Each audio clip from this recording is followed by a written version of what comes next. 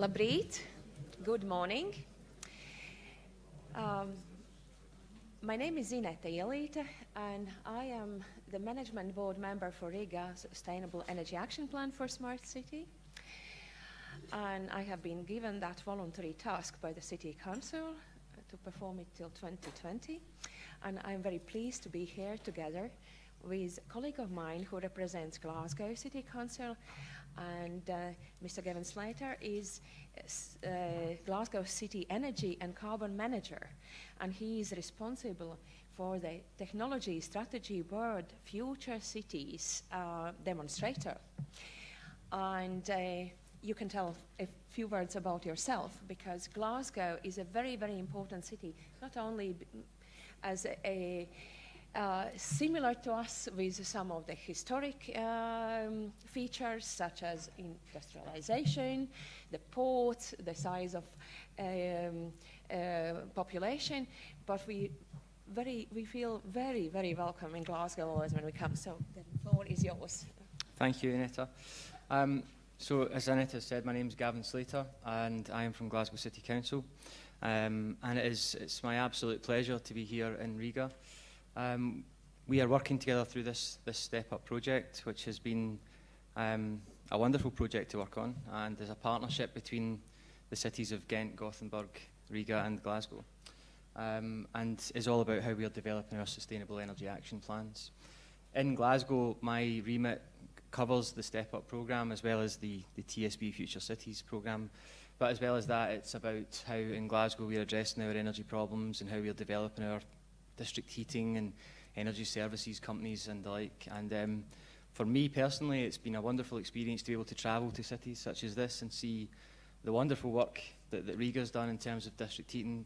Equally, Ghent and Gothenburg, the wonderful work that they have managed to put in their cities as well. It's been a wonderful pleasure. You know, you have referred to our relationship in terms of how gracious you have been as hosts and vice versa, and it's been wonderful to see Riga. It has been a good few days here, a beautiful city, and it's been a real eye-opener for me just how wonderful Riga is as a city. So it's been an utmost pleasure for me to be here.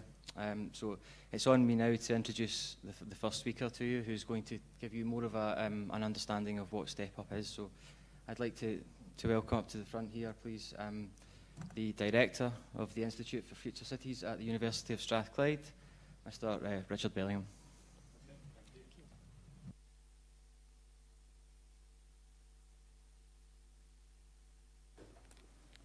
First of all, I'd like to thank you for hosting us here in the beautiful city of Riga and bringing we had wanted to come, the Step Up Consortium had wanted to come to Riga at an earlier stage, but we're delighted to be here now. And we hope to involve you, those of you who aren't part of the consortium, part of the wider learning network, we hope to involve you in our ongoing work. What is Step Up? Why are we doing it? Well, over 4,000 cities across Europe signed up to the European Covenant of Mayors. They committed themselves to achieving carbon emission reductions of over 20% by 2020, a really ambitious target, in fact, and also achieving renewable energy increases, energy efficiency increases, and so on. That we were interested, we saw an opportunity to create a method that would make that easier and more evidence-based, to give cities a viable strategy that they could actually deliver on in that timescales to achieve those ambitious carbon emission reductions. I'm guessing you know that the Step Up consists of the cities of Glasgow, Gothenburg, Riga and Ghent, working together with research institutions and commercial organisations in each city. So what we have is what the Commission love to call the triple helix, working together in each city. And we didn't pick those cities at random. That partnership wasn't just some random because some of the cities began with the letter G. It is honestly based on the fact that these cities have real coincidences of their social and economic agendas. So that these cities have similar climates, they have similar populations, they have similar economic issues. And that's why we thought we could learn from each other, and that's why we've been working together over the last 2 years. And what you're going to hear over the rest of the day is about what this partnership has been producing in terms of a methodology in sustainable energy planning for cities and the impacts it's having. What we're hoping is that you learn from that and we gain opportunities to work with you in more detail in the future. Horizon 2020 is creating a whole series of exciting funding opportunities, and we, and I'm sure you, are looking at those very closely. So what I'm hoping is that you and Step Up Partners will get together and we will consider future opportunities to have an even wider and ongoing legacy for the Step Up project. Okay, at that point, thank you very much. Thank you, Richard, very much for your introduction. We actually are being web streamed so that the cities, not only in Latvia, but also in other countries can follow us today. And also the recording will be kept and made publicly available. So please, for today, remember that both languages are available, Latvian as the official language in Latvia, and English as the project working language for your use. You all have microphones on your table, and whenever you would like to speak, and we actually hope that you will engage in discussions in each of the sessions today. So you have the opportunity to ask the questions. So whenever the microphone is switched on, you also have a camera pointed to you. So, and being here in the introductory remarks, we also have to pay our dues to the European Commission that made this meeting possible and encouraged us to work together. So it is my pleasure to introduce to you a very, very important person, Mr. Georg Huben, who is not only the Project and Coordination Officer, Director General for Energy at European Commission. He is also a very, very responsible person for the marketplace for smart cities. He's a coordinator for that in European Innovation Partnership for Smart Cities and Communities. People get quite upset with those very lengthy words. So please, Georg, make it clear for us, for our partners in this hall and in outside, for the research institutions, local authorities, and private sector, how we can contribute from the innovation partnership and what you expect us to deliver by 2020. So floor is yours. Yeah, good morning, everyone. Thanks for having me here. I will try to be crisp and short and clear. So in a nutshell, we tend to abbreviate everything at the European Commission. So if the European Innovation Partnership on Smart Cities and Communities is too long for you, you can just call it EIPSCC as we do.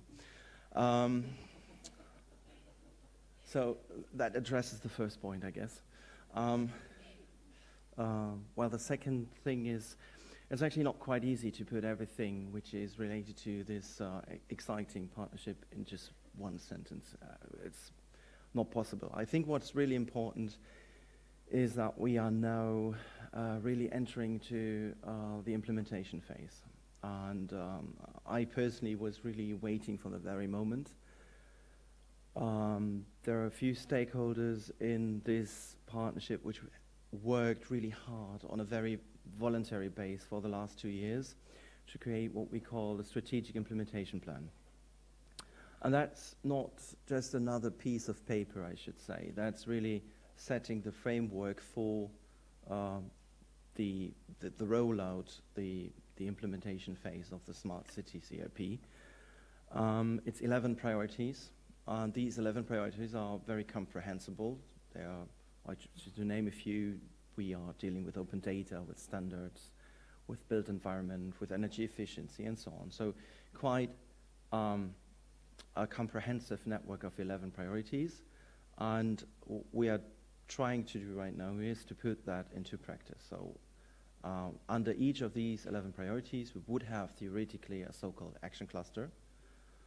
So what's that, an action cluster? Well, it's first of all what you are familiar with. You could call it a working group, but it's more than that. It's actually based on so-called commitments we collected. So cities came forward, not only cities, but also consortia of cities and companies as such, and so on. They stepped forward and made a proposal on what they would go and implement in practical terms, what they really would do on a voluntary base in order to drive the smart cities idea forward. These are concrete projects, concrete best practices and ideas, and they will be just put in place within the next few months and years. And the action clusters is a structure which is going to facilitate that. And the whole umbrella around these so-called action clusters is the marketplace. The marketplace is really meant to be a marketplace, bringing interested participants together who are interested in joining up with other partners, who are interested in also joining like financial forces. Funding, or better say, financing is a big topic in the marketplace. So finding additional sources in addition to what the Commission does. And that's really quite important, because Horizon 2020 is certainly an important program, but in terms of smart cities, it can only set, if we talk about lighthouse projects, you might have heard of that, and these projects are certainly important and certainly quite interesting, but they are just setting a showcase. They create a showcase for what's possible in smart cities. As a matter of fact, these projects are always attracted by big consortia, usually big cities which anyway have already an existing agenda when it comes to smart cities.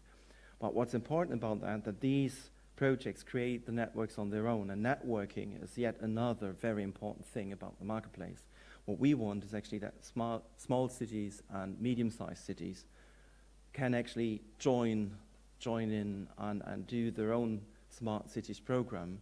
And we very much see that at the intersection of energy, transport, and ICT, which is yet another important issue, that we see the integration factor here.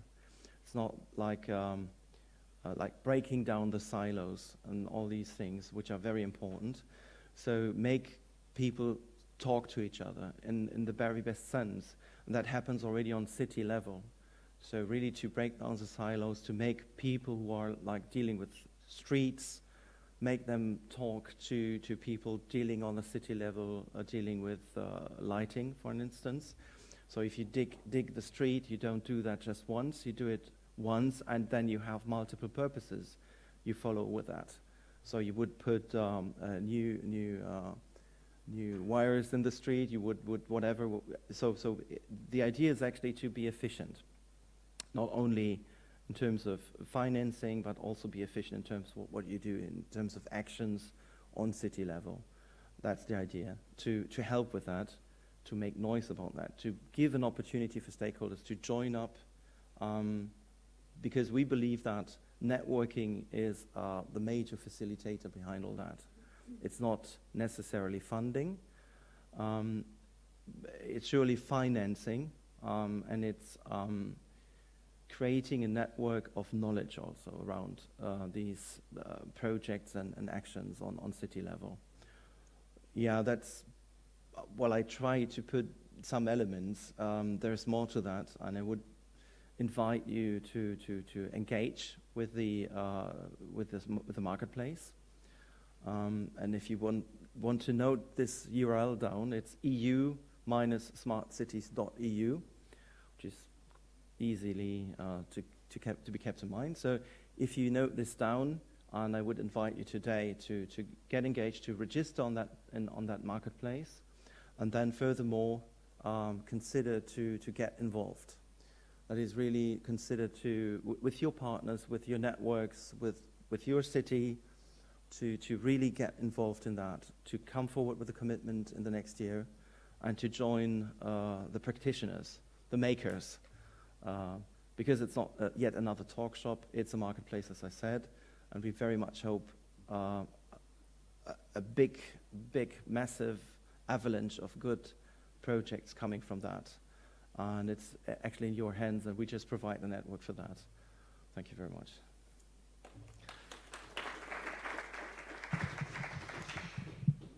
Thank you, Georg, very much. I also hope that cities of Latvia will join the next round of application for commitments for the innovation partnership, and certainly Riga City has been discussing and deciding to join that partnership after Step Up project ends.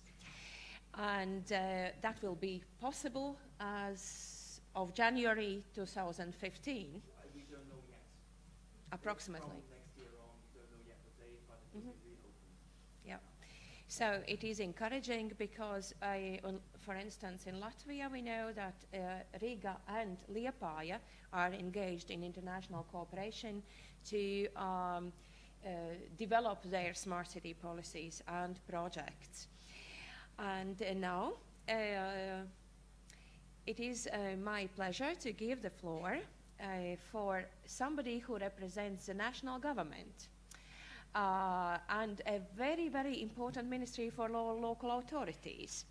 Ms. Iruma Kravale is a director of the Development Instruments Department at the Ministry of Environment and Regional Development of Latvia. And please take the floor. And Ministry of Environment and Regional Government has contributed a lot to the innovations, to low carbon emissions projects, but also the ministry has been a very, very important focal point for the territorial cooperation. And as of other commitments that Ms. Kravala is in, you are involved, Iruma. So we are happy to have you here and to address the territorial cooperation and the possibilities of developing smart communities across Europe in the framework of the Europe Territorial Cooperation Program. So we will have also an expert in our financial session here. Mrs. Grusheva will be here with us. So, Iruma, floor is yours to introduce to you the new concept of new cross-border cooperation. Thank you very much. I'm delighted to be invited to this event and to see all of you here in Riga. I'm happy to see and to be involved in the discussions on such good and performing project results to be highlighted today here. And I'm happy to make some points on the future opportunities for you to continue this cooperation within EU, within different cities, within established partnership, and maybe also by widening it at the EU level to strengthen smart opportunities in the European cities. So, what is Interreg Europe and what is it about and how it's possible to be involved? I suppose that some of you have already heard about this program, but it has some switches in its framework and its content, and I'm happy today to inform you about it. Where we are also at the high point of the preparation of the program, so it is already submitted to the Commission for approval, and during the next year, approximately in April, we plan that this program will have first call for project proposals. It means it's the right time to start discussions and together pick up the best ideas for the projects to submit them for the first call. Well, This is how it looks like from the point of view of money. This all dots, it's all money from the cohesion policy. The green one is territorial cooperation dot.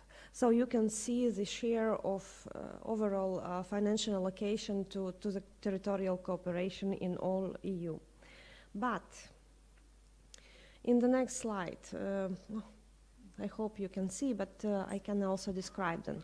The smallest, the yellow dot, is the financial allocation of the Interreg Europe between all the territorial cooperation money.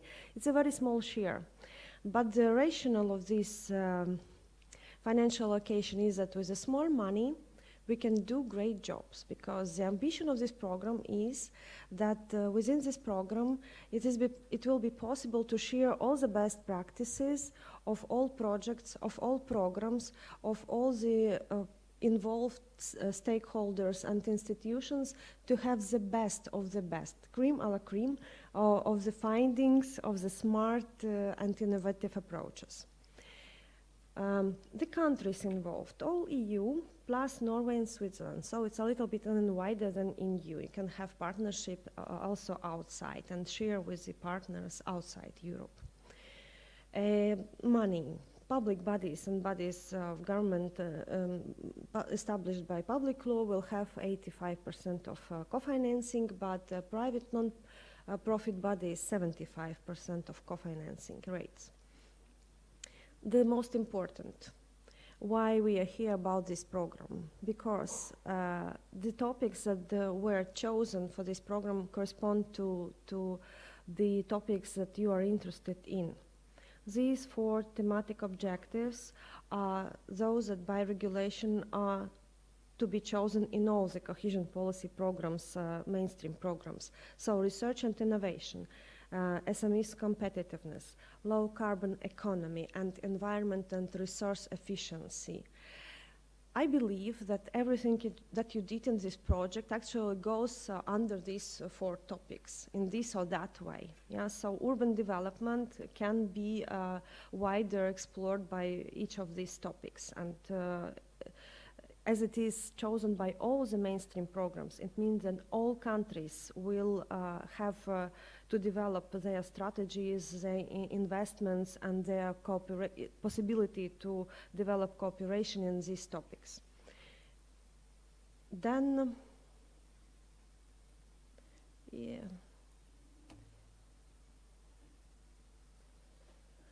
what kind of actions the program can provide? There are 2 possibilities, projects and platforms. We will start with projects, which is a familiar thing for everybody.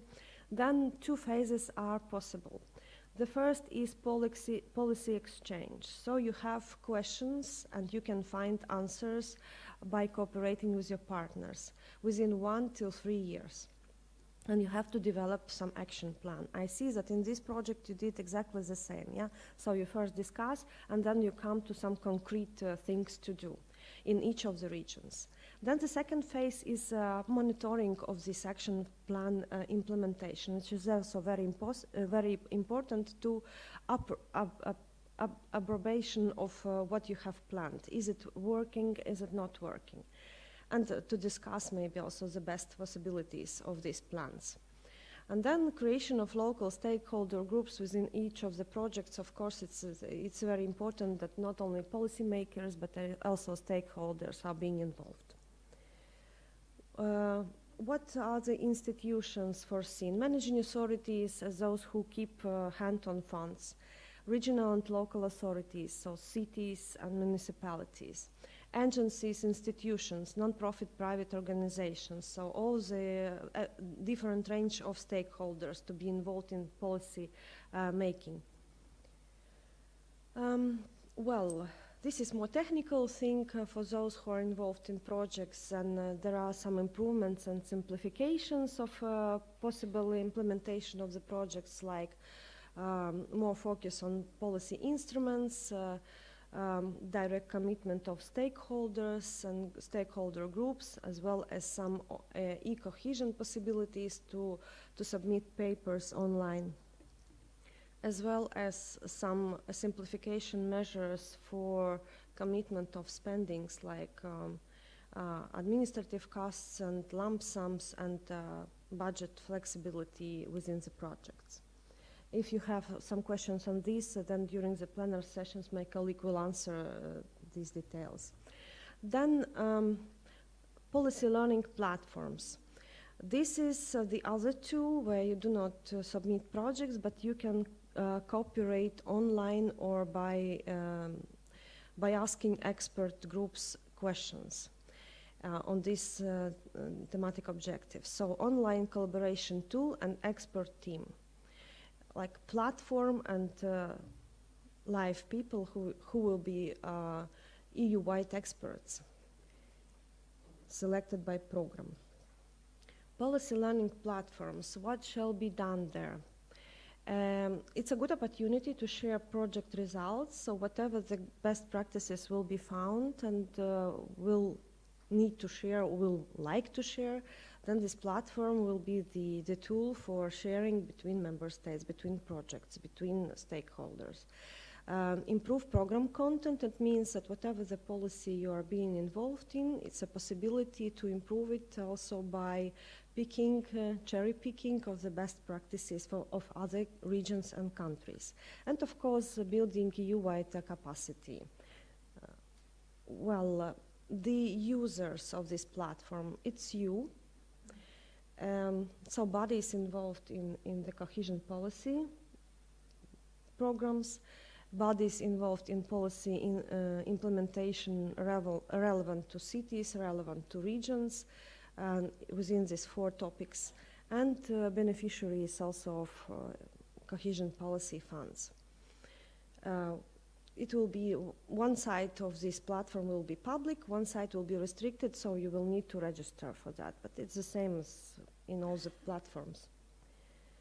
And at the end of the presentation, very simple but very content-wise slide. Yeah, so the platforms enrich projects, the projects come back with the good results and enrich platforms and enrich the program. So it's like a circle, life circle, circulation of information. Here you can find and follow information about this program.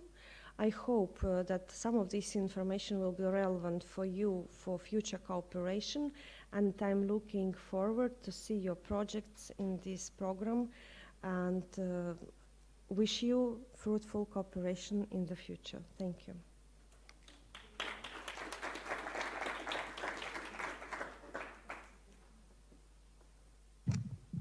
Hi. Sorry. So we've just heard about this very interesting set of projects that you're looking at and the structures there, and also we've heard from Georg about the innovation partnerships. And I was wondering, maybe if between yourselves you could think and help us understand what is the cooperation point, the sharing point between the innovation partnerships and the learning platforms, and how can cities work with each other to share best practice and innovation? Well, it's a very good question, because it was already discussed also within this program that these platforms will work in parallel, because smart specialization strategy and smart innovations, it's a crucial issue in all EU policies. But what this program can help with, because its focus is on EU funds. At least half of the partners have to be policy makers or policy implementers within EU funds. So it makes a link to discuss not only smart specialization, but also smart implementation of the investments. Yeah? So it makes a link between innovative policies and money to be spent in a smart way. This is how I, in a simple way, see this specificity or this niche of this program. And these action plans, also half of it has to be on the actions theoretically, or on the improvement of the investments of EU funds. So you just make it quite realistic to be implemented because you also have the strong linkage with the investment part. Thank you. Georg, would you like to? Yeah, just to add on that, the innovation partner, the concept of the innovation partnerships, that stems from a broader communication, which was the so-called innovation union. The idea is actually, in a nutshell, to involve stakeholders, to really have a bottom-up approach to investments, to implementation, to innovation, in fact. So in a way to create a parallel process to what is anyway happening on EU level. So the innovation partnerships are facilitated by the EC, yes. So the Commission is funding the networks and so on. So we are paying for the facilitation, but it's basically a totally stakeholder-driven approach. Exactly. Keeping this in mind, projects and actions deriving from the innovation partnerships are, in the best sense, also then stakeholder-driven, but facilitated by us. Now, if we add the dimension of the structural funds, especially in the urban sector, so smart cities, what we do is actually we will actively kick in. For an instance, I'll give you an example. Just imagine that there is a commitment from Riga, along with other cities maybe. So you come forward with a network of cities, you make a commitment, you want to implement, I don't know, smart lighting, for an instance, in 4 cities. So in a way you already provide a scale up and all these nice things. By chance, smart lighting is also mentioned in the operational program of Latvia. Mm-hmm. So in that case, the smart lighting part of the project would be eligible to receive structural funds. And then is, of course, the question, and there I'm totally over-asked, I have to admit, because I'm not an employee of DG Regio, obviously. But we have, of course, country desks in DG Regio dealing with the specific countries, the specific member states, and they actually deal also with the funds. They do all the paperwork and they facilitate then the actual application and things like that. So that's where when I say we, I mean the 3 directorates: General Energy, Transport and Mobility, and ICT, which is DG Connect. We facilitate actually the connection to the respective Regio colleagues and so on. So that's where we kick in. That's a quick response to, I guess, what you wanted to know, I hope. Well, so to respond to what you said, actually, yes, I see that the point of this program also that here we have both top-down and bottom-up approach, yeah? Because here we have both policymakers involved and stakeholders involved. So it's a real cycle of the ideas from the ministries till the real implementers, and possibility also to influence the processes, not just planning in theory, not just implementing, but really cooperation within. Just a brief question to both of you, or you can sort of try to answer together.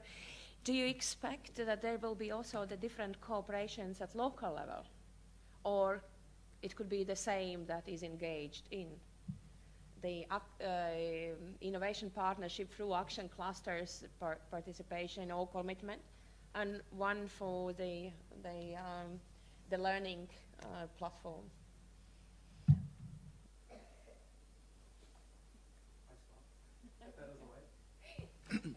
A learning platform as such could be a commitment. Oh, very good. So the approach is totally flexible. And in fact, one of the key strategies or the key points of the strategic implementation plan I mentioned is knowledge sharing. So absolutely learning networks, once they are linked up to the innovation partnership, make a lot of sense because they are multiplicators. And also learning networks can deal with issues beyond smart cities, like we have some ideas for the future. So shall we go closer to the cities that have been developing sustainable energy action plans. And then I need to invite, Kevin, please stay with me here, but I'm inviting Nick Pershaus to take the floor here next to Gavin, as we will be continuing this session together. And Nick has been crucial in success of coordinating efforts of 12 partners within our consortium. And I was very pleased that you did your master thesis in University of Strathclyde looking into the achievements of cities in energy planning. So you possess a lot of knowledge and you stimulate us to find the instruments how we can assess the achievements of the cities. So thank you very much for your contribution here. So, and let's go to the cities. Nick, would you please? Hello, thank you. So I think we now have a number of presentations from different cities within the Step Up project. First of all, I think we have a presentation from Gothenburg. So could I welcome Matilda Edlund to please present about Gothenburg's SEEP and how it's been enhanced and the learnings from that. And briefly introducing Matilda. She's a project manager and environmental coordinator in City of Gothenburg. She is working with energy planning and international environmental projects. And she works also strategically with different sustainable development projects. And we have been happy to have you here. So, and please share your experiences. And I would really very much encourage you to take notes of some of the things and still of some of the good ideas. You want to ask the questions and explore more, because we have been planning that after 2 cities presentations, we will have a round of questions and answers to learn more. And I truly have to admit that our partners have been quite shy. They look very practically at their achievements. They do not consider so much as achievements yet. And so only other eyes can be those ones that can evaluate success. So I encourage you to look into the questions. Thank you. So Matilda, go on. Hello, everybody. I will try to explain to you how Gothenburg has tackled the question of making a sustainable energy action plan. And that word is shortened as SEAP, which I will use onward. And first, I would like to say that in Gothenburg, we have a local environmental target, which is aiming for 2050. And the target you can see is there in 2050. Gothenburg has a sustainable and equitable level of greenhouse gas emissions. And in Gothenburg, that means that we will go down to 2 tons per capita. And we count both production and consumption. And I will explain more the production and consumption, how we mean it. And to be able to deal with this quite ambitious target, we had to make a plan. And we decided to make a climate program with strategical actions. And we thought that making it into strategies that are broad enough, it will make more stakeholders feeling responsible and able to do actions that will, in the end, lead to the fulfillment of our 2050 target.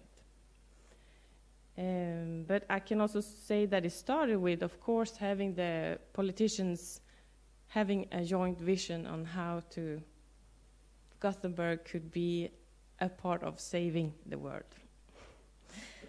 And this is how it looks today in Gothenburg. We have three categories that we divide our emissions in. We have energy, it's the green clouds, and then we have transport, which is the blue clouds, and then we have industry, which are the big orange one. And we have around 2.5 million carbon dioxide equivalents in Gothenburg today, which is only the production perspective. And the challenges we have in Gothenburg is that we have a large industry with refineries, and we also have a very heavy transport. Gothenburg, for you who hasn't been to Gothenburg or know what Gothenburg looks like, it's a quite spread out city. So it's a large industrial city. So therefore the heavy transport. And we also have a large organization within the municipality organization. And we have, we can call it a limited possibility to decide for the private sector. And we also have some cross-sectorial working problems, as I guess every big organization has. But we also, of course, have a lot of opportunities. And those are that we are responsible for the infrastructure. We are also responsible for city planning. And we are responsible for education. And we have a quite large share of municipality house that we own. And we are partially owner of the energy company, Gothenburg Energy. And we also have a very well-developed district heating system. And we have a waste incineration plant, which is very efficient. And we have our own port. But we also have several networks that we're working, both in international and national and regional. And we also have very good experience of triple helix cooperation.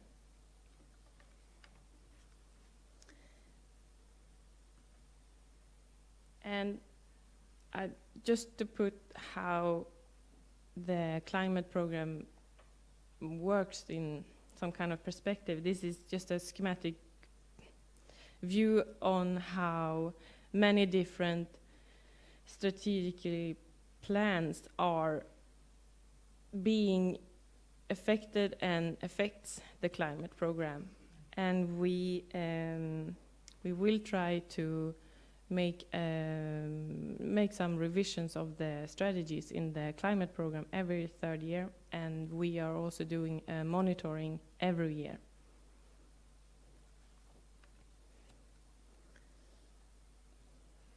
And how did we get to these 24 strategies that I have been talking about? Well, we decided that it was a good way to involve stakeholders early in the process. And we invited both other departments and business and NGOs, and the only kind of stakeholder group that was missing was in the development was the citizens. And we think that if we put the climate program as the base of our CEP, it's a big difference on how it was developed from the last time, because then it was more of an internal expert group that made the program on how to reach the 2020 goals. And there is also, you can see that the 24 strategies have been divided into 5 areas. And many of the strategies are interlinked between themselves and help to strengthen some of the end objectives. So they are kind of cooperating together. And we think that now also a difference between the old CEAP and the new CEAP/climate program is that since we have decided to work in the development with stakeholders in collaboration, and why we have been working almost a year with stakeholder involvement, it's much more firmly, anchored in the organization, which we think is a very positive thing too, and it makes it very much easier to work with. And as I said earlier, that we are trying to, the long-term goal is to get down to 2 tons per person, and this is our guide that makes it more personal or easier to grasp how it is divided in Gothenburg. And to start with, you see the guy on the left side. He is the average Gothenburg citizen today, and he emits, or she emits, 8 tons carbon dioxide per, as you see, per capita. And we count it in those categories on the right side. But the 2050 target is on the guy on the right-hand side, around his knees. That's where we have to reach, we think. And if we do not somehow solve the future involvement of stakeholders in citizens and business and researchers and all stakeholders possible, we will only get to the dotted line, because that's what we in the municipality organizations is able to do. But without the stakeholders, it's impossible to get down to his knees. And to explain more what we count as production and consumption is production. I showed you earlier the map with the transport and production of gas and energy, and not gas, but energy and electricity. Then we have consumption, and we count it as the footprint we make in other countries by buying things, like buying cars, shoes, or we do not need to buy energy from other countries, but if we would do that. And we also have the public consumption. It's what the municipality buys, for example, what we use in public schools or in elderly care or things like that. So everything is counted, and that's a challenge to reach the goal when you consider consumption. What the Gothenburg people emits, for example, in China or Bangladesh, but we try to take our global responsibility. And what about the enhanced CEAP? We think that now our CEAP is more robust and more flexible to be, because it can deal with both global and local changes more. Since we have so long-term strategies, it's easier to fit in different actions that will appear. And on the downside, or not the downside, but we think also it's a bit difficult to set certain actions now that, for example, will happen in 2035. So that's why we have chosen strategies that will all lead to the achievement of meeting the objectives. And now we think that the enhancement challenges, or what we still think is a challenge in the enhanced CEAP, is how to produce renewable energy, for example. What ways should we choose? And how much money we will get to implement renewable energy, for example.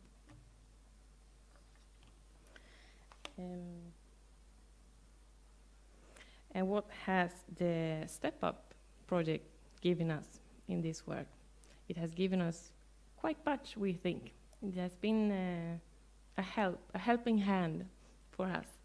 And it has actually, the year I said earlier that we spent on stakeholder involvement, it has been due to a part of Step Up, that we have been able to focus on. We had more resources to really get into depth with all stakeholders, what they thought and how they could collaborate with us. And we also have had an updated energy balance, which is very helpful to get the map where I show you transport and energy production and all that. And we have also learned which actions is most valuable for Gothenburg to put in the climate program, and we have defined our objectivities more, or not our targets. They are more defined now, and we also have I will get technical now. We have a deliverable that we think it's based on making scenarios, and we think it will be very helpful for us in the future to have a more scenario-based analysis on how it really will go in the future.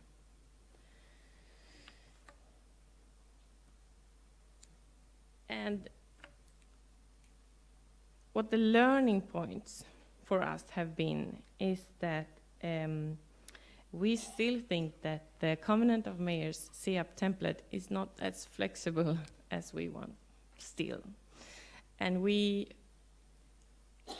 fear that it still will be, the template I mean, it still will be a shelf warmer, if we could say that. But we will make our best not to, that it will be that for other cities. And we think that it has been very valuable to have many stakeholders.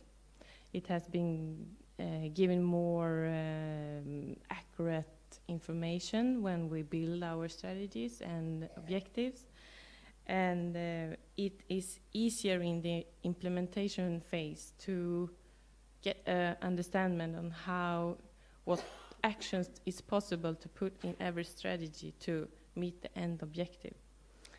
And we have also learned that it's sometimes a challenge to get the right commitment from the right person in the right department.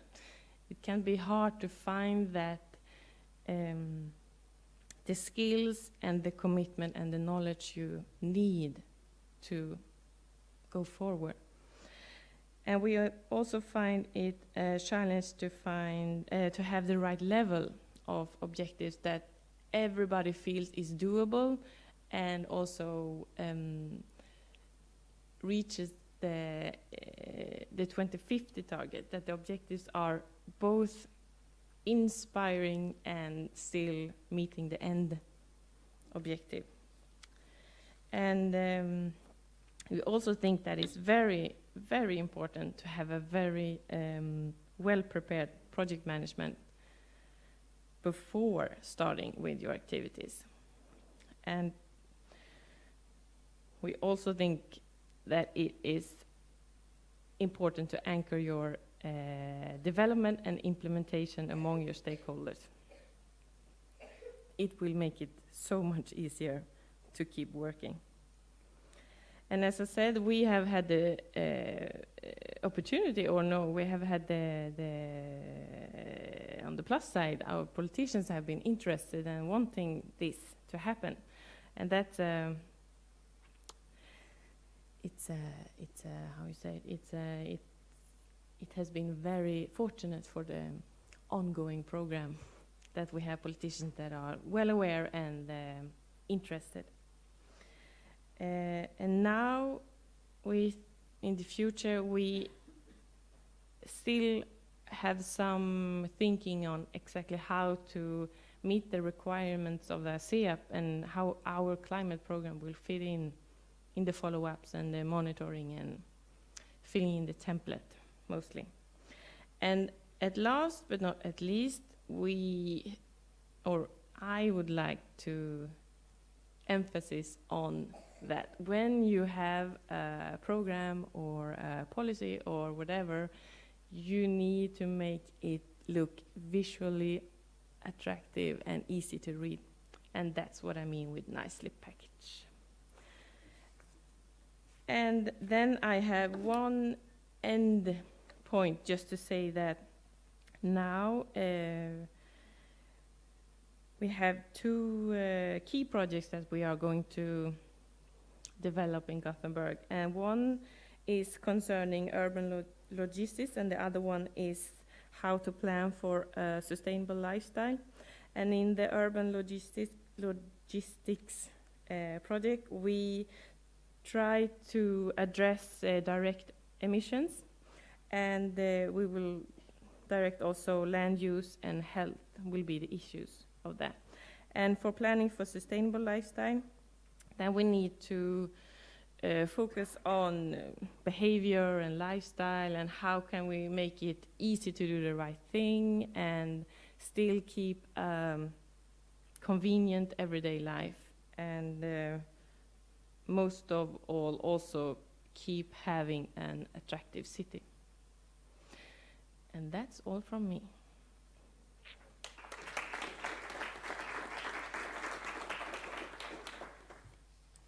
Thank you, Matilda. I think if we just open the floor to any questions, if there are any. I think Dieter. Yes, please introduce yourself before you speak, and that applies for every question in the audience. Thank you. Okay, I'm sorry, I found the button. I am Dieter Kuipers from VITO, the Flemish Institute for Technological Research, and I'm actually also living in Ghent, so I consider myself a smart citizen. I like bottom-up approaches.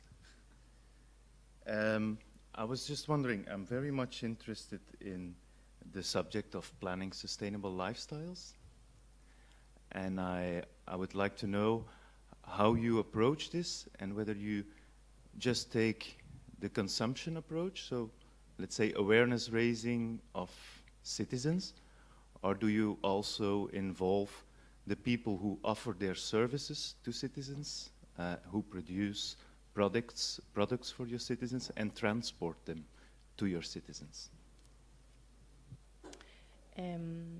It's, I would say, two separate things. If I refer to the last point I made about sustainable lifestyle, then it's more, I would direct the question to Erika Bengtsson, but I will just try to answer the other thing, and she can fill in if she wants to.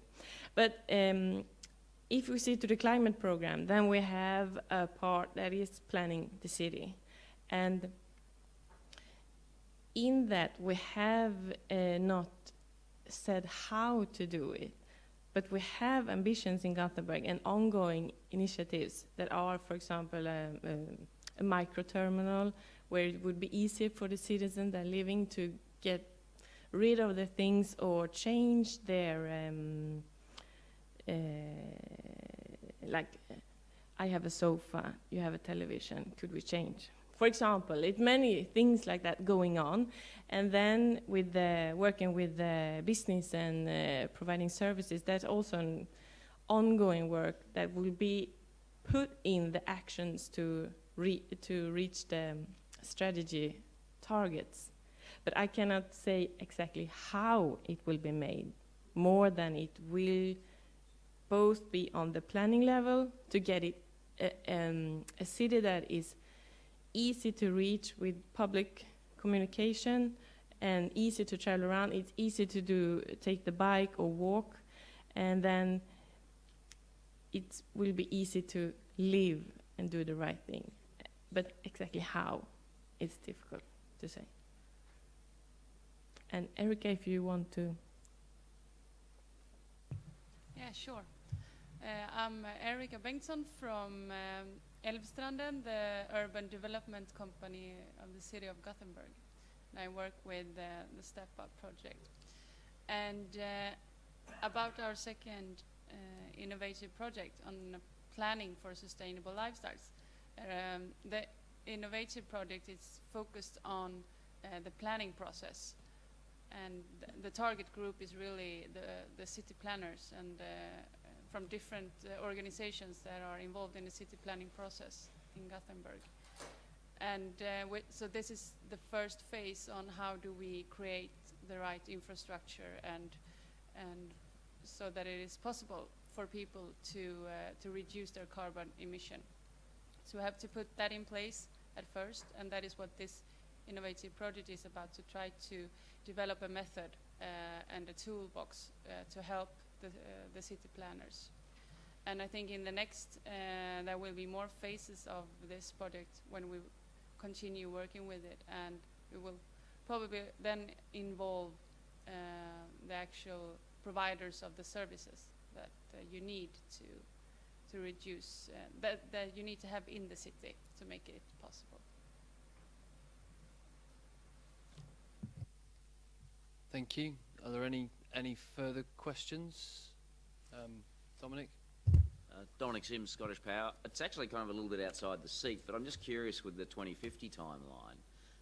Do you guys actually maintain a project plan or something resembling that going out that far, or is that just that's a big goal in the future and we do it in steps to get there?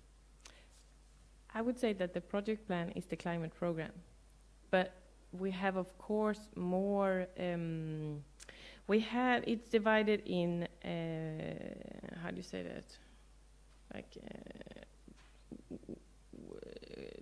objectives that are met on the halfway to 2035 is the first point of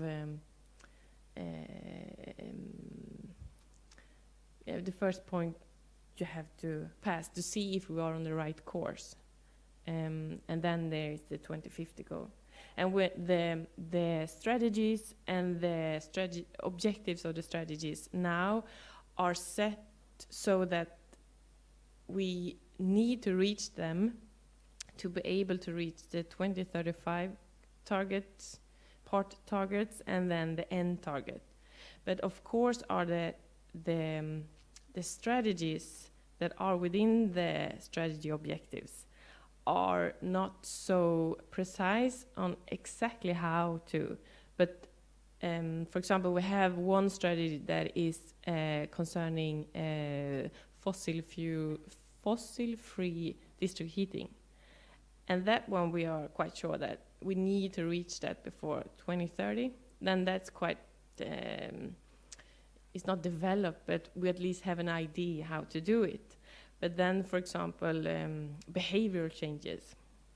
It's an ongoing work that will change over the years. So we have both a plan, but not a specific plan on exactly how to do it. Thank you, Matilda. If there are no more questions, okay, I think we should move on to our next presentation. And it is my pleasure to invite Mrs. Maija Rubīna to speak. Well, everyone in Latvia and probably outside as well are aware that Mrs. Rubīna is an author of more than 160 scientific publications, not to mention her articles, speeches in media. Over the last 20 years, she has been speaking for energy efficiency very loudly. Mrs. Rubīna has been also an active politician and Riga City Council member and the head of the Housing Environment Committee. And now for 7 years, she is leading Riga Energy Agency, which is the first energy agency in Latvia. So, Mrs. Rubīna, floor is yours. Mana prezentācija būs latviešu valodā. Es Rīgas enerģētikas aģentūras vārdā apsveic visus mūsu konferences dalībniekus. Un mans uzdevums jūs iepazīstināt ar to ceļu, kā savu ilgspējīgas rīcības plānu veidoja un ievieš Rīga. Un praktiski es gribu teikt, ka sakritības dēļ Rīgas enerģētikas aģentūru izveidoja apmēram tajā pat laikā, kad Eiropas Savienība uzsāk ļoti nopietnu virzību uz jauno enerģētikas politiku. Un tas bija apmēram ap 2007. gadu. Un jau pašā sākumā aģentūra, veidojoties ar Eiropas Savienības atbalstu, iesaistījās šajā procesā un attēlā jūs redziet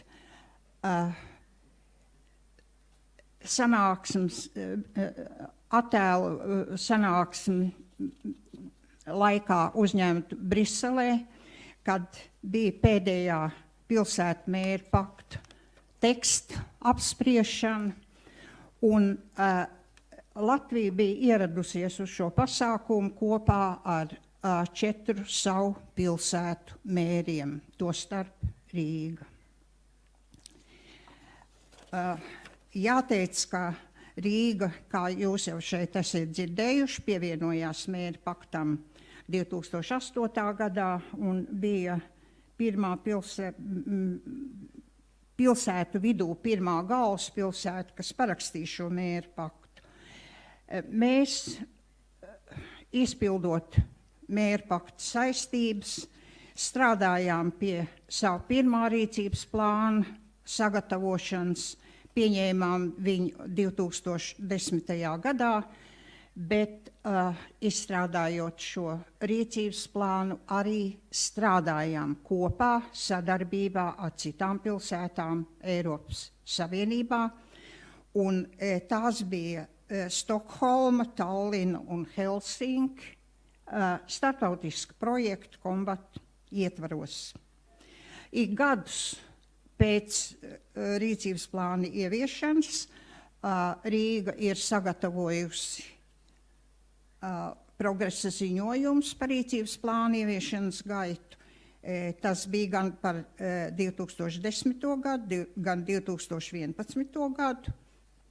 Un praktiski mēs nonācām pie secinājuma, ka tās saistības, kuras mēs uzņēmāmies parakstot mēru paktu un apstiprinot pirmo rīcības plānu, uz 2020. gadu panākt CO2 emisiju samazināšanos par 44,7%. 2012. gadā bija jau pārpildīta. Un bija ļoti nopietni jādomā par to, kad mūsu rīcības plāns ir jākoriģē. Un praktiski runājot par to, kādas ir Eiropas Savienības iniciatīvas, kas ir vērstas uz pašvaldību iesaistīšanu, klimata pārmaiņu parādību mazināšanai, tad jāteic, ka 2012. gadā parādījās jau atkal šī iniciatīva par viedo pilsētu un pašvaldību sadarbību, un Rīga centās ļoti aktīvi tajā iesaistīties, veidojot šo iesaistīšanos kopā sadarbības partneriem, ar kuriem mēs šeit zālē esam šodien.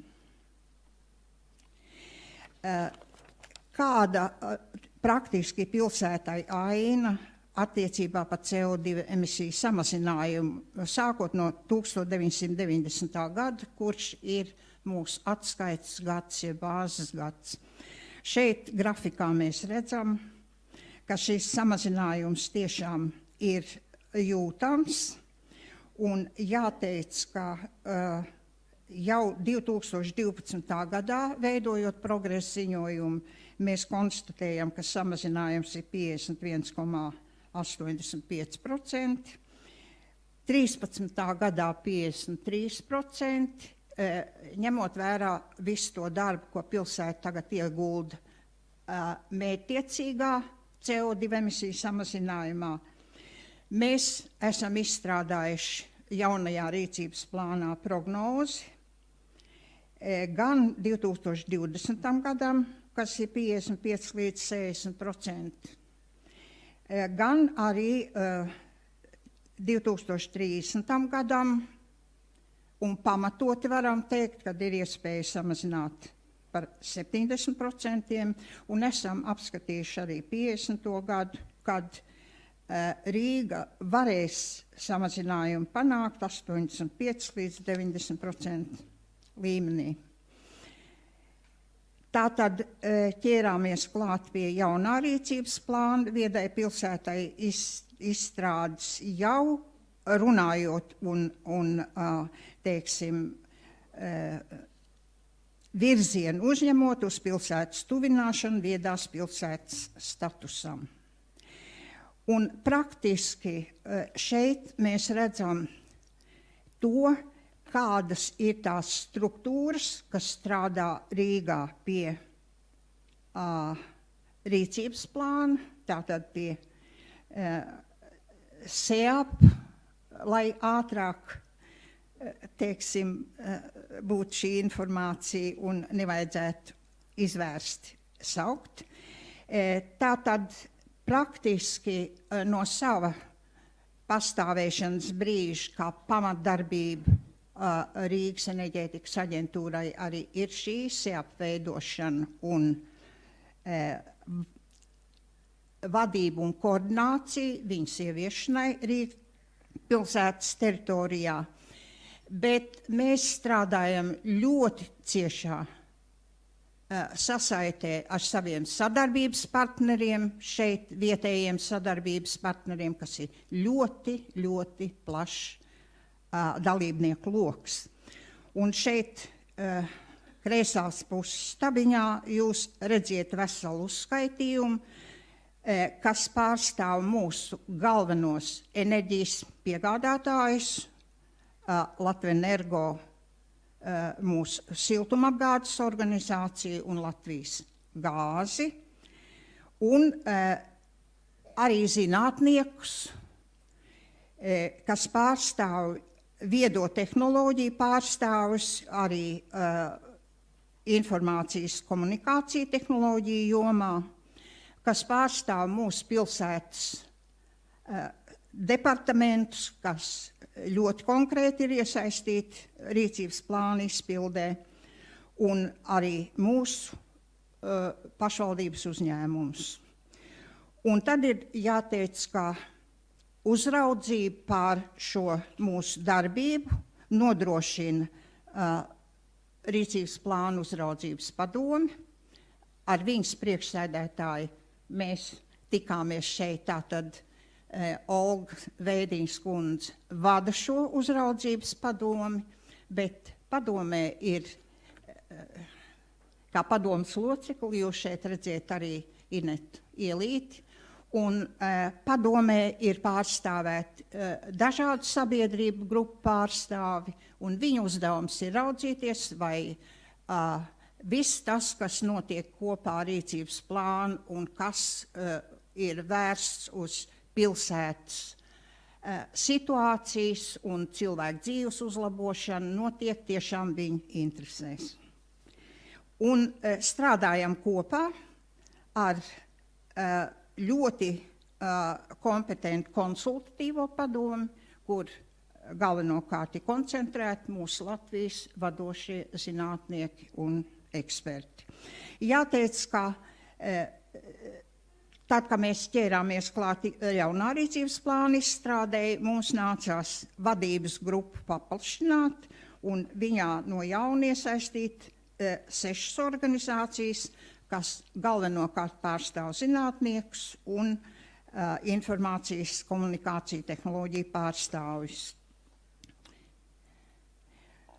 Un kāda tad ir mūsu rīcības plāna struktūra? Galveno sadaļu tur sastāda CO2 emisiju aprēķinu un viņa prognozi, kas faktiski ir rīcības plāna galvenā sastāvdaļa.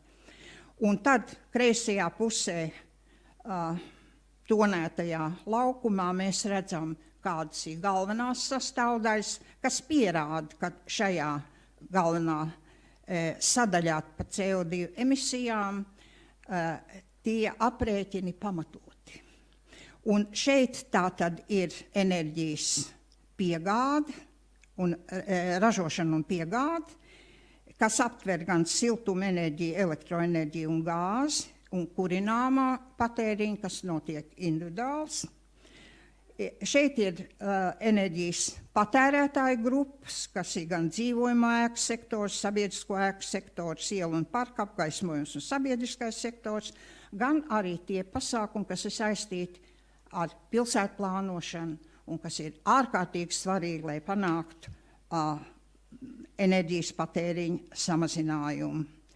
Un labā pusītē jūs redziet veicinošos pasākums, kur svarīgākā sastāvdaļa ir nepieciešamie finanses apjomi un finanšu avoti, lai, teiksim, plāns būtu reāls.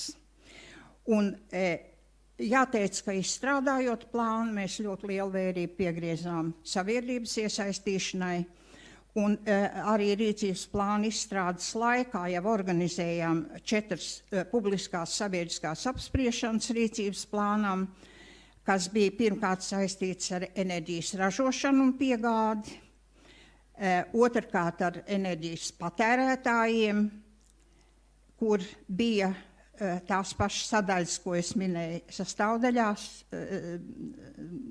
rīcības plāna sastāvdaļās, un trešā tēma, pa ko mēs runājam, bija īpaši saruna par finansēšanas avotiem un metodēm rīcības plāna izpildēji.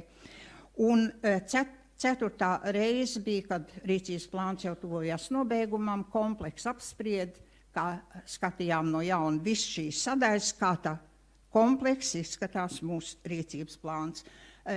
Jāteic, kā arī apstiprināšana notika ļoti nopietni ar izvērtēšanu, un rīcības plānu skatīja un apstiprināja uzraudzības padomi, skatīja un akceptēja mājokļu un vides komitejā, kas ir mūsu politiskā komiteja, kas seko mūsu darbībai, un pēc tam rīcības plānu apstiprināja Rīgas domē šeit pat, kur zālē, kur jūs visi atrodaties. Un tad es gribu teikt, ka mūsu rīcības plāns ir veidots ar aprakstošā daļu, kur ir veidot esošā situācija pa sadaļām uz 2012. gadu. Ir attēlot inovatīvi Rīgā ieviesti projekti viedai pilsētai, kur ir integrēts informācijas un komunikācija tehnoloģijas.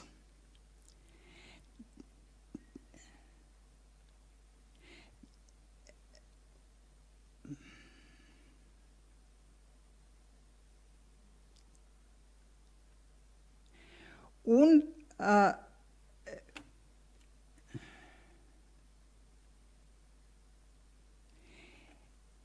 pēc tam jāteic, ka pašu plānu mēs esam attēlojuši tabulas veidā, kur ir gan atbildīgie par ieviešanu, gan termiņu ieviešanas, gan konkrēti pasākumi. Ja mēs runājam par to, kā tad mēs piegājām rīcības plāna veidošanai, tad jāteic tā, ka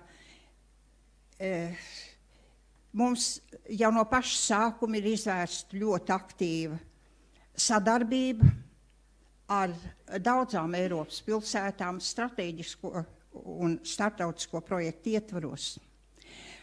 Un šie projekti bijuši gan enerģētikā, gan transportā. Un šeit mēs redzam dažus no projektiem, kuros ir strādājis Rīgas enerģētikas aģentūra, bet ņemot vērā to, ka mums ir ļoti plašs sadarbības partneru loks tieši, kas ir iesaistīti šeit vietējā līmenī, arī viņi strādājuši starptautiskos projektos.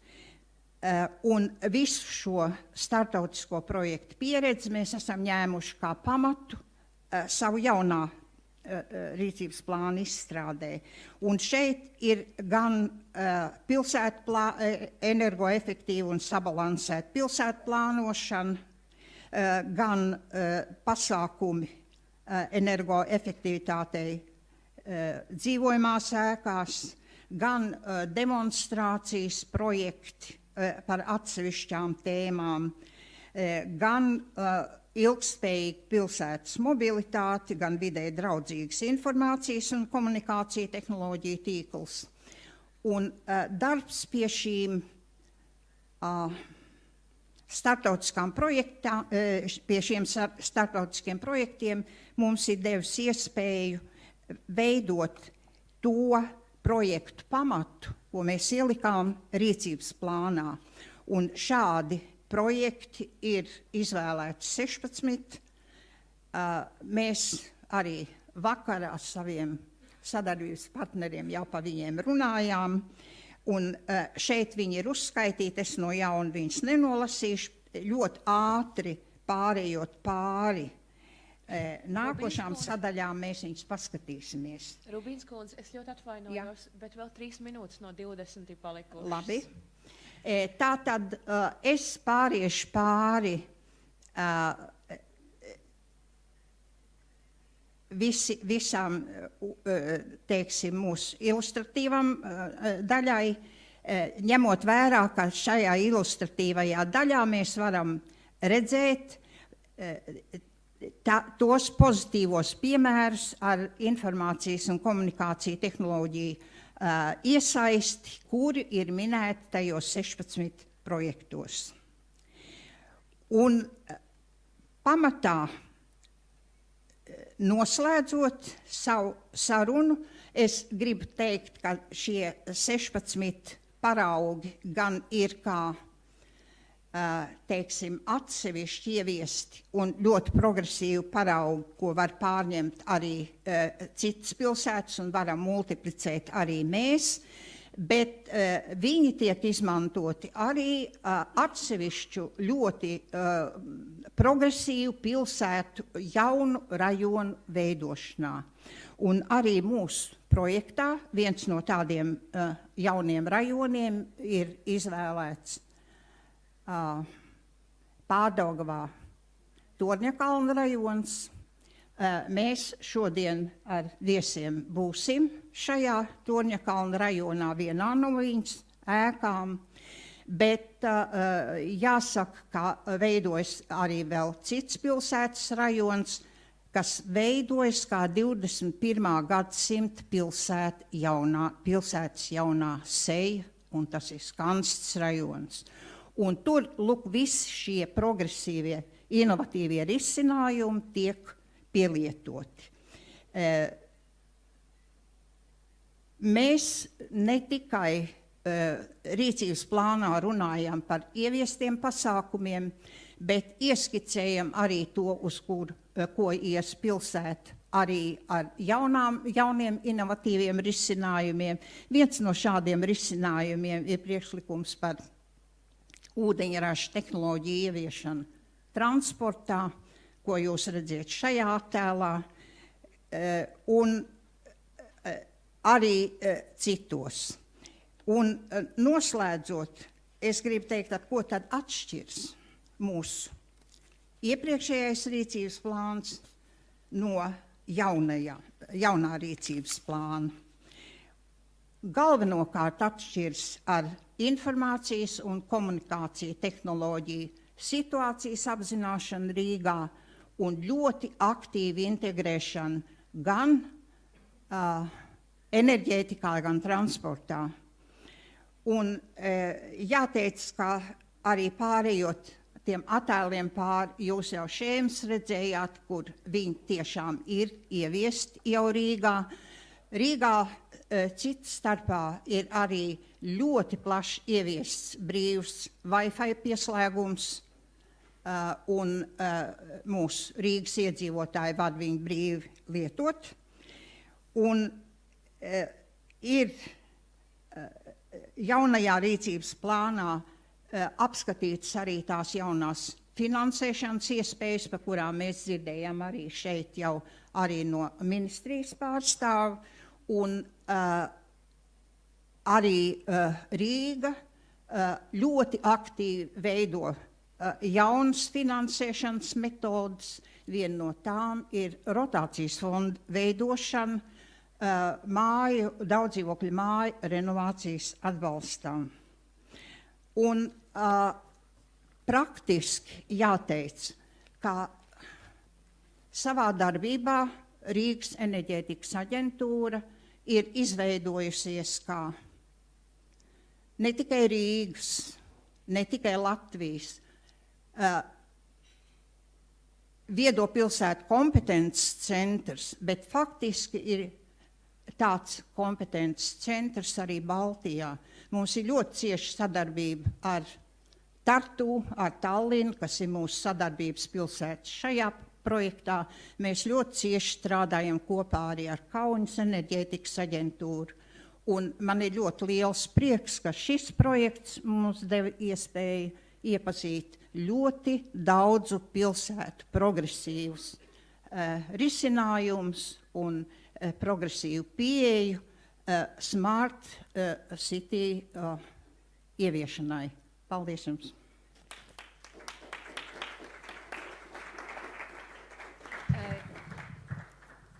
Well, I would love to encourage a couple of questions. I'm afraid we have left just 5 minutes before we should break. So, any questions about Riga and its way to the smart city? In the morning, Latvians are certainly very silent. But maybe I can encourage the guests from abroad.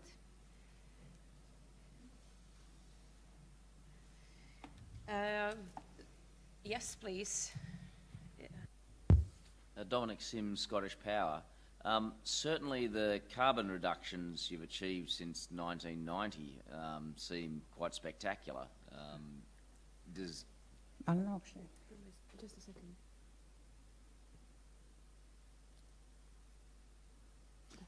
With the impressive carbon reductions you've achieved since 1990, does that mean that in future that, I guess, are all of the easy projects taken? How are you focusing on making sure you get that next 20-30% reduction achieved?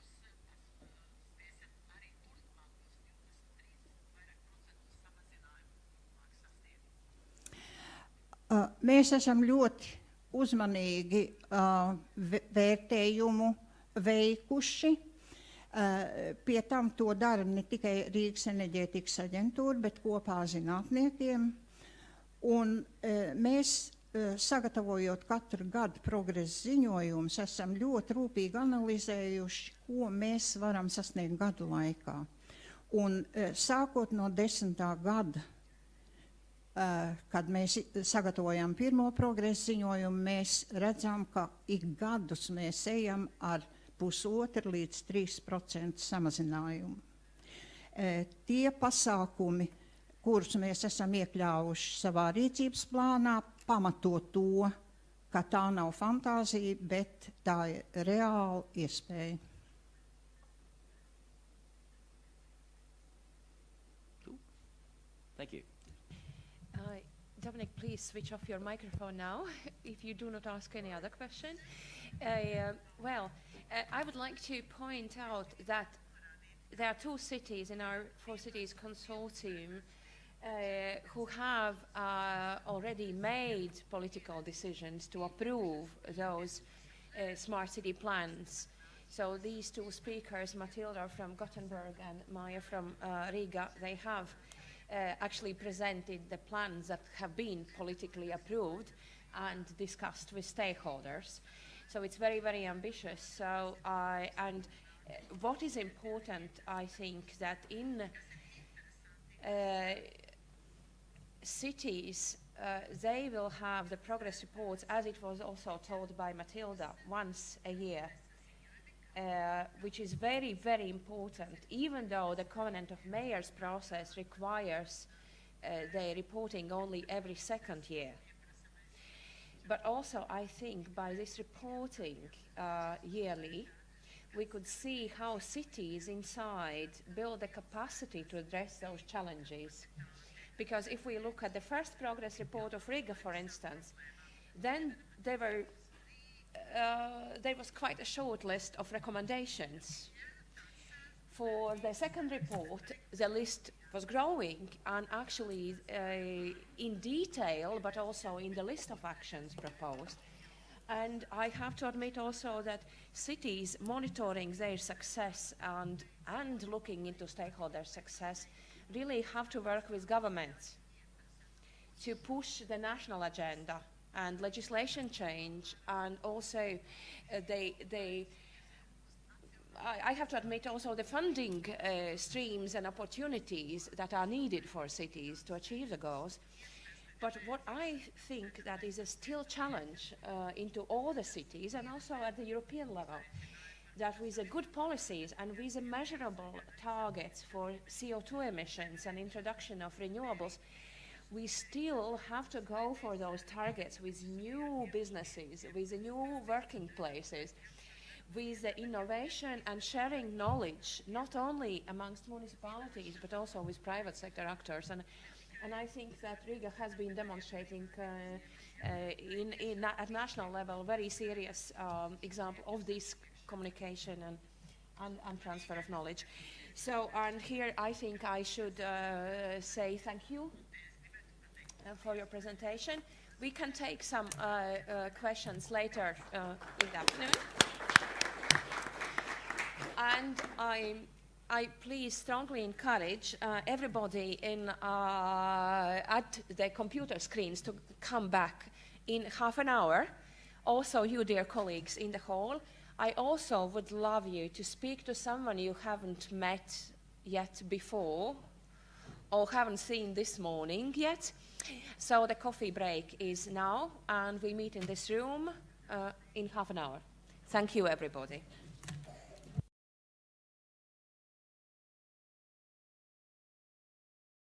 One pace towards that international label.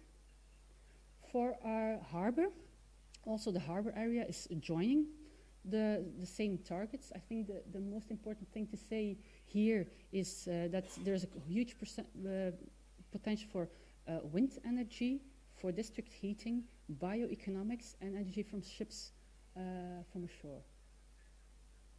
Yeah. Then renewable energy and waste heat.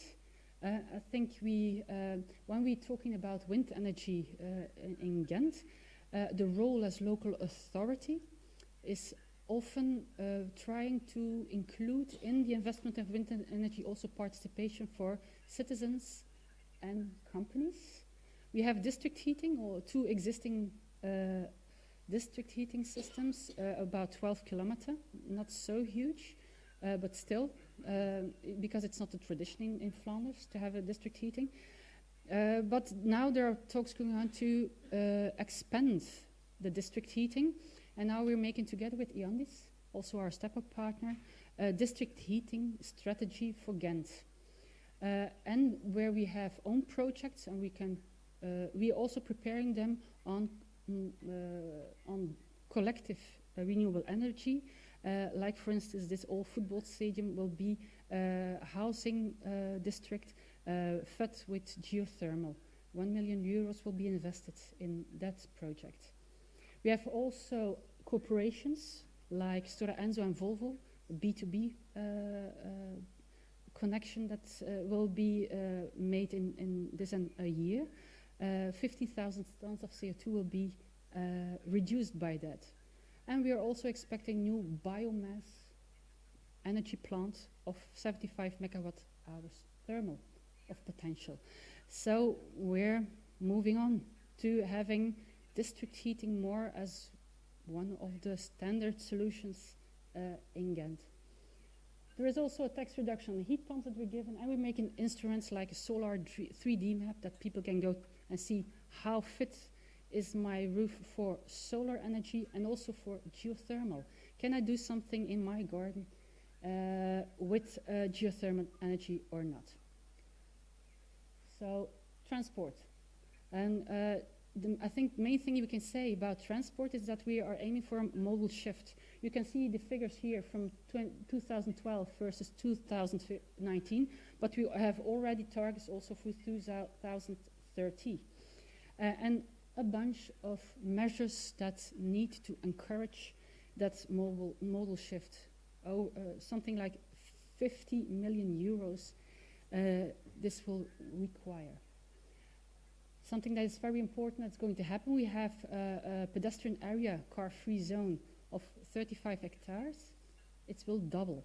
If you can see, because the colors are not so spectacular, you see the dark purple is the old car-free zone, and the light purple is the new one. So that's superb. That is going to happen. And also we do say something about food. We can't measure the CO2 impact yet for the moment, but we have campaigns stimulating people to stimulate the shorter and more visible food chain, also sustainable food production, also the social added value of local food production, reducing food waste, and food as raw material, source of energy. So that's a very important for us to do. Certainly, as Ghent is the initiator of Thursday Veggie Day. Well, what do you think? Have we done a good job or not? Will we reach our result? Well, let's see. First thing I can say is that we are investing for the coming till 2019 over 100 million euros without taking into account staff. And it's also, I must say, exclusive the district heating in the harbor area. So all the results, those facts and figures are not integrated yet. So, and then the final result will be better. Yeah. And we're going minus about 170,000 tons CO2, and we're reaching almost 12%. So our aim was 10.5. So we have a sort of margin if some projects would fail. And also the district heating is not calculated yet. So we were rather happy to see this. And we thought, yes, we can call ourselves Climate City. We think we're going to get there. Well, that's it.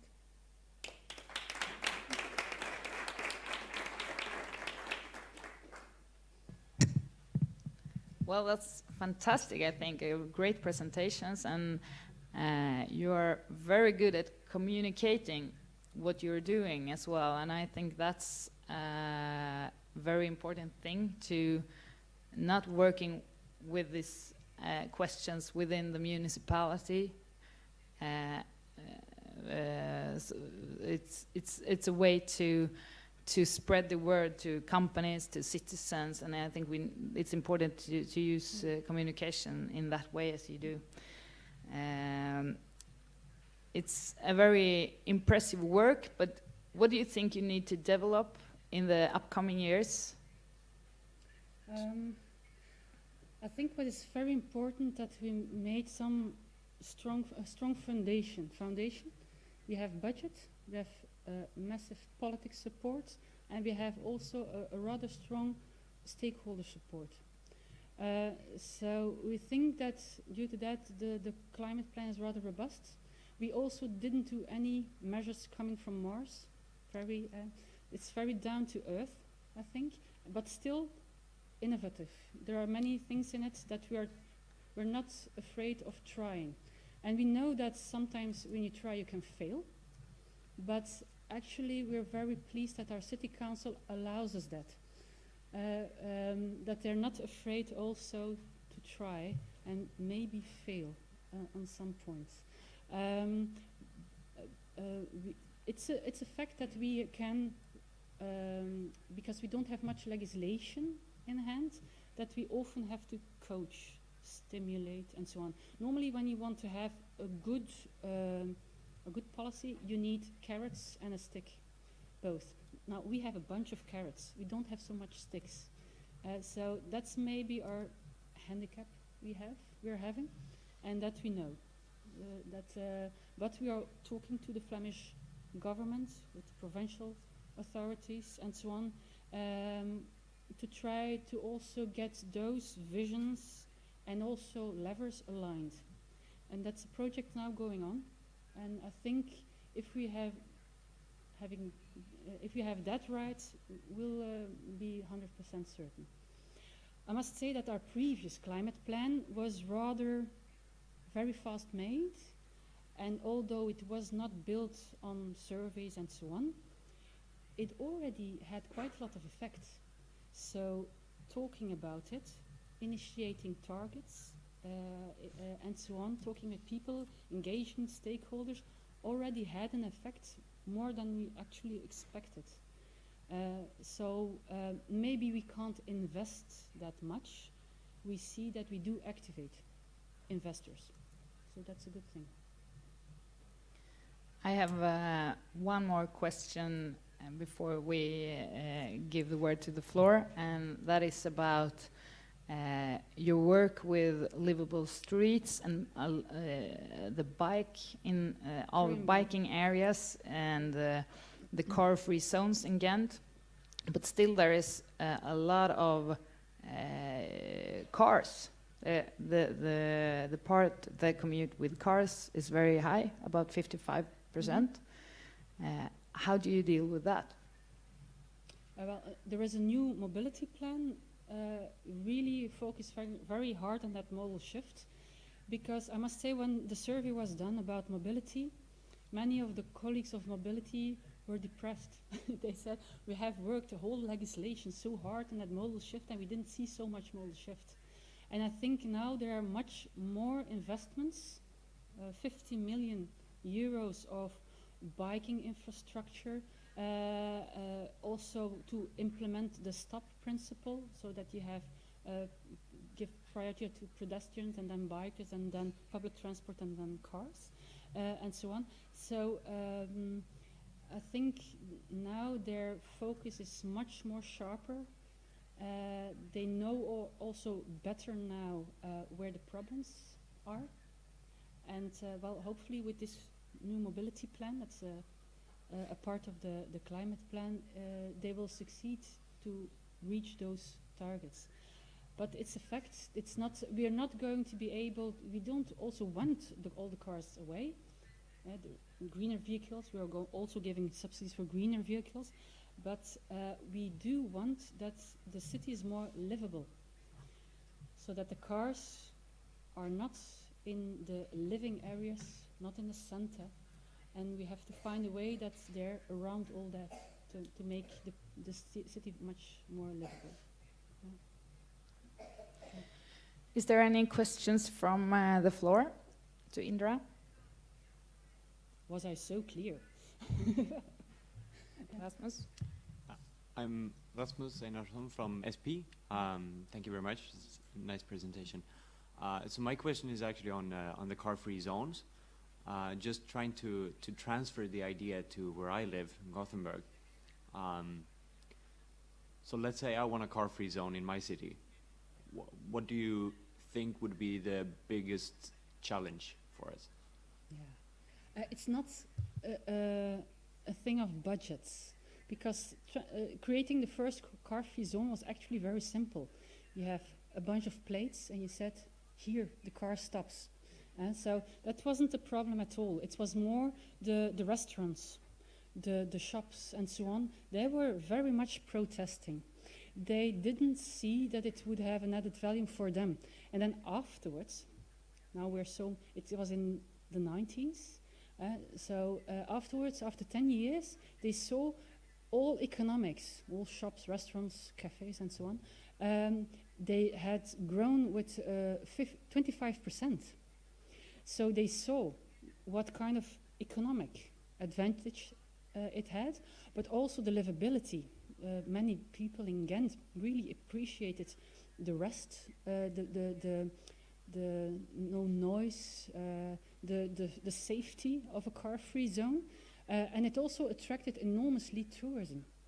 The car-free zone linked to the light plan that also had quite a lot of tourist attraction, really caused an incredible growth of visitors in Ghent. It was superb.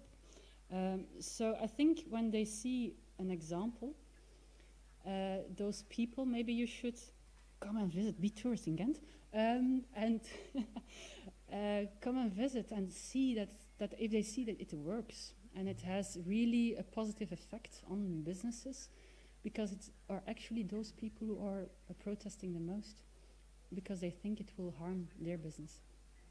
Yeah, thanks. Maybe just a short follow-up question. So where did the initiative come from in the beginning, in the 90s? Actually, it was completely top-down. It was a local politician who saw the added value. And that's so funny that now it's the other way around. The extension has been pushed bottom-up. That they say it's already so many years and the car-free zone has stayed the same. Now we have a green politician who has listened to those demands, or questions of the citizens, and who is trying to expand it. But again, we have the local economics being insecure. Isn't it going to be too big? Now you can still circle around a bit with the car, but now it's going to double. Isn't it going to be really a catastrophe? So you see the same remarks as before, you see now popping up again. So, so although we have a good example in the city ourselves, so I think you will have always some form of resistance anyhow. Yeah. There's also a question from Dieter. Well, I don't have a question, if I may. I just wanted to add, because it's a very practical question. And I think the strategy that Ghent is using with the concept of livable streets, but we didn't explain it here, but actually it's a short-term experiment of a future situation. We are all, it's in our blood as humans. It's very difficult to change. And we are opposed to change. We make laws because we want to have business as usual. We do institutions because we want to have business as usual. And we know now that we have to change. So I think the concept of experimenting for maybe a week or a month with some of the streets in your city would be nice. And you can have lots of additional activities around it to get people to taste the change. And that's the power of these kind of experiments. And I think the concept itself does not have to be limited to streets only. You can do this in all sectors where you want to see how people are going to react on change. And with livable streets, for example, I'm sorry, I don't know exactly the number, but I think the first year you got, tell me how many applications, but... Yes, the livable streets, we do that more in residential sectors where there is more living, not really in the center, but I think that the method can be used also in more commercial zones. We had at first only 2 streets. They were very, in a cowboy way, made livable, but nevertheless it inspired many others, and then they had the next call for livable streets on, I think, about 20 to 25 groups wanting to do it. So then you see the expansion. It was incredible, but they have seen an example, and then we want this too, and now we have a question for livable districts. So the street is not enough anymore, and it's all about hanging energy towards a theme that addresses people more, and that's I like to live here, safety for my children, green, health, and so on, be able to go on the shop around the corner. and so on. That things. And we saw that corporations, small businesses, saw a business case in that. So they are sponsoring it. For them, it's very important that people indeed can, on a safe way, around the corner to them. So it's a nice cooperation that is now growing. And what's also very important is that it's becoming autonomous. We have initiated that together with stakeholders, but now stakeholders are doing this on their own. So it's an NGO is being made, the Trojan Bike. And that NGO is initiating all kinds of initiatives, and they're very active. And you see, it addresses people quite well. Health, livability, that activates. If you say, oh, we're going to do something about energy or mobility, then you don't have any enthusiasm. Yeah. I'm afraid that in a nutshell, we should tell everybody who doesn't know that basically for a week or for the month, which is chosen by the residents of the street, you close the street for private transport. Yes, for private transport, and all the space coming available is being filled in with, they can choose. It can be playgrounds for kids, or barbecues, or green, but it's always linked also to an alternative for transport. So that means that they have then, during that period, from a month till 3 months, they can try out electric bikes, for instance, of car sharing, and so on. So or they get a reduction on public transport. So they can try during that period, if I transport myself without a car, is this feasible? Can I do this? Is this feasible? And in combination with this, if I do this, I make my own street more agreeable to live in. And that's a very good motivator, much more than, oh, now I'm reducing so much CO2 less. That's a very strong motivator. Yeah.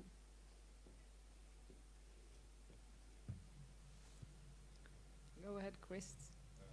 Did it work? Yeah. Chris Poffin of the City of Ghent.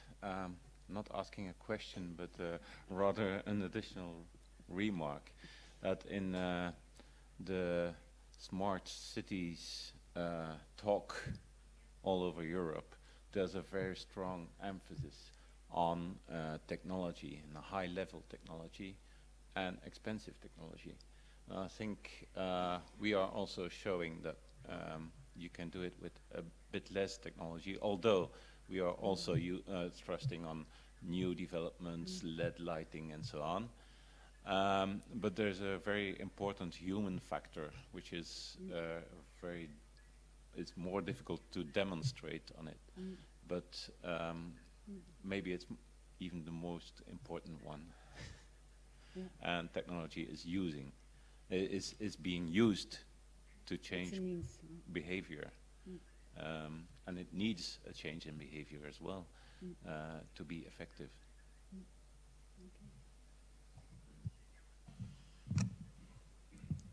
That's great, isn't it?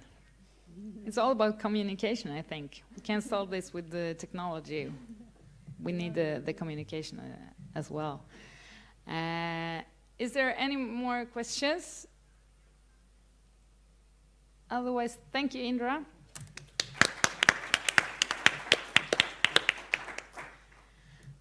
And now we will go on to our last city, which is Glasgow, and we will hear more about their work with, of course, the Strategic Energy Action Plan and the work that's been done. But from my point of view, that is from Gothenburg,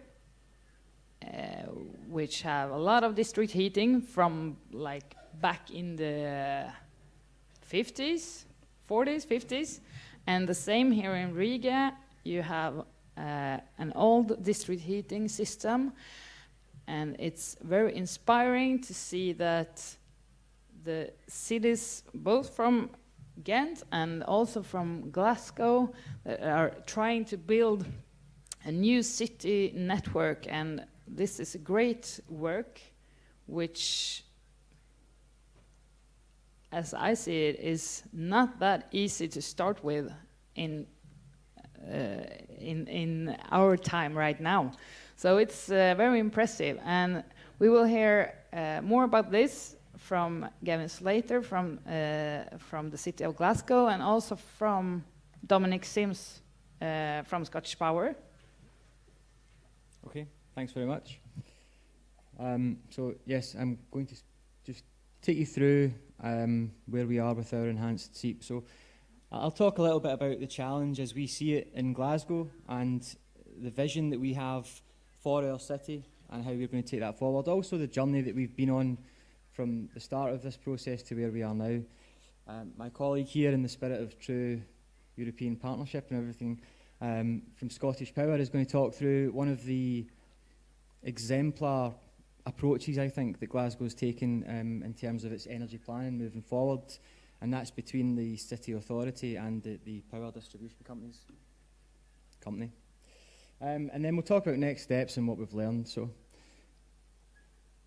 this is the challenge for Glasgow and for many cities, and it's a challenge that I'm sure Gothenburg's been through and cities across the world, that we need to move from these old modes of creating energy, transporting energy, and transport to this new sustainable city. And you know, we've talked about technology and soft measures and the things that we need to do, and ultimately what it comes down to is that cities need to meet the needs of growing populations. We know that cities are constantly growing. The Smart Cities Agenda recognises that, and they need to tackle climate change and reduce greenhouse gases, become more energy efficient and more energy secure. And as important as all those things are, they must continue to thrive economically. These things can't be done in isolation. And on top of all that, we need to continue to improve the quality of life for the residents in those cities. So we talk a lot about energy and sustainability in our plans, but we need to keep in our minds, I think, that those other factors about employment, about quality of life, and those are the real things that need to be addressed. So the vision for Glasgow, as it stands, is to become a sustainable city, a smart city, and a resilient city. And as a sustainable city, Glasgow will use less resources and produce less waste than an unsustainable city. And this is a concept that we will design into the planning and building of our city as it grows. Glasgow is a smart city. It's making intensive use of ICT through our Future Cities demonstrator. We are leading many very interesting demonstration projects about future cities technologies and open data technologies. And it will become a resilient city. Glasgow was recently announced as one of the 100 Rockefeller resilient cities, one of the first 33. And as a resilient city, Glasgow will reduce its vulnerability to extreme events, to the acute shocks and chronic stresses that come from economic, social, and environmental change. So those are the visions for our city. And the journey that we're on, in 2010, the city launched, with partnership with the University of Strathclyde, the Sustainable Glasgow Plan. And the Sustainable Glasgow Plan was our first SEEP, our first Sustainable Energy Action Plan, which was submitted and approved by the Covenant of Mayors in 2010. Since then, as time has passed, we've noticed parts of the plan needed work, needed improvement, and Step Up gave us the vehicle to go through that process of enhancing our SEEP. And now we have, on the other side, the Energy and Carbon Master Plan, which is our new enhanced Sustainable Energy Action Plan. We're in the same situation as Ghent. The plan has been produced, and it's now in the process of going through our committees for approval before publication. I do have a hard copy with me if anyone would like a peek. Peek's a Scottish word for preview, just in case. I'm aware that sometimes I get a bit local. The Energy and Carbon Master Plan itself is made up of 4 broad sections. There is the overall strategy, which contains our targets and vision and budget and financing, the emissions inventory, our action plan, where our actions and how we're going to achieve our targets are kept, and then, very importantly, how we're going to monitor progress against those targets and continue to review the strategy and make sure that it's relevant. So the overall strategy is taken us from this old pre-smart grid supply of energy to a city, where energy was generated at one point and transmitted along a series of transmission lines to a point of consumption. And 30% roughly of that generation was what reached that end point, so there was huge losses. And moving towards this smart grid, where we have energy being generated by a variety of sources, and energy passing backwards and forwards from various points across a very complex network. And we're taking steps to make this happen, and we're some way along the line. In terms of our emissions inventory, and, the baseline for our emissions inventory was 2006. And in 2006, we were emitting just over 4,000 kilotons of CO2. To reach our target of 30% by 2020, we need to be reducing that by, be below 3,000 kilotons. In 2012, we had reached about 12% reduction. So doing quite well, but acknowledging the fact that not all of that success was down to actions that the city had taken. Global recessions have had an impact on the economy, industry, reducing CO2 emissions, and we can start to see patterns where the emissions are starting to climb as we make our interventions, as the economy recovers. So the trend lines there show that for 2012 we were actually on target, but if we continue that trend line, we're going to struggle to make that target. So we are well aware that we need to improve the list of actions that was in that first Sustainable Glasgow plan and move that forward. And to summarise that, in the new Energy and Carbon Master Plan, we have this illustration here which shows by volume where our energy is, the source of our energy, and where that energy travels to. So you can see that the largest proportion of energy we use is from gas, followed by electricity and petroleum products, and that's distributed amongst buildings, industry, commercial, and transport. Part of the enhanced SEEP process that we've been going through with Step Up has led us to do quite a great deal of heat mapping, and we've been able to use these heat maps to start to make sure that we target our interventions in the most appropriate way. And this heat map here illustrates the city of Glasgow, and in green the lowest levels of consumption, and in red the highest level, and you can see as you approach the city centre the consumption of energy rapidly increases. So that's where we focus the majority of our efforts, and working our way out from the city centre. So meeting that target, we've broken down our emissions from sectors. So we have in the top, in the blue line, our industrial and commercial totals. In the red, our total emissions from domestics, and our transport totals. And we have apportioned the targets for each of these sectors in relation to their share of the emissions, so that we can target in an equitable way, if you like, where we know the biggest savings can be made.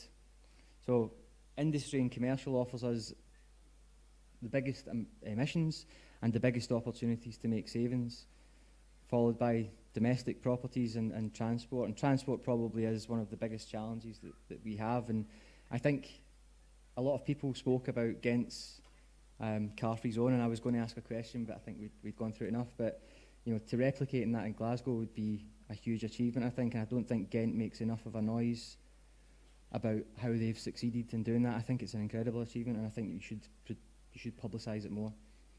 So, in terms of our action plan, in the original 2010 report, the target was to achieve 30% savings by 2020, which meets exactly the targets that the Scottish Government have laid on us based on the 1990 baselines. And what we are going to do is retain that 30% challenge and target in the new Energy and Carbon Master Plan. For us, the biggest challenge we have is electricity consumption, especially in the use of heat in our buildings. Through the development of the plan, we've identified 33 actions.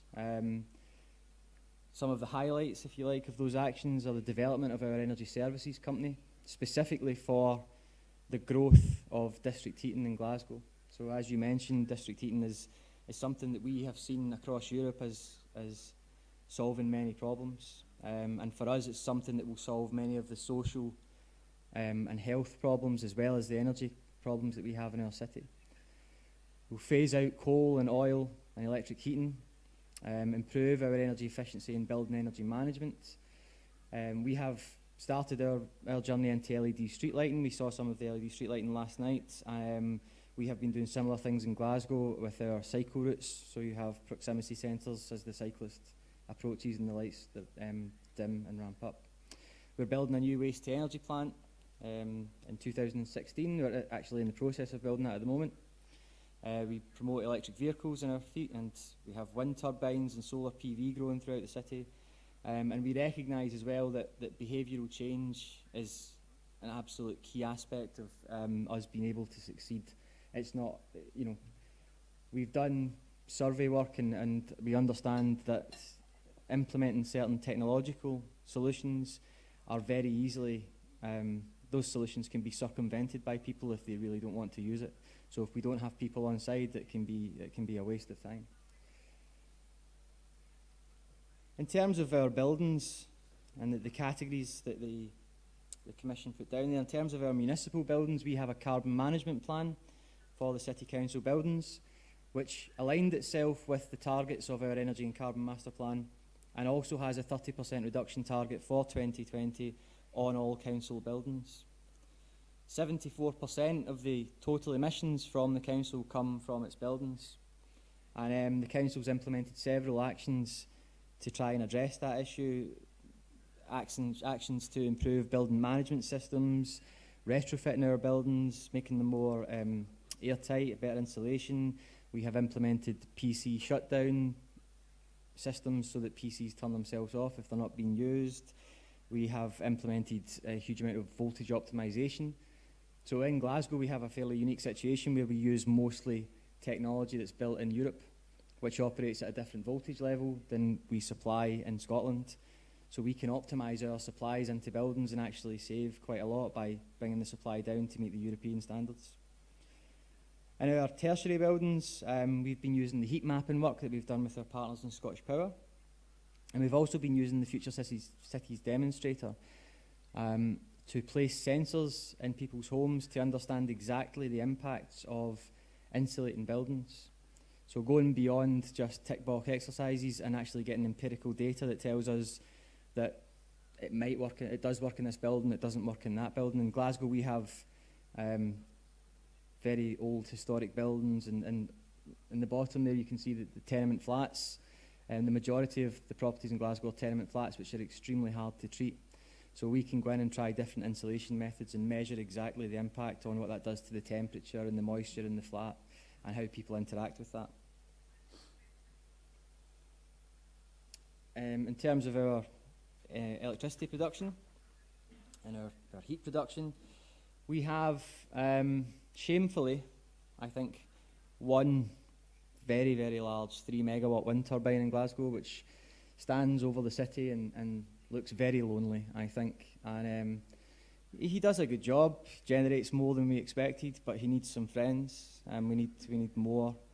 So we are now in the process of identifying more areas to erect wind turbines, which is something you would think would be obvious and you would just go ahead and do it, but there are many challenges to putting up wind turbines. We are very close to an airport.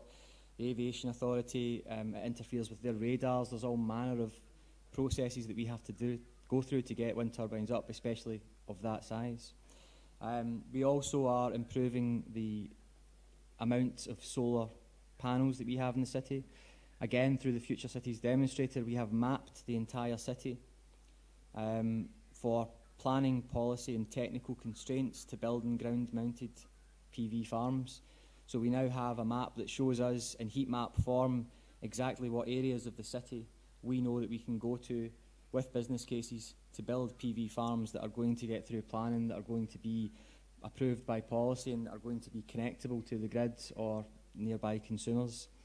And what we will do now is we'll extend that map for other technologies now that we have the process in place to pick up all the information from our planners, policy makers and so on.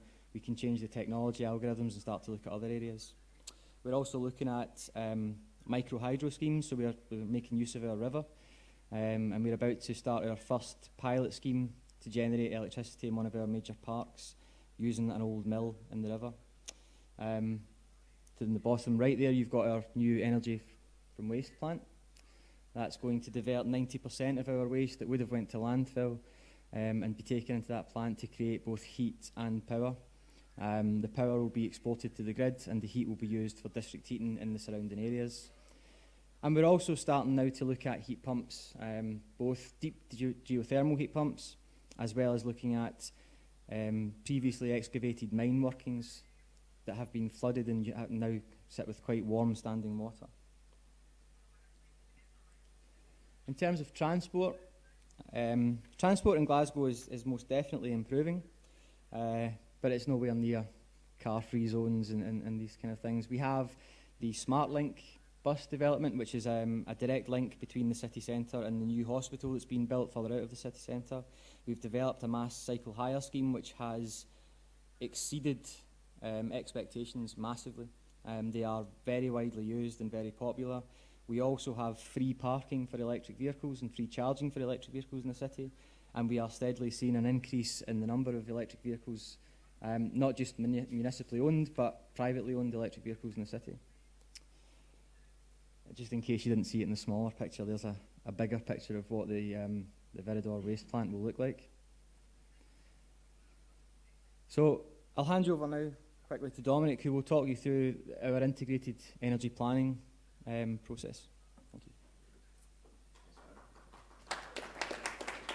So I can see I need a slightly smaller podium, so I'm going to stand over here. No, you just take it lower the microphones. But that should all work for everyone. Before you start, I wanted to introduce you. No. First of all, actually, normally you would be antipode for us, right? You live on the other side of the planet. Well, yes. And so the correct side. Yes. Well, and Dominic came to University of Strathclyde as a student, and we had pleasure to work with him in the project. But then Scottish Power has snatched me away. Exactly, and now Dominic is City Energy Manager at Scottish Power. So please go ahead with your presentation, and anyone who is having question can ask it. Please, Juris, introduce yourself. Juris Golnos from Riga Energy Agency. Very interesting presentation. Thank you. Oh, sorry, Juris. Actually, I think I was going to run through a quick few things about IEP, and then Gavin will come back up and do some closing comments. So can we hold those to the end? I'll quickly talk about integrated energy planning, and then we'll grab your question after. Is that okay? Sorry, I thought Juris will be asking questions about Australian energy policy practice. Sorry, we'll take the questions later, so floor is yours. Thanks very much. Right, so quickly into talking about integrated energy planning in Glasgow. From Scottish Power's point of view, this is something that's actually been a bit of a bonus that's developed out of our close relationship that we've developed, particularly with Glasgow City Council as part of the Step Up project. And it basically came out of us slinging all sorts of data around, our data, Glasgow's data, and getting more and more familiar with the geographic information systems that we were using. So as a spot of background for who we are, Scottish Power is a big corporation owned by Iberdrola, the parent company in Spain. The bit of Scottish Power that I work for is the distribution network operator. So we own the primary substations and the cables within the city that transport electricity. So you can see up on the screen up there, off to the left you've got power stations, and we don't deal with them. Another part of Scottish Power has power stations. You've then got the high voltage transmission network. Again, there's another part of Scottish Power that owns some of that. Then you get to the bits of substations and cables that run through the city and the countryside. That's our equipment. We spend a lot of money maintaining and building that and delivering electricity. And then as soon as we've got the electricity to the house, our involvement stops and someone else sells the electricity that we've transported. So we're very keen on finding out new ways to better plan our investments in developing and maintaining our network. And that's how we ended up coming up with this idea of integrated energy planning, working with the council. And I've gone the wrong way. Sorry, wrong. Oh, no. There we go. Lovely. So what we wanted to start doing was combining our network data with council data, the local authorities. Now, traditionally, what we've done in the past is we've looked at what's happened to our network, we've seen what demand changes have occurred over the last 10 years, and then we've extrapolated that. And it's worked, but it's not the most efficient way to think about things. What we wanted to do was start trying to forecast changes in our network demand based on what planned development was occurring. And obviously the planning department and the council was the right place to go for that. So we actually identified things like the local development plans, the audits that said this is when and how many houses are going to be built in future. These are the office applications we've got. This is where someone's going to build a hotel. So we could grab that information and try and put it into a GIS and map it side by side with our network data. So basically this allowed us, like I said, to develop a forecast that's based on development predictions rather than past trends for us. The idea being, obviously, that we didn't want to do this and just make it benefit to us. We wanted the local authority to benefit as well. In terms of supporting development, this would allow us to then feed back to the local authority and say, here's where our network's got lots of spare capacity, here's where we don't have quite so much spare capacity, and help actually focus on what we could do to enable, in a little way, a few factors that might help promote further development and also allow more efficient investment in the electricity network. So, as I said, we're using geographic information systems. We start off with a whole pile of our basic map data, the shapes and lines that show where everything is geographically in Glasgow. Over the top of that, we can put our information, which shows where our substations and our cables are. And then over the top of that, we can actually put in things like planning proposals and council proposals for development. The end result is we end up with a map of Glasgow. So now this is Glasgow, and in particular, it's showing our network. The circles are our primary substations, and the little lines going everywhere are our 11 kilovolt cables. And very roughly, the dark blue areas are substations and cable networks where there's maybe not quite so much spare capacity available to hook new loads or new distributed generation to. The green ones, lots of spare capacity. We can hook things up there and we won't have to pay for extra infrastructure. So it gives you an idea of where things are more likely to be able to be connected to the network efficiently and effectively. But obviously, this is what we know from last year based on our data. So what we started to do, we're saying, right, what can we do about finding out development data? So Glasgow provided us a pile of shape files, all their maps showing where all the planned developments over the next 5, 10, 15 years in some instances are going to occur. So we can start dropping these in, and these are showing things like large housing estates, factory developments, offices, hotels. You can see as year by year goes through, we start building up a picture of where the new development is planned to occur in Glasgow.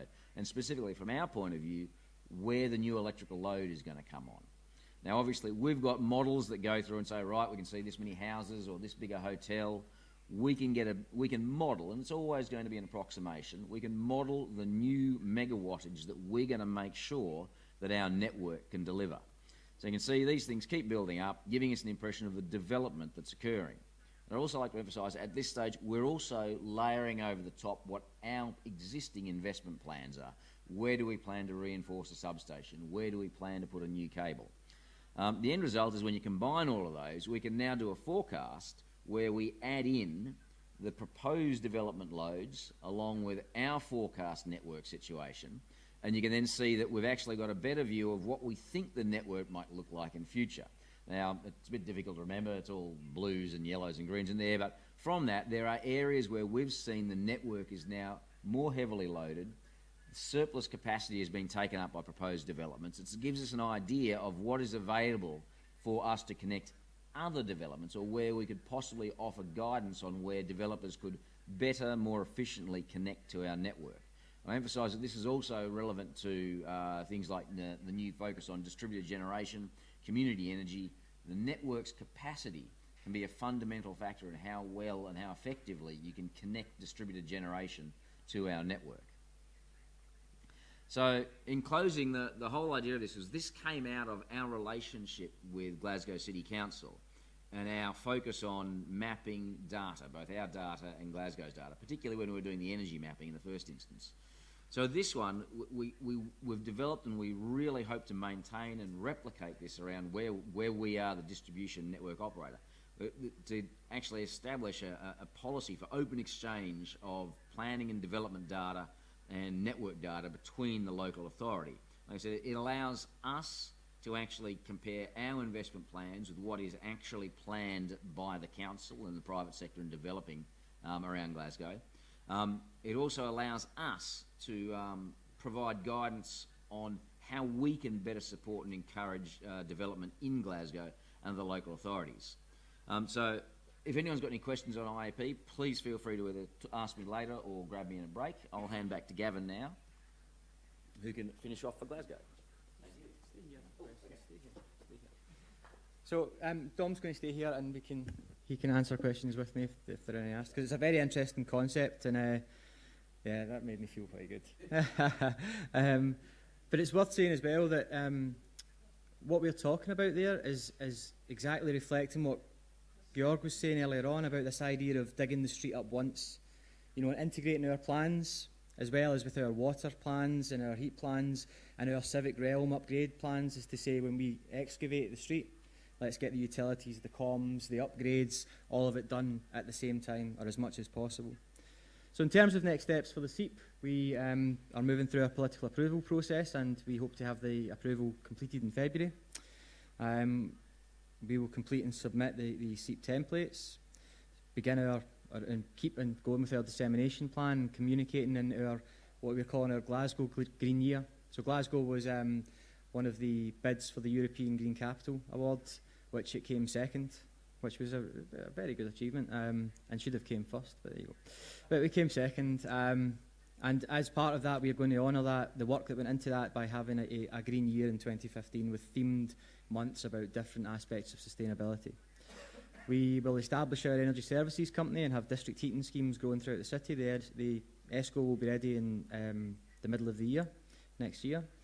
We're going to continue to input to the local development plan and the resilience strategies, and also establish a city energy team. So one of the teams that I run is the Step Up team, and I have other teams underneath me. And what I want to do is retain the fantastic expertise and experience that we've developed through the Step Up programme by retaining the excellent staff that I have in that Step Up team and build them into a city energy team.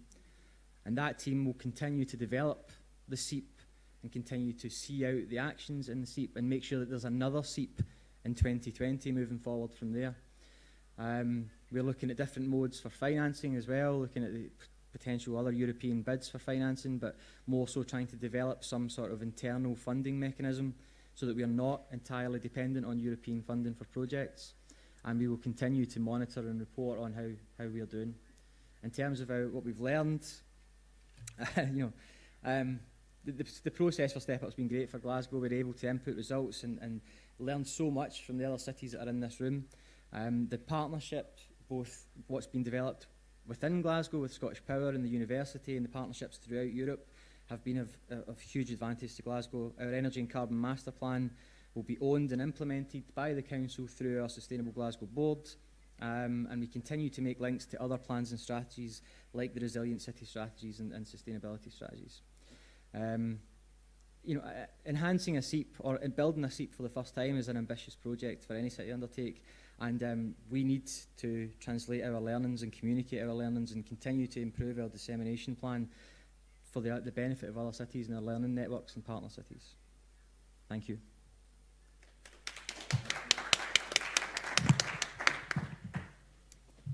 Thank you very much. It's an impressive work in Glasgow too. It's a very focus on the energy system that's different from Ghent, for example. So it's interesting to see this different work in our cities. I was thinking about this work where with the mapping. I saw that it said 2014 on it, but can you already see any improvement on the planning? Improvement of the planning. I can realize that it's good for Swedish Power, Scottish Power, to know where the development will be. But for the city, have the city planning been improved as well? City planning has been improved, not solely by integrated energy planning. Scottish Government policy has improved, planning a great deal, and the new local development plan structures make the local development plan a much leaner document with supplementary guidance, which is where all the depth and knowledge and technical knowledge is kept. Through the process of integrated energy planning, the planning departments and my department and other departments within the council have come much closer together now, and the supplementary guidance is being developed by people like me for the local development plan, and there is so much more input now into the development plan, and so we haven't seen perhaps anything finalised in terms of projects, but certainly the planning process is much changed within Glasgow. I think that within Step Up, we're speaking a lot about the integrated approach, that we integrate sectors and actors all together, and this is a great example of an integrated approach, I think. I know we already have a question from juries. If you remember it still? Yeah, because we interrupted you. I try to not forget. Thank you for very impressive presentation. And my question regards possibility to develop by Scottish Power and Glasgow maybe you know, Scottish Power I'm sure has possibility to use also electricity from onshore wind mills. I saw here in your presentations that 3 megawatt wind mill is owned by city, but in the offshore the capacity is much more. My question regards possibility to develop production of artificial syngas from hydrogen by using extra wind power, which should be or must be very cheap if it is extra in the storms. Oh, it's coming towards me, is it? So you're talking about, can we start looking at developing, say hydrogen-based energy storage using wind power from elsewhere out with, using the Scottish term, of Glasgow? I guess one of the big things is, yes, there is a lot of wind power being developed in Scotland and the entirety of the UK. Most of that is being developed, well, all of it is being developed by various different private companies. The big issue that we have as the energy network is making sure that we can connect them to our network to transport the electricity. Specifically about offshore, we really want offshore to come true, but we're still having troubles in making it cost effective, because it is just so expensive to go out there and put the footings and the foundations into the ocean floor and then put the turbine on top. So we're not getting a huge amount of power out of offshore wind at the moment.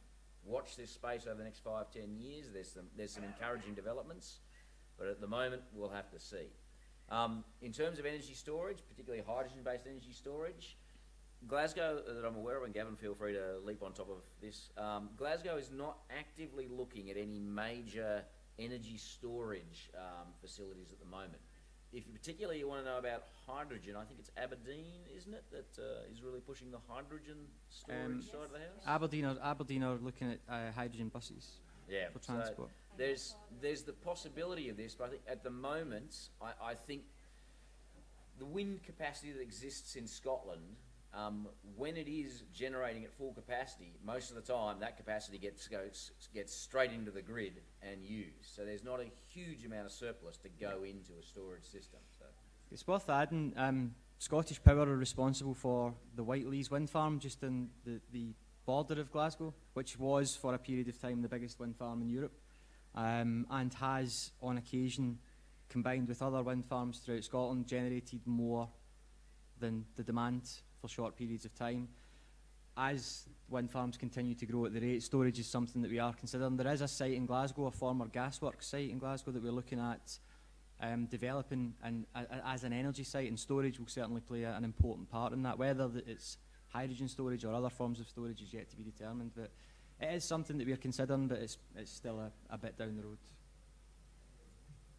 There's a question from Georg. Well, that's actually not a question. It's a bit a clarification or even a bit of an intervention from my side here. I mean, it's of course all right to have a discussion, a structured discussion on energy supply, and even more on transportation networks and potential storage issues and so on. But I don't see the immediate intimate link to smart cities here. If we talk about smart cities, I would personally rather draw the line at the distribution level. So in smart cities, it's in fact the question how you connect, as you said, Dominic, how you connect the different demand side measures to the upstream network. And then it's not the question where the energy comes from. That's actually one level up from my perspective. Don't get me wrong, I don't want to come over arrogant here, but the discussion on, for instance, syngas and hydrogen storage and these things, that's not immediately belonging into the smart cities context. That's a different discussion. So I just wanted to make that clear. Also, when I talk smart cities, I don't talk necessarily transportation networks or storage. If it's local storage and if it's embedded in the distribution networks, well, then fine. But we're not talking about large-scale storage here. Yeah. We're talking about small-scale storage, if any, and we are talking about local generation, and that could be anything from small to mid-scale, but certainly not the syngas-powered power stations or anything like that. Just wanted to put that as a clarification and some kind of separation line. I hope you agree with that, or you can live with that. In response, I would agree with what you're saying, and the approach that we've taken in our Future Cities Demonstrator TSB project, which is smart cities related, it's exactly those kind of things. It is demand side management measures, it is local generation for local consumption issues. It's at that level, and it is about at the network level, it's about managing the consumer side of the network. So in terms of the broader Sustainable Energy Action Plan, it has its place, but in terms of smart cities, it is. And I'm sure at some point both agendas have to begin to cross-fertilise. And the borderlines are blurred. There's a grey zone between. Yeah. It's not like a sharp line, but you know. Chris, the floor goes to you. Just adding to that question, it's a question for Dom. You have a system to predict the changes in energy demand. And how far do you propose your solutions based on the available systems now? And do you have any way of calculating the growing use of local small-scale production, private-owned solar panels and so on? Can you predict this as well? All right. The best we can do is we use scenarios. And for example, when we're calculating how many kilowatts is a housing development, sorry, I'm pointing gesticulating at my previous map. When I'm trying to predict in 8 years' time, oh, sorry, I'm not close enough. I prefer bellowing myself. You don't need it. But yeah, no. So with predicting what I think a housing estate of 1,000 houses is going to consume in 8 years' time, for example, I'll use a couple of scenarios, and then we'll try to figure out which one is the most appropriate. So the simple one for Britain is, I say, if it's in the centre of a town, and I can just arbitrarily say, look, all of the domestic heating and hot water and space heating is going to be done by a gas-fired boiler. All I need to worry about is a peak demand of about 1 kilowatt to 2 kilowatts per house. If, however, I look at my scenarios, and Scottish Power and National Grid are both kind of aligned, thinking that about 20% of domestic heating and hot water will come from heat pumps by about 2023, 2025, I start changing my ratios of the benchmark value I put on those houses. So heat pumps actually, in terms of building a network for peak load, are actually quite bad because they draw just as much as a bar radiator. The overall energy they consume is less. However, for peak load design, they can be problematic. I can then also use the GIS to say, right, and this is getting a bit out of Glasgow, but if you're dealing with developments that are off gas grid, like they're more than a kilometre or two from the nearest gas pipeline, we have to assume they're going to use electric heating. And all of a sudden, every house there, I've got a plan for it drawing 8 kilowatts maximum load. And that's the sort of thing where we change our scenarios to figure out what sort of impact is this going to have on our design. And what happens in terms of low and zero carbon homes, passive houses, that's the sort of thing where, again, with all of these models, as we see trends developing, as we get better information on scenarios, we can then start changing the energy consumption models or the peak power demand models that we're using. So it's a kind of have a think about what the scenarios do you want to plan for, and we use those. Is that sort of on the money? Okay, we move on to Dieter. Yes. I don't have any technical expertise on the grid, but I was just wondering, because you focused in your answer mainly on the one-directional streams like we have them these days. You have one place where it is produced and lots of places where it is consumed. So I was just wondering, is there any technical thing you have to do to get it in both directions? Because maybe in the future everyone is going to produce their energy at home and distribute it to his neighbor or just across the street instead of the big companies. We need to do some level of work on the grid to be able to take reverse power flows, and that can actually make things quite complex. And in fact, one of the biggest constraints in Scotland, so I'm aware we're getting outside of Glasgow per se, but one of the biggest constraints at the moment is actually for bigger wind farms is connecting to our grid, because we need to make sure that we can accept power in large quantities coming the other way through a primary substation for the last 60 years has been used to power going that way and that way only. All of a sudden power's coming back the other way, and this 60-year-old substation is like, hang about, this ain't right. So yes, there are some constraints, but again, it's a known quantity, and we know that this is the way the wind is blowing. We know that we are going to a distributed generation world, and we know that our network will be ready for it over the next 5 years. So.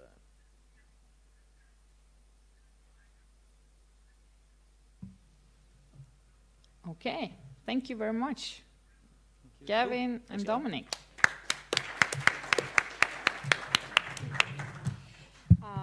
Well, thank you very much, both Ghent and Glasgow. Your CEAPs currently are in a process. In Glasgow, that is through the city corridors, so to say, and in Ghent, it has been approved by City Council, but it goes to stakeholders and has to go back after a consultation with stakeholders. So we look forward to the early next year when those plans are adopted.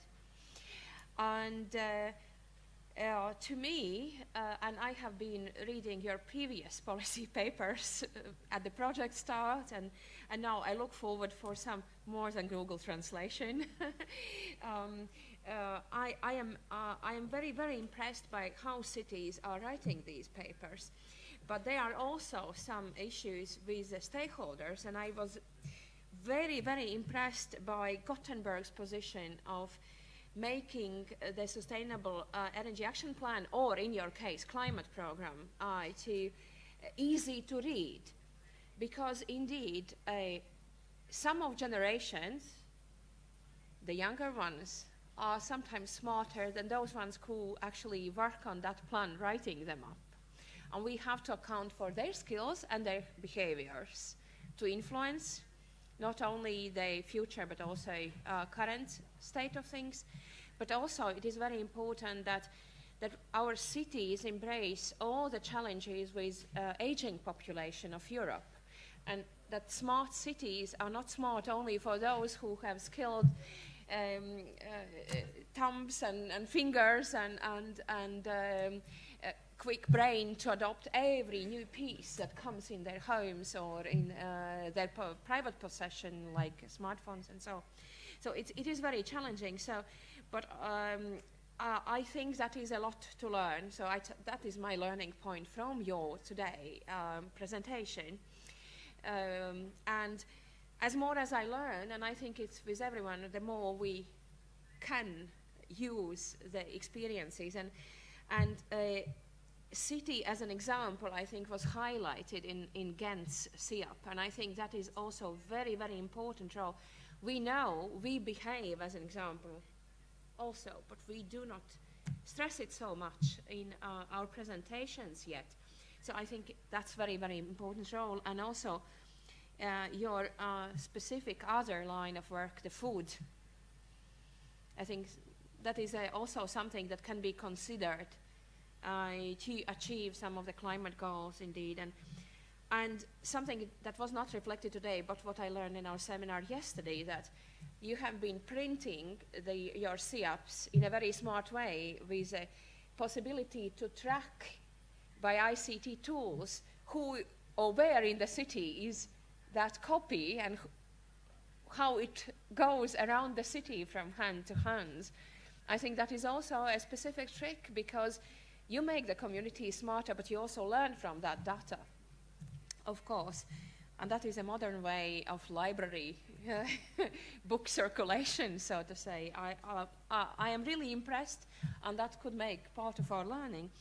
So, and for Glasgow, I think what I specifically love with Glasgow, and if I didn't see it in other cities, please forgive me, but I think that in a number of your policies, starting from your process of being Cultural Capital of Europe in 1990, the way how you work with universities and how you work with the business partners, it is really the way forward. It's very sustainable and engaging way. So that is a European also highlight, which should be somehow to take forward for others to learn. And your behavioral change chapter and addressing demand-side management is also something I'm curious to look forward and learn. So I think that was just a teaser, I know. You're just talking about all the other cities, but not about Riga. And I think you're doing great work here in Riga as well. And I think you're saying that we are not so good talking about achievements, and maybe you are not too. So I think you're doing great work with all your buildings, that you try to use this smart measurement methods and technology to change behavior for the people living in the houses, and that's something that I bring with me back to Gothenburg, which I think is very interesting work, talking about behavior changes which is needed both for the food we're eating, how we travel, and also how we live and how we heating our buildings. Mm-hmm. And actually, I would love to have a couple of minutes to hear from those city representatives that are here but who were not speaking, and that applies also to Latvian cities that are present. I will invite universities and private sector partners to speak later, but if some cities would give some suggestions and some advice how we can have this knowledge from the cities into universities' teaching process, how we can make the city expertise better available at universities, I would really appreciate that. So, okay, everyone is invited, so I can give a floor to 4 people, not more. So, who would like to give some ideas and suggestions? Any other smart citizen a part of Dieter? Anna, would you like to? Yes, please introduce yourself. Okay, I'm Anna Svensson from City of Gothenburg, and I think if we shall cooperate more with university, I think common or a project that we we can present a project that student can work with, and then we can come during the course and support them, and then can have a special work and special presentation. I think that's a good idea to use our knowledge and use their knowledge, actually. Thank you, Anna. Any other comments? What other cities are ready to provide to universities? Oh my God, everyone is hungry, obviously. Yes, Dieter, please. And the last word actually would be to University of Strathclyde, of your new master's program and how you built that cooperation. Yeah. Okay, so now Dieter, please. Well, very short, I think experimenting, as we've talked about, is a good thing, and I'm always happy to make a complete program for a course I can do the chair of, and it would be, let's say, a course on failures, for example. I'm happy to be your professor of failure course. Then we can also look at failure and learn from failure in order to step up and take good steps. Thank you. I think if we have colleagues from China following us on internet, you will be snatched quickly. So, yeah, maybe Riga would like to add something on how we can make expertise of municipalities available, or anyone from Latvia, before I go to Glasgow. Okay. Richard, please. Yeah, no, thanks for that offer, Dieter. I'm worried you might be overqualified for the role. No, seriously. No, but as part of the Step Up project, we were very keen to ensure there was a legacy that would last far beyond the timescale of the project. So one of the things we designed in from the start was the creation of a new master's course in sustainable city planning that could be applied to multiple types of city across the world. And so we've used the experience of Step Up to create a multidisciplinary course that looks at cities in multiple ways in order to understand the opportunities and then evaluate those opportunities so they can be turned into reality. So that includes energy planning. It includes how do you influence the politicians in a city, how do you win the finance, how do you assess the risks, and how do you orientate your projects around the economic and social goals that you need to achieve in a city, not just the climate change goals. In an additional part of the masters, we also develop the softer skills that students need to be successful in the workplace. So it's not just about the technical skills. It also talks about, we teach negotiation and communication skills and project planning and all those things you need to have in place as basic tools to be successful in the workplace. And in addition, the course does not have a dissertation. So instead of a dissertation, the students undertake real projects in real cities. So they get to put the skills that they learn into practice. And in fact, if there are cities here that would like to offer projects for our students, we would be delighted to have that conversation, and we would be delighted for our students to work with you. Okay, thank you. Thank you. That is a very nice invitation. And now I will be happy to close this session. We will come back and start our work at 2 o'clock. No, not Central European Time, Eastern European Time, please. So it's in 55 minutes. And I would like Mrs. Rubina to host the Latvian guests who are not the consortium members, and consortium members, please follow me. So thank you. We see everybody back at 2 o'clock.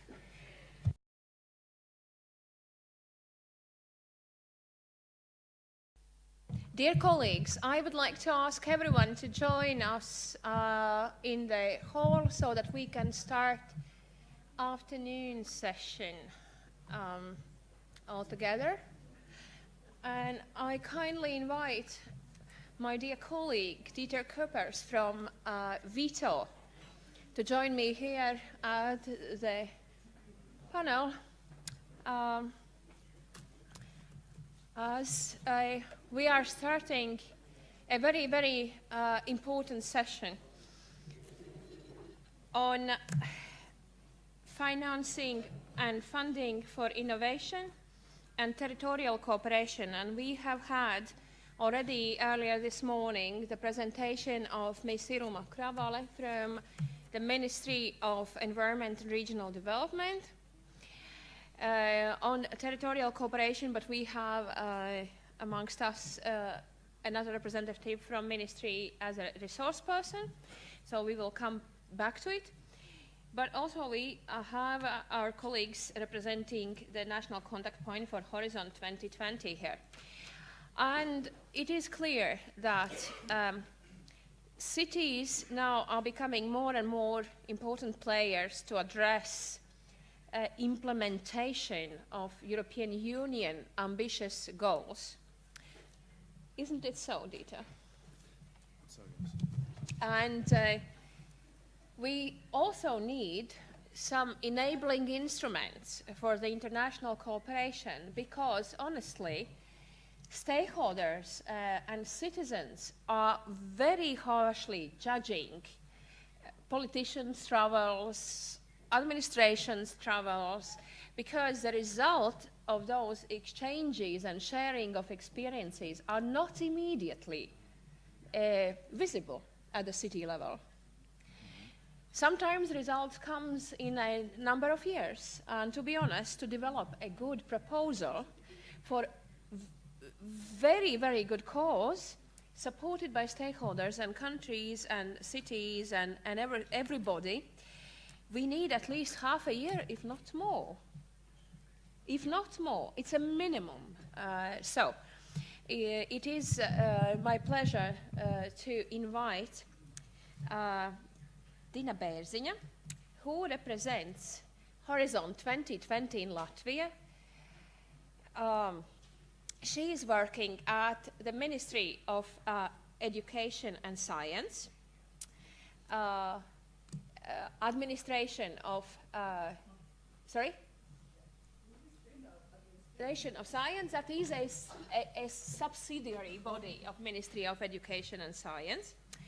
So, and the body is really taking forward the innovation and support for research in the country. So, Dina, floor is yours, and we are all ears. Okay. Kas man vēl nepazīst, es esmu Dina Bērziņa. Visu laiku Nacionālais kontaktpunkts atradās Studiju un zinātnes administrācijā. Kopš novembra tas ir Valsts izglītības attīstības aģentūrā VIA. Un man pārsvarā es runāšu angliski, kā man lūdza, slaidi. Daži ir latviski, kuriem es lekšu pāri, tāpēc es tagad turpmāk pāriešu tālāk uz angļu valodu. I am Dina Bērziņa and represent National Contact Point of Latvia for Horizon 2020 program.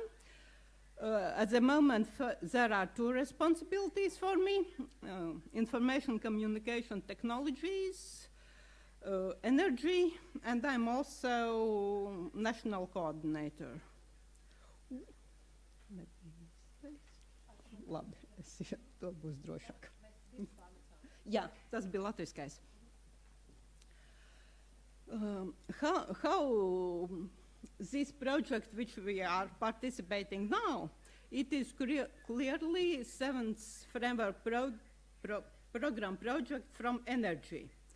But in Horizon, it is merged two energy programs together, one from research and one from more application part, so-called Intelligent Energy Europe maybe somebody is more convenient with that one.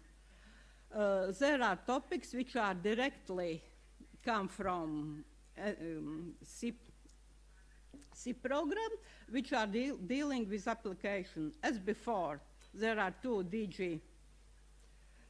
DGs responsible for this program, and you never know which one to approach without additional information. And what is new?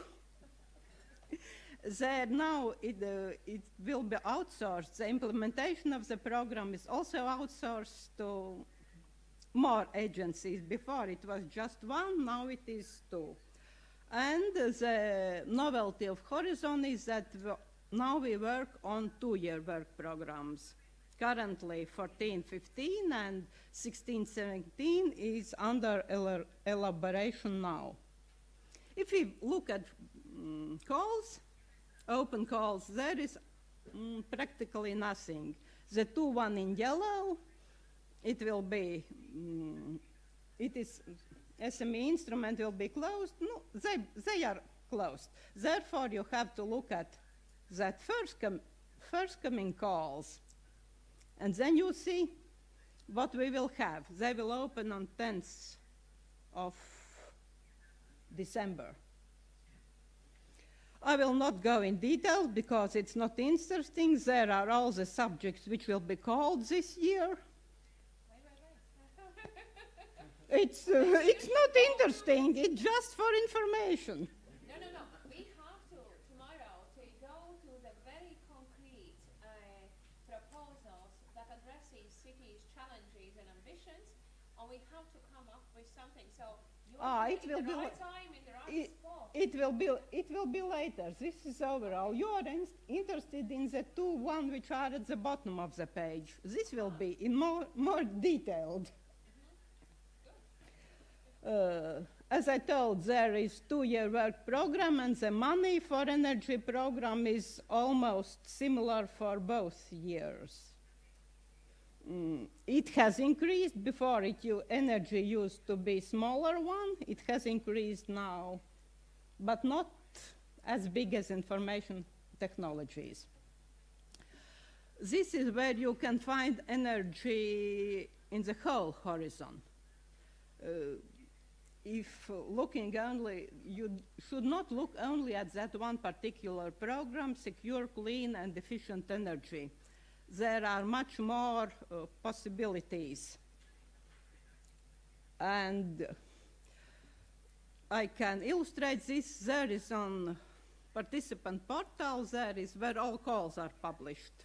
No details, yeah?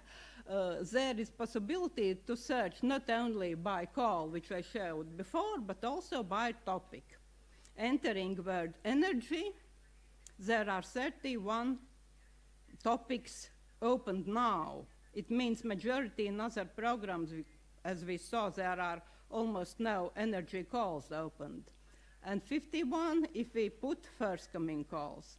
Energy efficiency and smart cities numbers are smaller. And then I tried to play with the topic of today, 0 for territorial cooperation, and 0 for sustainable energy action plans. In fact, it is a voluntary commitment, and Europe will not support anything, I mean, with money. There are no real programs where to apply for elaboration of these plans, but there are a couple of choices where you can apply for small actions which could lead later on, can be integrated in the SEP plan. These are some topics which could be interesting for city council or, for example, Riga Technical University. Energy efficiency number 13.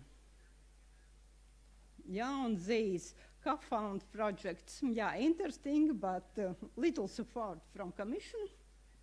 Better look at other ones.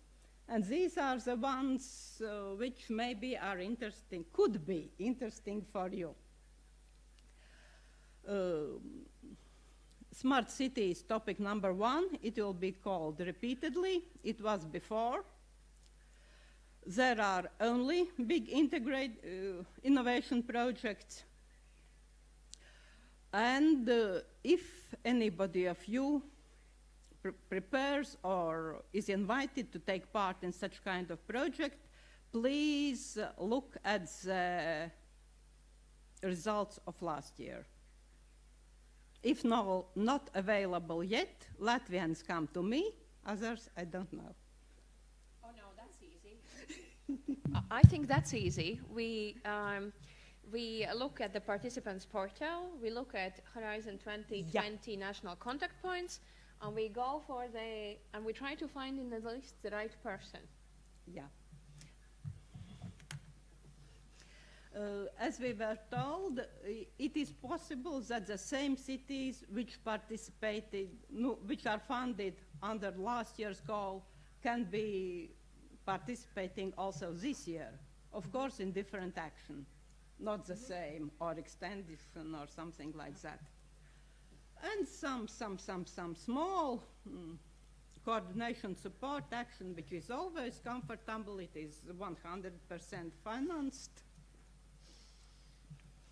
And very likely. Then it is, what is this in this smart city? Yeah, their concept evolved. It started with very narrow view, just ICT brought into the governing structures, but the call is looking at this integrated approach, when everything is integrated. And the most essential for this call is that energy, transport, and ICT sectors, all three should be in the one project. And more, all three should be in each participant city, not only, for example, Riga takes transport, Glasgow takes ICT, and then somebody else takes energy. That's the essential of this call, and these were the main mistakes which from the last year. This is, yes, the main essence from last year's evaluation.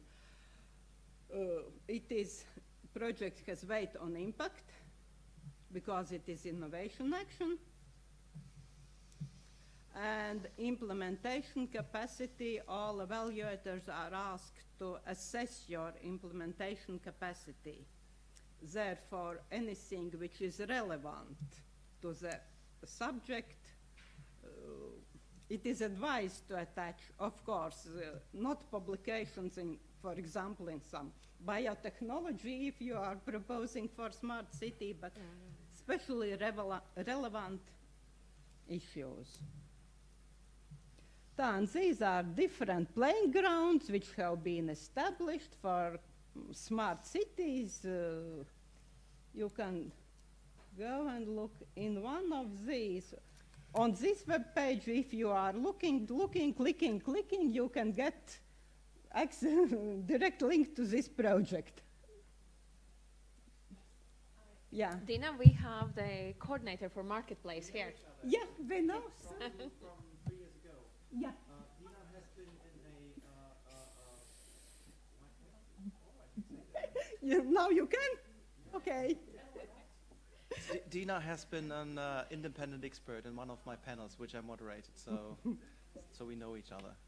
And thanks for the positive comments on the Marketplace. I'm responsible for that, so thank you. Yeah, but now you are not in commission. You transferred yourself, as you said. You feel you should be in smart cities and... Yeah, sort of. We can have an exchange on that later. Okay. Yeah, and that's my final slide. There are 2 email addresses. Of course, I prefer the first one where I am available almost 24/7, except such presentations, and the official one, which is not checked twice a week. Tā, un tagad latviski. Jūs palaidāt garām iespēju, this for Latvian clients, There was a very good call, closed on 24th of October, especially for, it can be, say, city planning. It was called urban adaptation. All the bullet points which could be very interesting for you. I cannot promise that it will be on the 15th call. It was called in 2014 for life program. It's another directorate. It is DG Climate with the environment together. They are managing different parts of it. Pārgāja, labi. Un tagad latviešiem. Atradu vienu pieteikumu šajā konkursā. Viņš ir pieteikts sadaļā vide un resursu efektivitāte, ūdens. Un tālāk jūs zilā tekstā redziet. Īsi teksti latviešu valodā. Projektus nodod tulkošanai. Tur galā sanāk čiks. Bija ideāls projekts pāris gadu atpakaļ šajā pašā programmā Rīgas brīvostas pārvaldei. Iekrit tieši uz šā paša problēma. Īsi, latviski, un viņš zaudē. Ideja tur bija ļoti laba, bet viņš zaudē uz vispārējā fona, jo tomēr projekti ir daudz. Spāņi, itāļi ir šausmīgi daudz.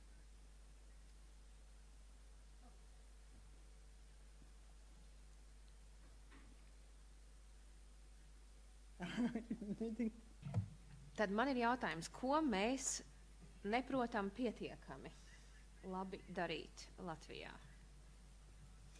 Jo gan 7. ietvara programmas projektu Latvijā ir salīdzinoši maz, veiksmīgu. Arī zin, jūs norādījāt uz šo lielo finansēto projektu skaitu, kur ir Itāļi un Spānijas partneri. Kas mums ir jāmācās? Labi. Okay, it will be in English. The last slide was from live program. It was not Horizon. Question was about our success in FP7 energy. Latvia was really very successful in terms of percentage. We are about 30%, which is a huge amount, but very few proposals. That's our problem.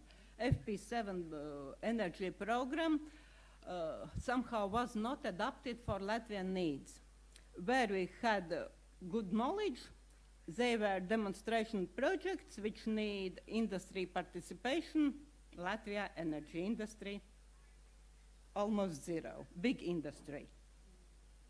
For researchers, again, they were not these parts where we have special good research were not open for research activities. They were only for demonstration.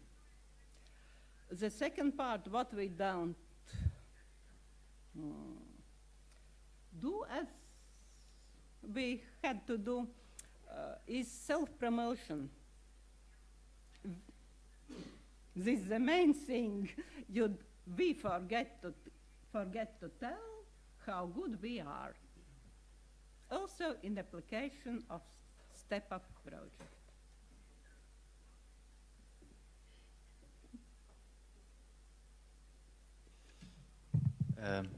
Thank you for your explanation. If I may, I have a first question. I was wondering which kind of support you can give to people who are interested in these calls, to cities, all kind of stakeholders, the triple or even quadruple helix. So that's my first question. I have more. What kind of support? I think that I know a little bit more than ordinary proposer. Of course, I have access to some results, and all these partner searches go via me in my country, via similar persons in other countries. So when they come in, the first one which looked for follower cities in the next call, I quickly forwarded for direct contacts. Well, can you also help Latvian interested parties to find other parties in Europe? Because you gave the example of some failures, if I may, but failures are good to learn from. So you lost some of the proposals to, for example, Spanish or Italian competitors. Whether it would be a good idea to try to integrate your interests with Spanish and Italian competitors and become colleagues. Yes, of course. As we do, we also interact with similar persons to if I have a request from my constituency, I need in Germany, in Spain, or somewhere else, I approach me in that country. Because we have our own networking projects, we are really very well know each other and can help. Okay, then it seems like you're the right person to first call or email or if cities are interested. I just wanted to add that as you focused on the smart cities call, I want to explain also that for any city willing to engage in these projects, it doesn't have to be the smart cities call. I'm happy. 2 weeks ago, I received a message that I actually won one of the projects, and on purpose, I looked for local governments to work with instead of other research institutes or companies. Of course, I have companies in my consortium. I have research institutes in my consortium. I have federations in my consortium. But as I believe that local governments can play a central role, it was on energy efficiency and actually on increasing near zero energy buildings in Europe. I believe that local governments can play a central role because they are perceived by the market, or let's say the citizen, as a neutral party. And that's a strong element, because when companies come to offer their solution, people do not always believe. That's the same thing. If my bank calls me and says they have an interesting proposition, then I first think it's probably interesting for you, maybe less for me. So. Yeah. Then, as you told, I said there are practically no open calls for smart cities, but still there are 4 topics open now where you can go with this subject.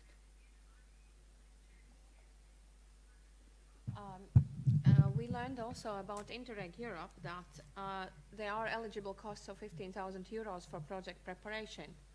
That means basically you cannot prepare a project in Sweden. That's too costly. You have to go to South Europe or eastern part of Europe to cover actually, because the work is enormous to prepare good, reliable, implementable a project proposal which delivers innovation or demonstration of something. You really have to work hard. How about the Horizon 2020? Is it possible to claim those preparatory costs? Oh.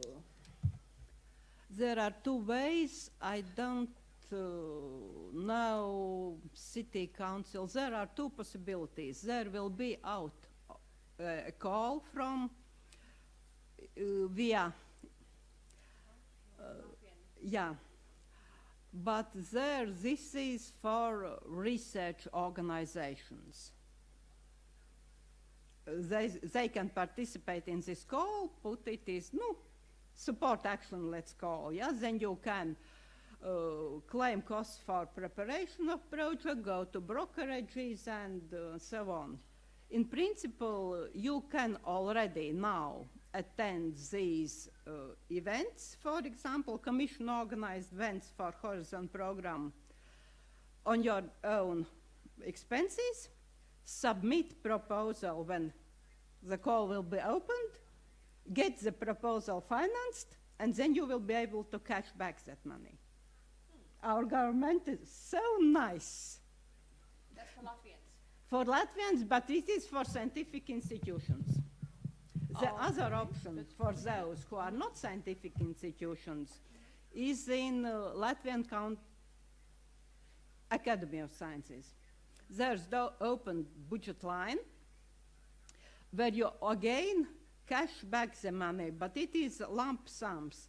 If you prepare as a coordinator or participate at least as task leader, not something below, then there is lump sum you can get back for preparation in case your project reaches thresholds. It could be not financed because Commission has less money than good proposals, but it should be over all thresholds.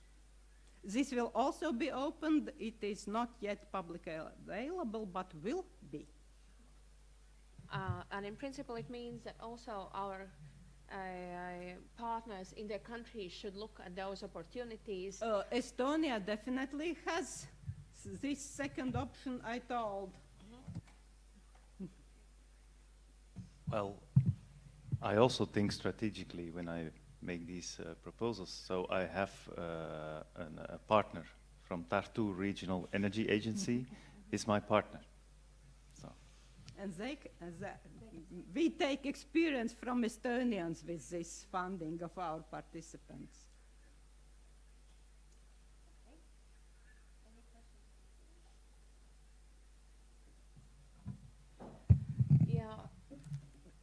Your presentation was very fast. There is a lot of information. I'm not sure that I was able to read everything, but we can, as we will publish most of it Therefore, I usually put more information on slides than I can tell because people like to look at it later, and then it is better if all the information is there, not to look where it is hidden.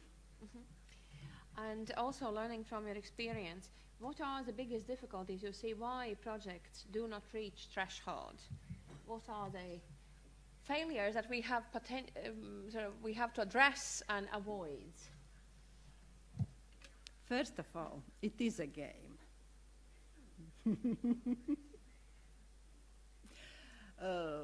Very good proposals will go, very bad proposal will fail.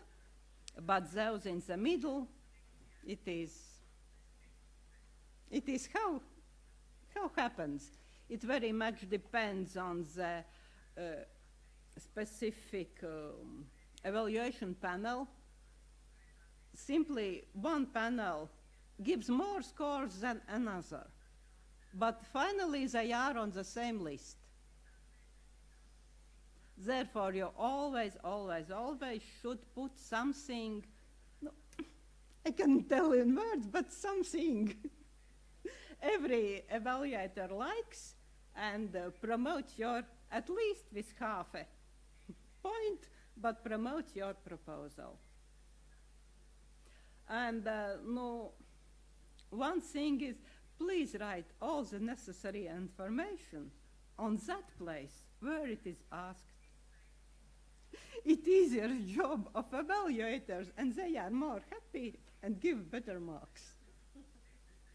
Well, that's what I can say. Try to imagine you are the evaluator and you get 8 of these things in one day. So make it easy. Make it easy for them. You will get better marks.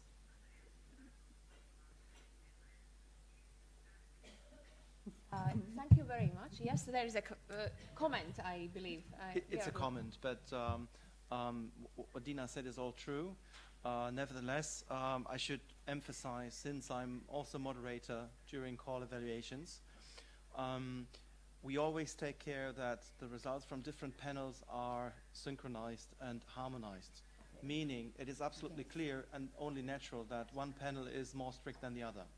That depends simply on the more or less random constitution with experts. So we take care that the language is sort of harmonized. That, for instance, if two proposals are like really very close in terms of quality, but in terms of the evaluation language treated totally differently, then of course there's evidence that we need to do something about it. Not pushing like the proposals in one or the other direction, but we try to get these experts on one table to talk through why they think this proposal is worse than the other, and so on. So that's where we kick in as moderators. I wanted to say that. No, that's nice. And then the next thing, of course, is I should say that with the recent calls, we saw that a large number of high-quality proposals was submitted. We can really say that. There are a few minor shortcomings, and we will have, most likely in February, another info day where we will also talk a bit about those lessons learned from the evaluation. So what is really the problem with the proposals and so on and so forth. I can't tell now because we are still, preparing the event, but there are some clear lessons to be learned from what we have seen in terms of proposals. Then a last point is that those proposals who didn't make it may think about, because they anyway have invested all the work in the proposal, so it's quite a good idea to think about sending that very proposal in addition as a commitment to the marketplace. Because you have anyway prepared a proposal, you have invested all the work, so the project is actually ready for takeoff. The only thing which might be missing, that's of course the critical point, that's the funding or the financing, but still, there are experts in the marketplace, all kinds of other stakeholders who can potentially help with that. We also have banks in our stakeholder base and so on. So maybe the project can still run with a limited work plan, for instance. But it's totally worthwhile to think about submitting it as a voluntary action under the marketplace. So the knowledge is actually not lost, and the work. It's just an invitation, if you want. Comment for your comment. Latvia has no participation in Smart City call. Last one, nothing to resubmit. And really yesterday on one of these Smart City proposals, I found 12th of February as possible date. It's again for your portal. It is there. It's already. Nothing. It was just date. Just date. Yes, and in some calls, they are recurrent calls. So you have your first proposal, you get your evaluation. So maybe you're at 80%. You just have to improve. Maybe add an experienced partner. Maybe add a partner from another country they would like to have in your consortium. Yeah. Maybe make sure that you don't have a double helix but a triple helix. Maybe the evaluation says, look, there are companies missing to implement your very nice idea, but you should implement. And so that's actually what was my strategy. We will submit now.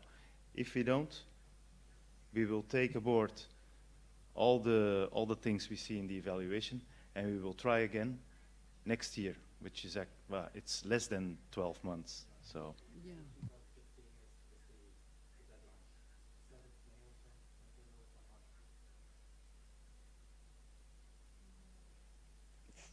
5th of. Just after holidays. Oh, we will be in Glasgow. For the deadline, we will be in Glasgow. All right. Yep. But okay. It will be open. You can push the button submit earlier. Yeah. And during networking dinner in Glasgow, you can resubmit again. Yeah. That never happens. Pushing it too early is. Yeah. No, I just wanted to comment that a while ago we did. European funding is very valuable, and of course we will be seeking this as a source of funding. But we did a calculation that even if we were phenomenally successful on European funding, we were only likely to reach around 10% of the funding we actually needed to make our plans happen. So European funding can only be one element of a much wider financial package. It's seed money. It's Yeah. actually seed money. Not for Latvia.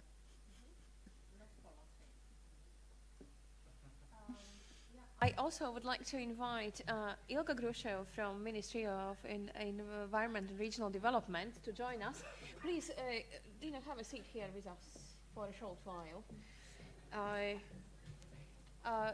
Would you like to elaborate how we can approach some of the territorial cooperation, new approaches that are totally different from the previous program? So yes, hello. My name is Ilga. I represent the Ministry of Environmental Protection and Regional Development. In the morning, my colleague presented what is Interreg Europe about and what are the main features of this program. And yes, as Inet mentioned, program is going further on, and from only pure exchange of experience, we are going to some concrete implementation of action plans and concrete results which the program is expecting. And as it was previously mentioned, the aim of the program is to improve the implementation of regional development policies and programs, especially investment for growth and jobs, and European Territorial Cooperation Program, and how cities and maybe you as a partners could involve. As it was mentioned, there will be 2 phases for projects, and the first phase is based on exchange of experience between partners. And what do we mean by exchange of experience? It's like the same. We need to find you as a partner, for example, some partner from the managing authorities as well. And if you want to participate in the project, there will be necessary to submit also the letter of support from this policy instrument.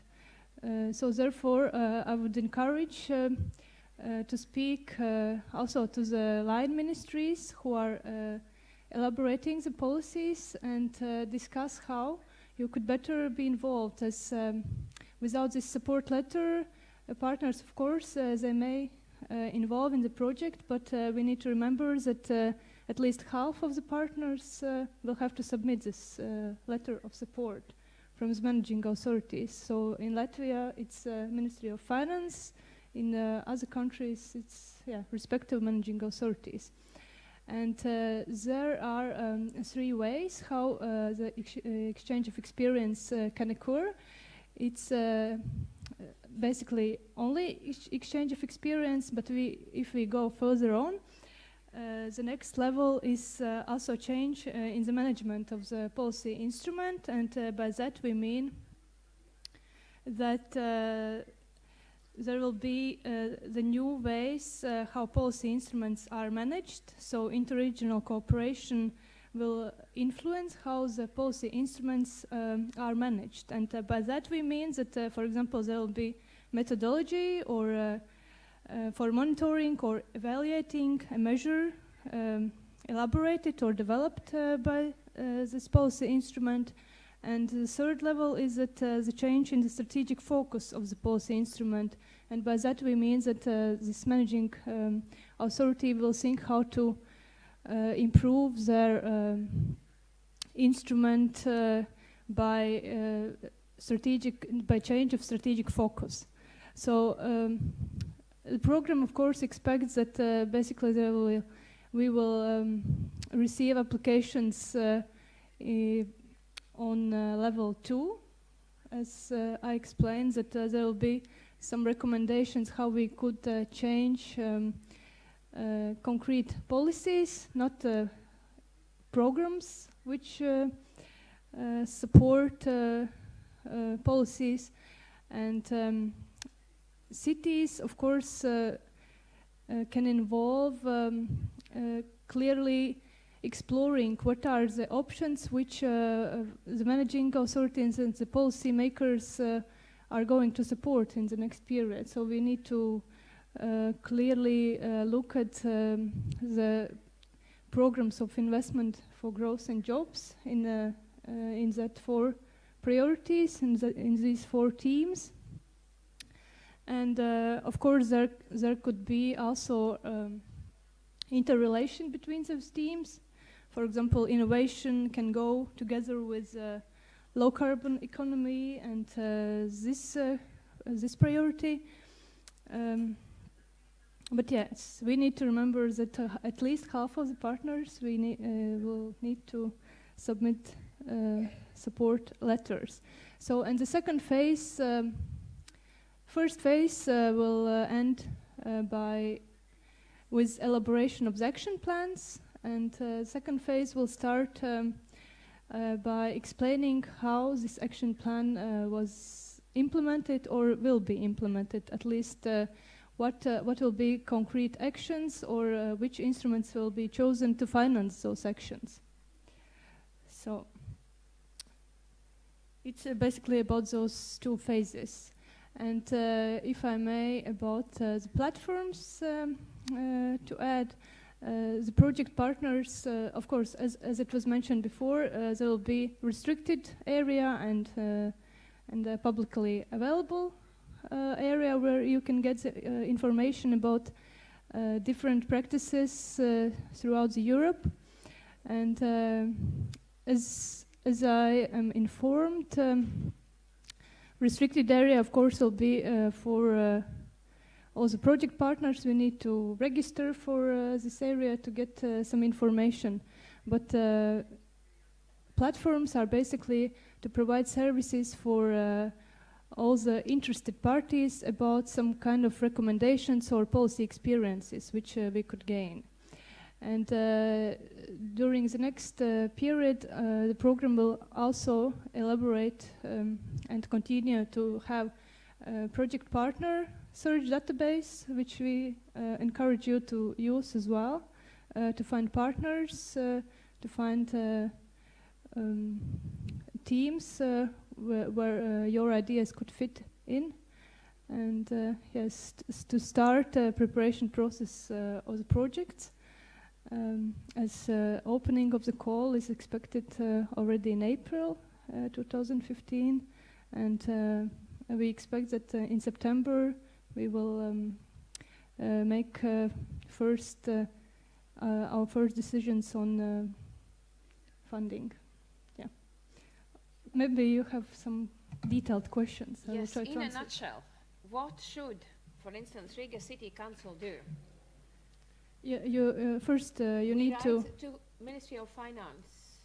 No, first you need to know what is your project will be about. What is your interest or exchange of experience?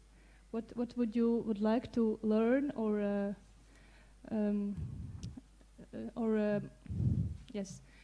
gain to this region to implement it here? And of course, I would encourage to also to read this investment program, how you could fit in, and find partners. And then, when the clear idea is ready, then of course you could reach also our Ministry of Finance and to talk and wait for this letter of support.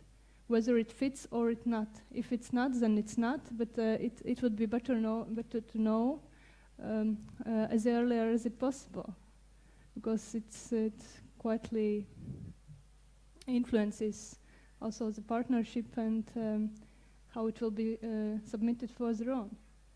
So yeah, but yes, you need to get this support letter, and after then you may submit the project to the Secretariat on the online system. Yeah. Okay, so if I understand it, then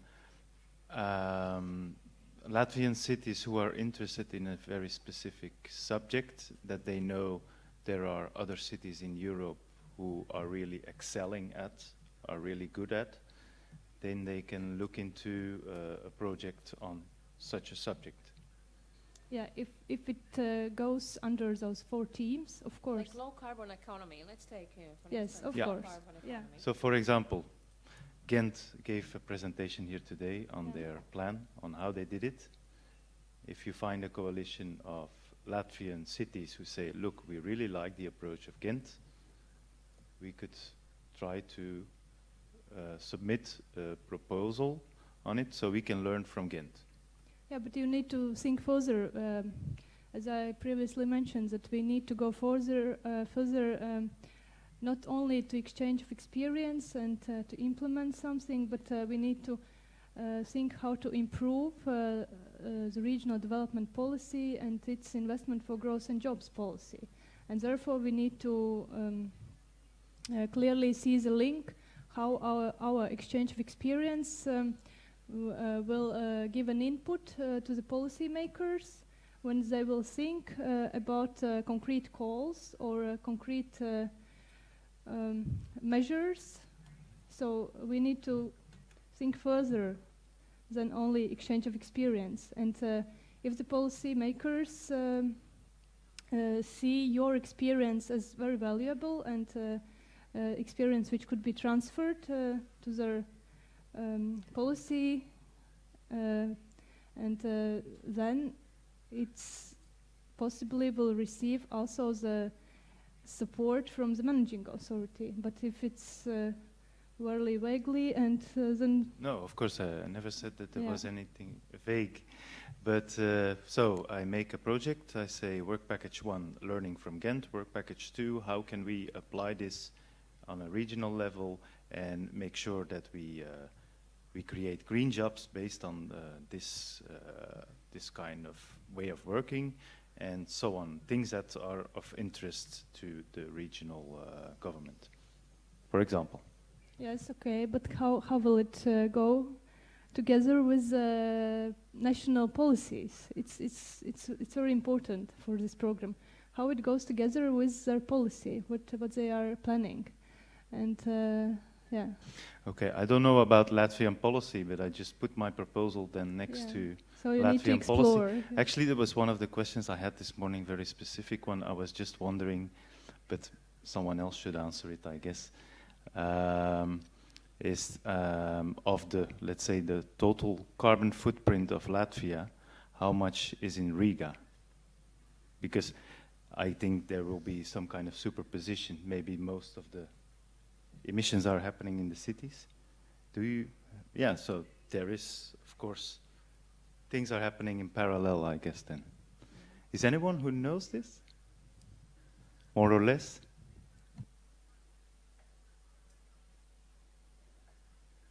Okay, we will know tomorrow. I'm going to Google and so on.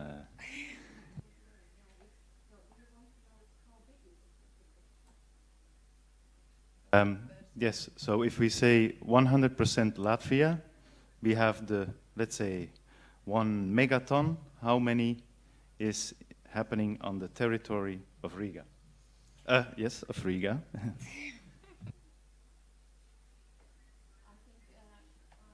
I guess the right person, Gaidis Klaus, is not here anymore in the afternoon, but we will come back to that subject. I think that what is very challenging for me is that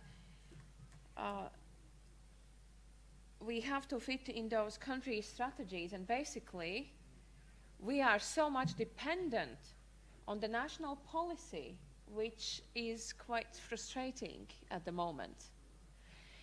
If we do not fit, but it's needed for stakeholders in the city, then should we go against government? Therefore, usually I encourage also the land ministries to speak to other stakeholders which are not directly linked to policy elaboration and implementation. I would say implementation, yes, but elaboration. Maybe, yeah. So. Okay, so I think we should conclude in 5 minutes our session on ambitious plans of cities of Scotland, Latvia, Flanders, and Sweden to apply for knowledge sharing for European funds. So maybe some last questions or encouraging words from those who would like to take lead in those applications.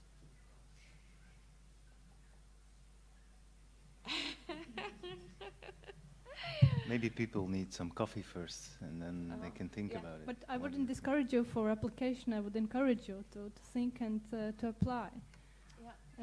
Yeah. I think that we have been learning a lot through interregional cooperation, as it was mentioned today in Mrs. Rubina's presentation, but especially also we are closing the project which is called Green IT Green IT Network Europe, which is Interreg 4C project, where Riga is a lead partner, and within our project we transfer 10 different practices, and some are that huge practices, like City of Rome is transferring the bicing method from Barcelona, which is very costly for city budget, but which provides citizens with the bikes as a daily transportation mode, or whatever we could call.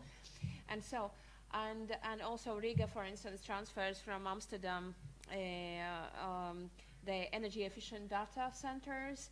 And for instance, Riga SEP is already inspired the Sustainable Energy Action Plan creation in Sicily. With some of our also pilot actions that are in the catalogue of our best practices. So I think we have good grounds here to look, and every city has fantastic practices that we look forward. And I think the key word is not only the policy, addressing policy challenges and improving them, but also exactly transferring the experience from one city to the other. That would be, I think, the key summarizing words. So I thank you very much, Ms. Berzinga and Ms. Grusheva, and also your colleague, Ms. Kravale, for your inputs here. I also am sure that we will distribute widely your slides, and we will come back to you as a resource persons to us. Thank you indeed. I kindly ask you to give a round of applause to our speakers. And now it is time for a short coffee break for 15 minutes. And we come back in 3:15. Yep, thank you.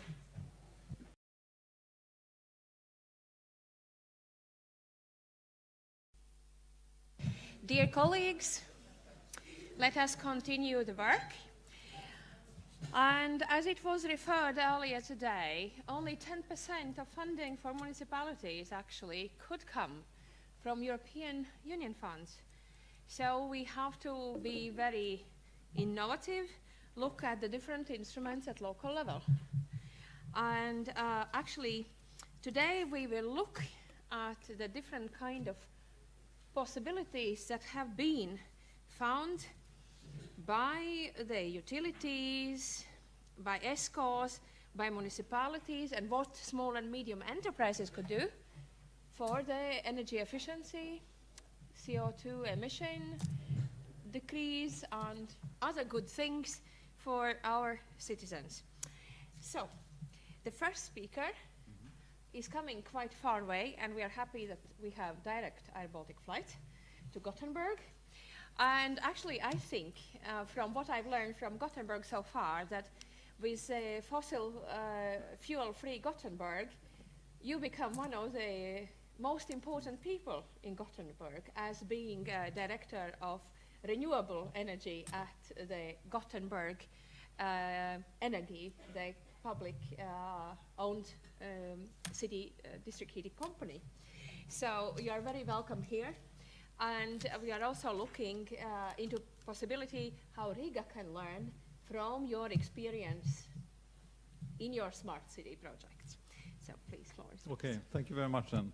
Well, maybe I should start with saying that you should not copy my travel habits then, because coming here I did travel first to Brussels, and then I went to Antwerp, and then I went to Cologne, and then I came here. So I spent a lot. So I spent a lot of carbon dioxide coming here. But again, my name is Jonas Cognell, and I'm working at the Gothenburg Energy Company, which is 100% owned by the city of Gothenburg.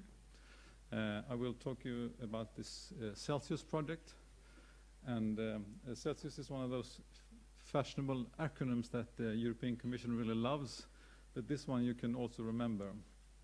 It's really about systems, about large, efficient, scale integrated urban system, which is really district heating and district cooling systems.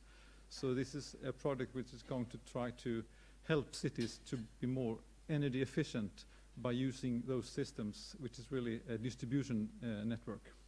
And I will go through this presentation. I believe I have like roughly 10 minutes, was it?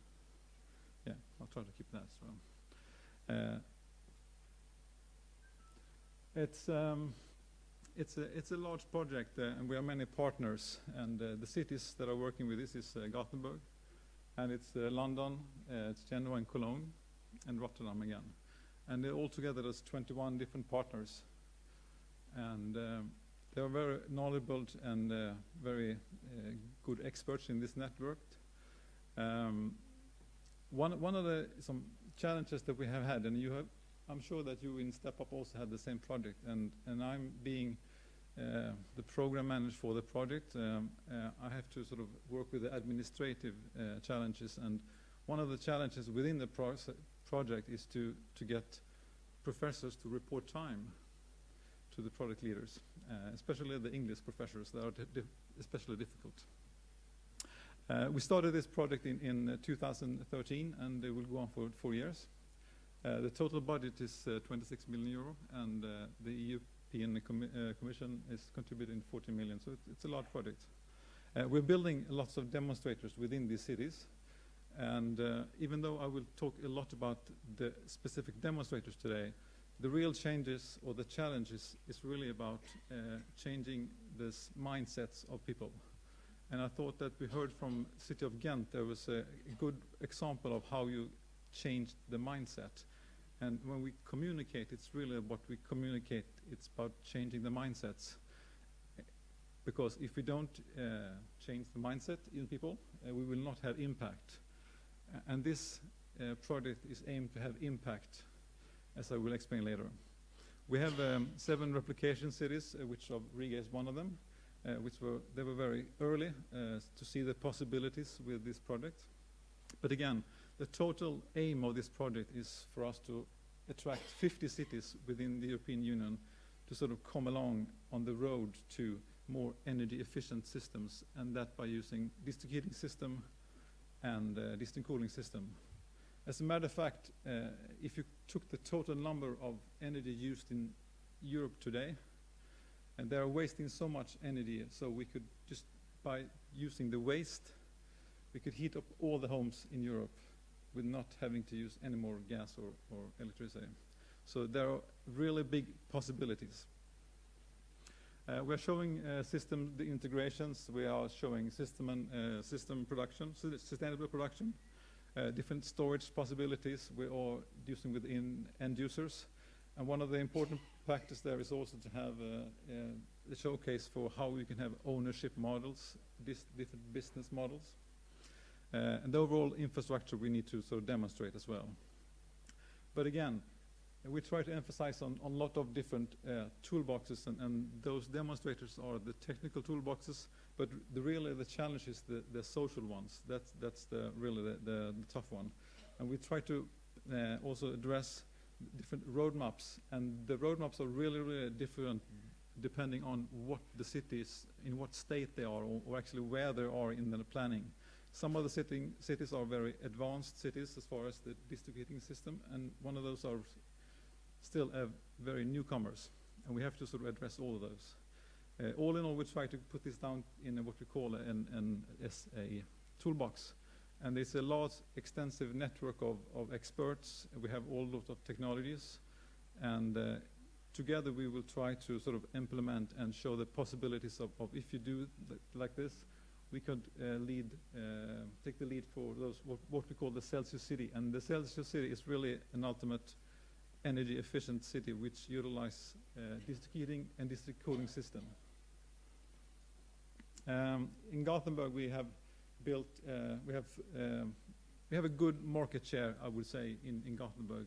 We have more than 95% of the market today in Gothenburg as district heating. So we're not really expanding the system that much. So now we're trying to look a little bit outside the box. And one way of doing that is that we can also supply district heating to one of the ferries. This ferry is leaving the quay every morning. So during nighttime, we provide heat, and then in the morning it leaves for Denmark, and then it comes back again. We have also a possibility of showing how to use white goods, and that's only another possibility how we can use district heating. Short-term storage is important for us because that's a way of minimizing our peak loads. So this is a peak shaving project where we sort of borrow the thermal capacity of our customers' houses. We also had different demonstrators in Rotterdam.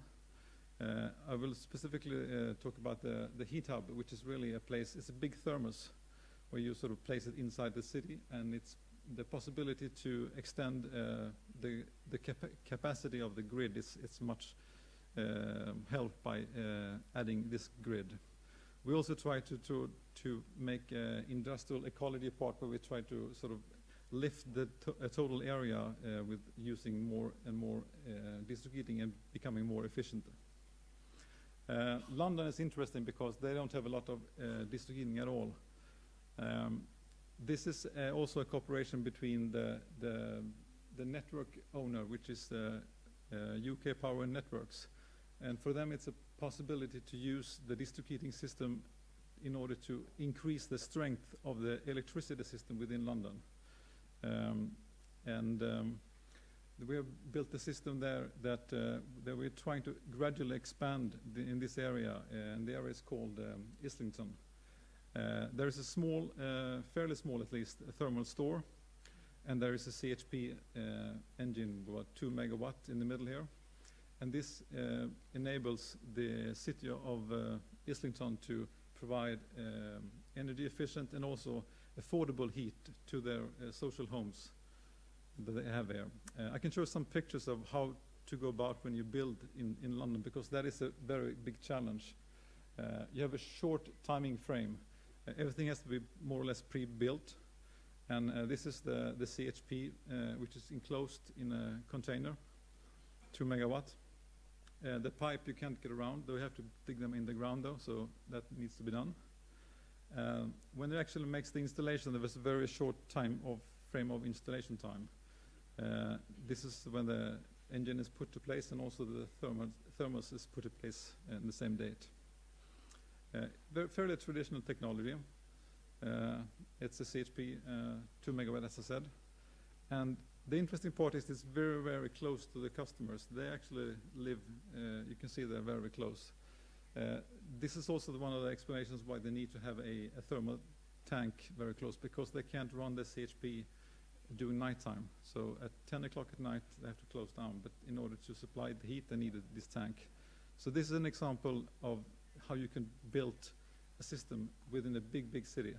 And we also think that if it's possible to persuade the English in London to build district heating there, we can also persuade the rest of Europe, actually. Cologne is also an interesting place because Cologne reminds a lot of how Gothenburg looked some 25 years ago. They have different areas that are sort of small islands, and they are trying to connect them to a larger system. And they use sewage water in a smaller scale, though, but they're still trying to make those systems interconnect. And I think this is an example of a fairly advanced system which has the capability of being really interesting in the future. Genoa in this place is a little bit of a newcomer. This is also a traditional CHP plant.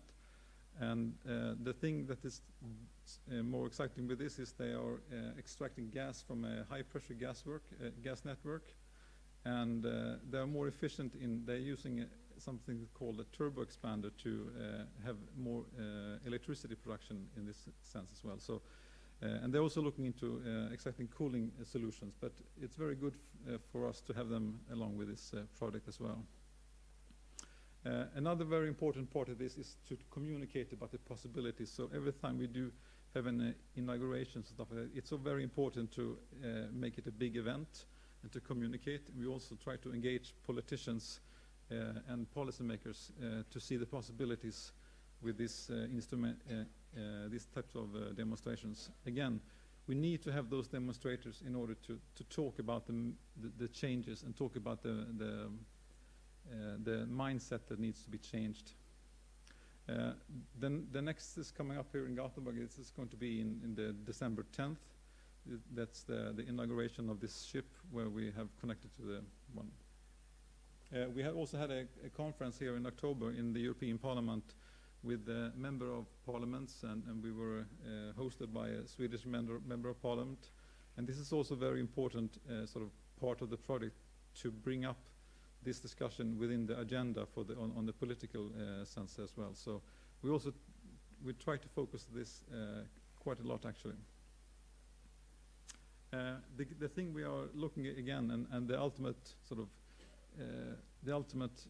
goal with this project is to recruit 50 new cities which can see the possibilities and that we can provide information, and so we can have impact on energy efficiency, the decrease of primary energy sources, improve air quality, and all sorts of good things that can happen when you use district heating system. And what hopefully we can do with this network of experts and knowledge, we can provide those information to these cities that are interested in somehow, again, because we have a really broad history of, and also a broad network of experts. And a few weeks ago, we had the first sort of formal Celsius City was the city of the Council of Enfield that sort of signed up to the city commitment. And we have just started to roll out these agendas to engage and to find cities. And we hope that by the end of 2017 we will have 50 exciting and really vibrant cities that sees the possibilities of this technology which is provided by district heating and district cooling. This is our website which we can visit. This is celsiuscity.eu, and thank you very much for having me the opportunity to come here and talk to you on this occasion. Thank you very much.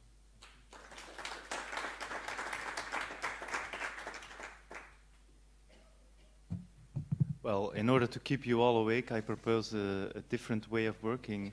I would like to take the 4 presentations first, so if you have questions, I already got 2, so try to beat me. You can have them afterwards, but I'd like to first have the 4 presentations, if you don't mind, and you can already sit down and prepare. The next, I have to check my program. It's Gavin. You've seen him before. He's going to tell you about the energy services company in Glasgow, which is a concrete example of, let's say, of a local financial solution. I don't know whether any EU money was involved, but I guess it's going to be all about local money now. So pay attention. Thanks very much. So I'm going to speak not specifically or not entirely about the Glasgow ESCO, but about ESCO models and financing models that we're seeing in the UK, and I will touch upon what Glasgow's doing. And I'll be quick because I'm sure you're sick of the sight of me. So when we talk about ESCOs, we're talking about ESCOs in relation to district heating. And when we're looking at how we fund district heating and the delivery structures that we can use for district heating, we're looking at really a range of options that range between public ownership and private ownership. And we're assessing those ownership models based on the allocation of risk. So if you start at the top there, and you're looking at something that's entirely public sector funded, operated and owned, then in that model the public sector retains all of the risk for that operation. Now, and that's not something that the public sector in the UK is keen on doing. So we start to move down away from that risk, and we start to look at how the public sector can lead on these types of projects but use private sector contractors to come in and do the work. And in that model then the private sector begins to assume some of the risk for the construction, possibly the operation risk as well. And that takes some of the burden off the public sector. Again, if we move on further with more private sector investment,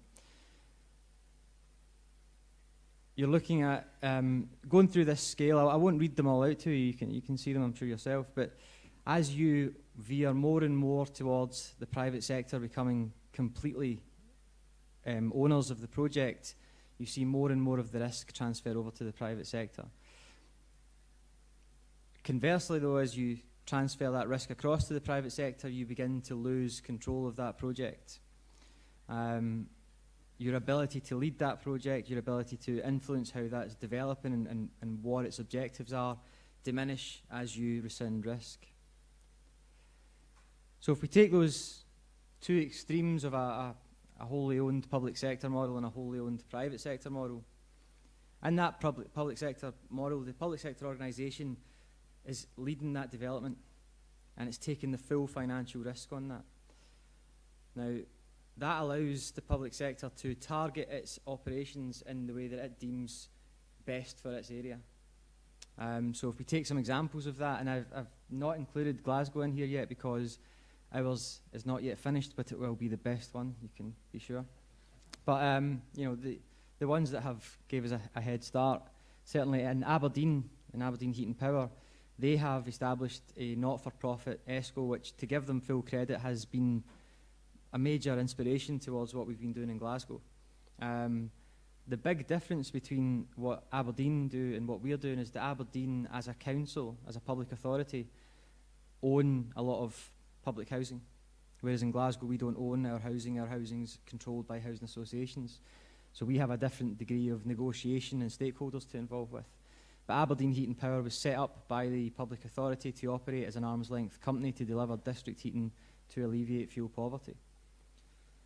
There's other projects. The Bun Hill project in England's a very well-known project, and there's one in Dunfermline, but essentially it's the same thing.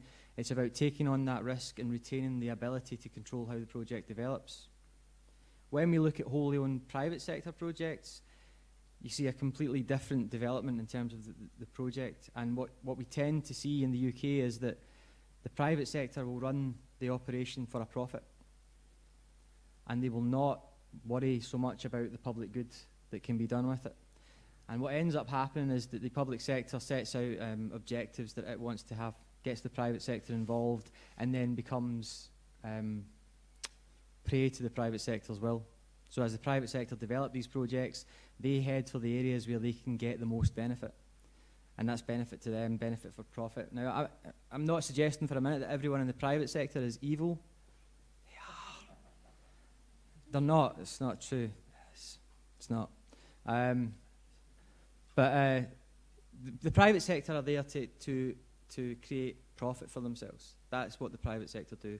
It's the development of markets that's led to that, and they do it very well, and they can't really be condemned for doing what they set out to do. It's up to the public sector to make sure that they set these things up in a way that is managed and controlled in such a way that it delivers the best benefit. The other model that's there is to do with one that's in Glasgow and is developed by a housing association. So that housing association controls a very large bit of land in Glasgow in an area called Maryhill, which has 1,500 or so social houses and another 300 or 400 privately owned houses. And they wanted district heating to deal with their area's fuel poverty issues. It's an area of the city where all of the electricity generated, all of the heat generated came from electric heaters. So it was very expensive to heat, and the people in the area are significantly poor. So a lot of them were not being able to heat and making that choice again between either heating or eating. The Housing Association knew that district heating could solve that problem, but didn't want to take on any of the risk associated with it, and essentially farmed the project out to the private sector, to another utility company in Scotland called Scottish and Southern Energy. Boo, says Dom. That's Dom's big rival. And what Scottish and Southern Energy did, to their credit, is they've built a technically brilliant district heating scheme. They've connected 1,500 or so homes to that at the behest of the Housing Association. A further 200 or so privately owned houses have volunteered to connect to that system, and they're getting cheaper heat. And unfortunately though, because it's owned and run by a private sector company, they run it at a profit. So the benefits are not as good as they could be, and a lot of the residents in the area are complaining that they're not getting as good a deal as they could have done. So in terms of the key considerations that we need to look at when we are looking at the delivery structure and how we've considered it is, what are the stakeholder drivers and objectives? So who is this for? There are different district heating requirements. You know, we've heard about industrial district heating and serving heat to ships, and which are not necessarily social motivations. There is a business motivation in that, and that's perfectly good. But it's also about that desire for control and appetite for risk. Public sector in the UK is notorious for its aversion to risk, which is a bit misleading, because the public sector takes on a fair bit of risk, but the perception is that it doesn't like risk. There is, we have to consider our in-house capacity and capability to deliver on these projects, as well as commercial viability. Even when we're looking at ESCOs that are going to run as not-for-profit entities, they will generate a surplus. They have to generate a surplus to allow them to expand, so there has to be commercial considerations. Also, what access we have to capital and finance, whether we're looking at new build sites or if we're looking at retrofitting old properties, the scale and phase of these projects, and legislation and regulations a big consideration as well. As can be exit strategies, it may be that the public sector wants to set this up and then at some point walk away from it at the point at which it's serving the purpose that they set out to give it. So in terms of perceived risk, the perceived risk is very often perceived to be much worse than it actually is. And Step Up's a very good example of how visiting other cities and learning from other cities can diminish that perception of risk, when you can see other, in this case, energy services companies that have built from the ground up and have become very successful. Appropriate risk allocation is very vital to how we deliver these projects. We have to make sure that the allocation of risk is in the right hands and with the right people. When you're working in some of the models where you're working with the private sector as well, you're obviously managing contracts and performance. And again, just like any other project, it's absolutely critical that we do that correctly, and by doing that correctly, we begin to minimise risk. On the other side, you're talking about control and the appropriate levels of control. How much control do you actually want? Is it applicable to all assets? Do you even own all the assets? There's many considerations that will affect how risk is taken in this. And then we have to talk about considerations for finance. In Glasgow, we have some fairly unique situations in terms of financing that are helping us deliver district heating. In fact, they're completely unique. And it's testament to the strong partnership working that we have in the city, as well as the city's ability to capture major events like the Commonwealth Games that have driven a lot of these projects. And Glasgow's a very adept opportunist, and we see a lot of examples of Glasgow capturing opportunities and making the most out of them. The Commonwealth Games has done an awful lot to help us deliver district heating in the city. But if we think then about the Commonwealth Games as an example, that the athletes' village, where the athletes stayed during the games, is heated by district heating. And that district heating was funded and delivered through a consortium of public and private sector partners. A very complex model was developed where the partners delivered to extremely high standards, building standards, delivered an energy centre in district heating that would deliver heat to not only the houses but the associated velodrome and care home.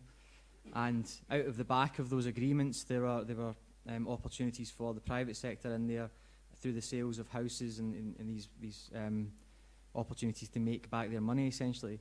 But what that left the city was this district heating system that they inherited. And this is essentially one of the major aspects that's driving the development of the ESCO.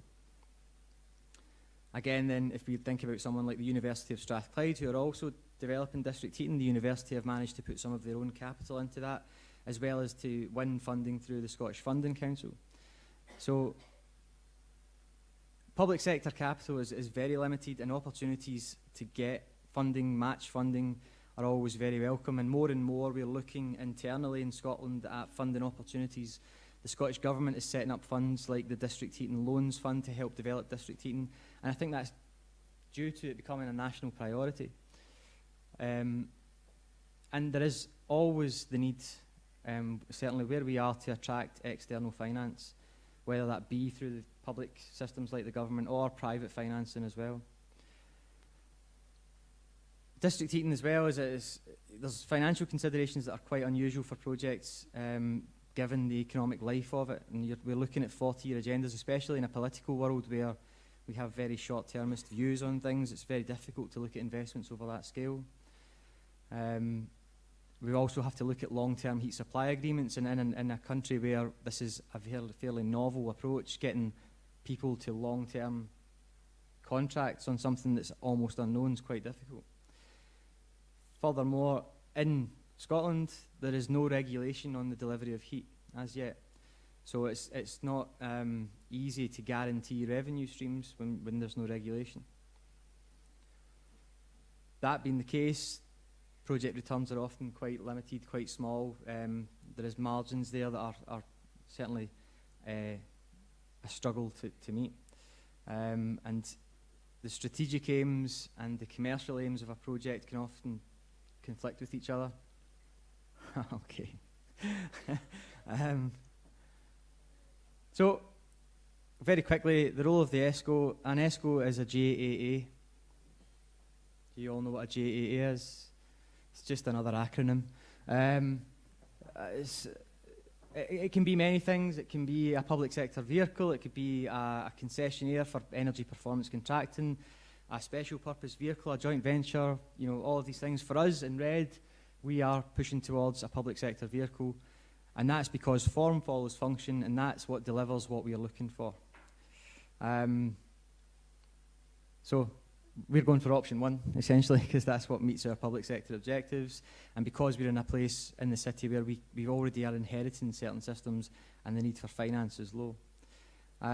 Any opportunity I can get to get back to the future into a presentation, I will take. It has nothing to do with district heating, but it looks great. Moving forward, public sector capital is not really going to get any better in the next couple of years. Capacity to deliver is increasing, however.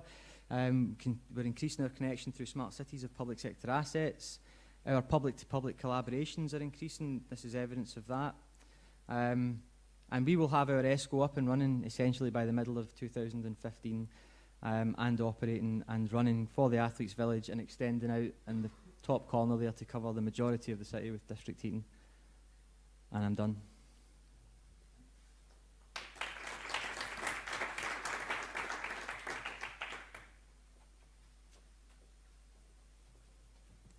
Okay, thank you, Gavin. I remember especially that you talked about the choice between eating and heating, and it was, I'm going to remember that one.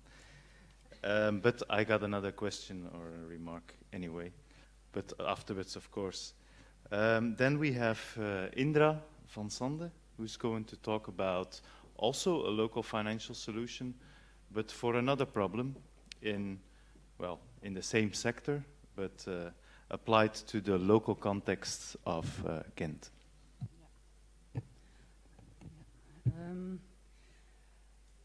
Well, I'm going to say something about the levers we are using for residential sector. The residential sector is a rather important sector in our SCIP, not only due to energy, it's 24% of the total emissions, but also because we are facing increasing fuel poverty in Ghent. And we have in GIS mapped out the zones in Ghent where fuel poverty is more intense than in other zones.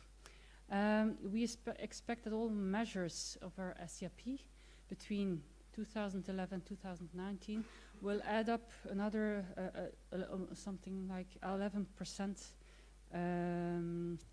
of CO2 impact. We have in Ghent houses that are very common, very precious, and even more valuable. So if we want to address that problem, it's not so easy, and it's a very scattered ownership also that we have there. We see we have something like 120 dwellings, and if we want to get them all climate neutral in 2050, we have to have a pace of 3,300 houses a year. So now we are at 1,500. That's why we have to double it.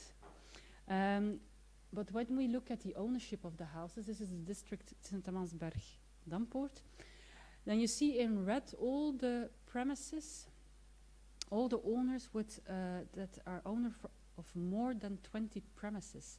You see there aren't many. As I said before, we have to convince many owners in order to evolve to climate neutral Ghent. And as I said before, what motivates is a combination of three things: make people enthusiasts, make that it seems like a piece of cake, that they know what they're doing, and also money. I already showed you what kind of levers we had on the financial side, and I'm going to focus on something I think every local government almost does: giving subsidies. It seems simple. Many subsidies are often, or if you insulate your roof, you get so much money, voila, and that's it. But we had a talk with our stakeholders, and the stakeholders said, don't give again energy subsidies, please. It always goes to the people who are already having money and actually can afford the retrofit anyhow. So if you can't wait or spending your money with energy subsidies, please do let it go to the socially weak. So that was a very clear message. And if you give subsidies, make it substantial, else it won't work for the socially weak. And you have to tackle the rental market too. And they say the support should help people in whatever phase of retrofit they are. Because we often see that subsidies are given, for instance, 2 years subsidies for windows, 2 years or 3 years subsidies for roofs, and so on. But not all people retrofit at the same moment, at the same time. So you have to be able to link to the phase that all people are in at that moment. And some can be already very far in their retrofit project, some are still at the start. So you have to take that into account. And not only those phases you have to take into account for that reason, but also the socially weak. They sometimes can only get the loan for 10,000 euros at a time. So, and then after 5 years, again 10,000 euros, and then after 5 years again. So you have to be able to split it up also for that reason. So we thought, okay, if we have those questions of stakeholders, how are we going to tackle it then? And how does our subsidy rules have to be? So we focused first on the income. We created 4 categories of income, going from socially more vulnerable households to the more richer people in Ghent. And we added also another criteria. If you want to apply for subsidies in the first 3 categories, you may only have 1 house. If you have 2 houses, actually, you don't need support from the local government. And then we have a range of measures so that everybody, depending on the phase of the retrofit they're in, can use it for roof insulation. We have even a supplement on roof insulation for the socially deprived households. Roof renewal, facade insulation, floor insulation, insulating of windows, heat pumps, floor heating, and then assistance for small energy jobs. And then you see that the higher your income is, the less you can apply for. And even the most wealthy people in Ghent only can get roof insulation subsidy and not more. And then you have sort of palette of possible measures you can get subsidy for, but we have limited it. So the first category can get subsidies up till 4,600 euros, the second 2,500, the third 1,500, and the last category only 1,000. So, and we think if we look at all the questions the stakeholders have asked us, we think it's in there. We also looked at the private social rental markets, and we said, well, actually you can fit into category 1, but there is one condition: you have to rent it to socially deprived families. And if you do that, okay, then you can fit in, and then you may have more houses, but you have to, the benefit of that retrofit has to go to socially deprived households who are renting then that house. So first we thought it is going to be very complex, but we went back to the stakeholders with this proposal, and they really appreciated it. And well, now we're going to test if it also is going to work, because we have a rather large budget for this, 6.6 million euros for 4 years. So we will see if it will be completely spent.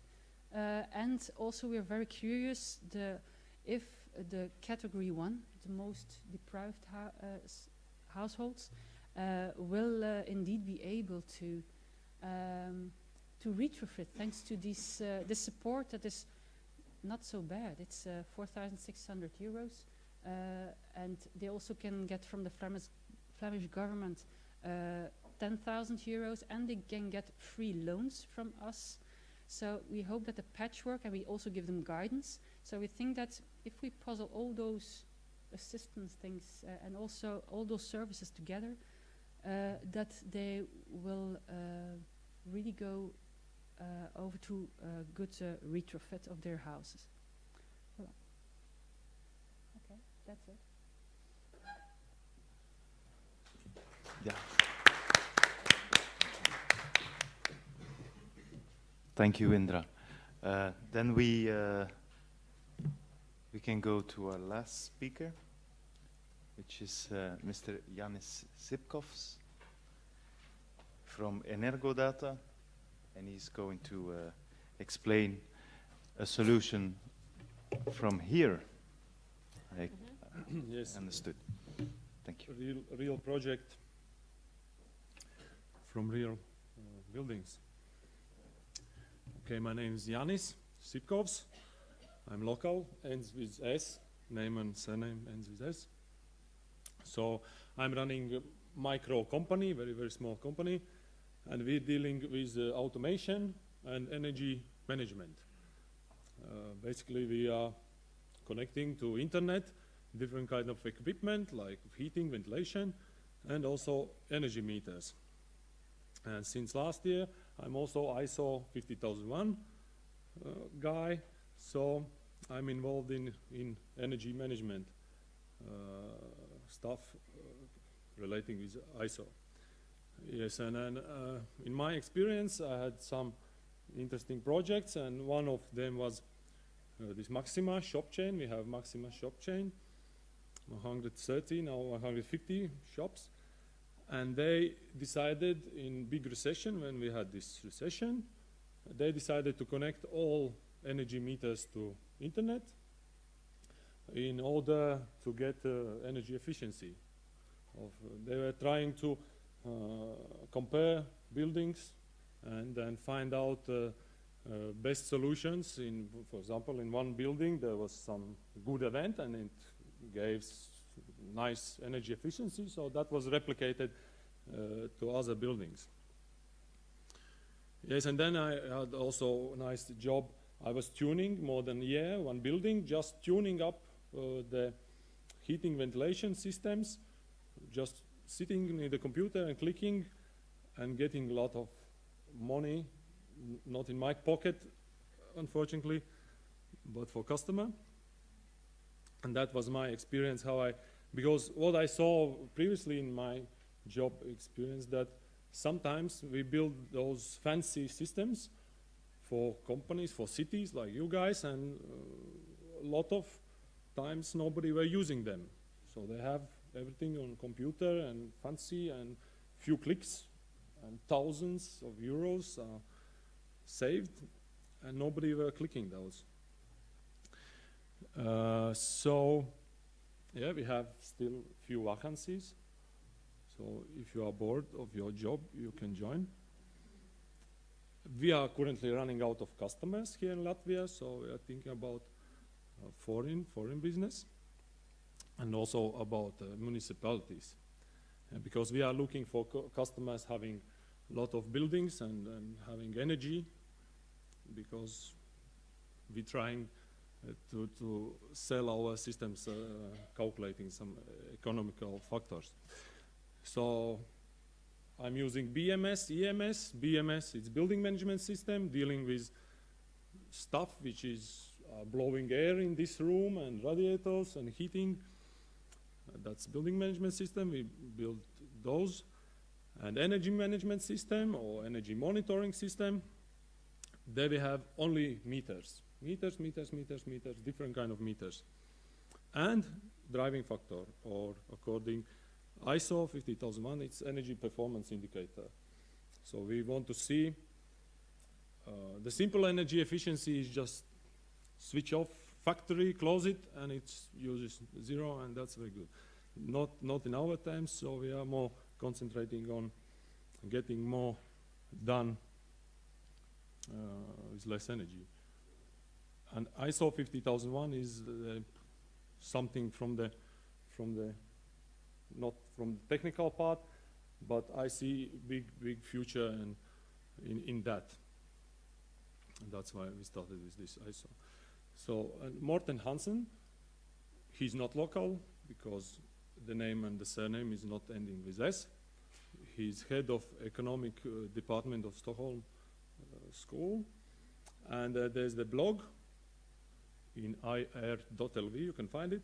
And he's telling that actually that Latvia is not so energy efficient, and he's comparing Latvia to northern countries and Denmark, and he's telling that we are creating 1 GDP using twice a lot of energy like you guys.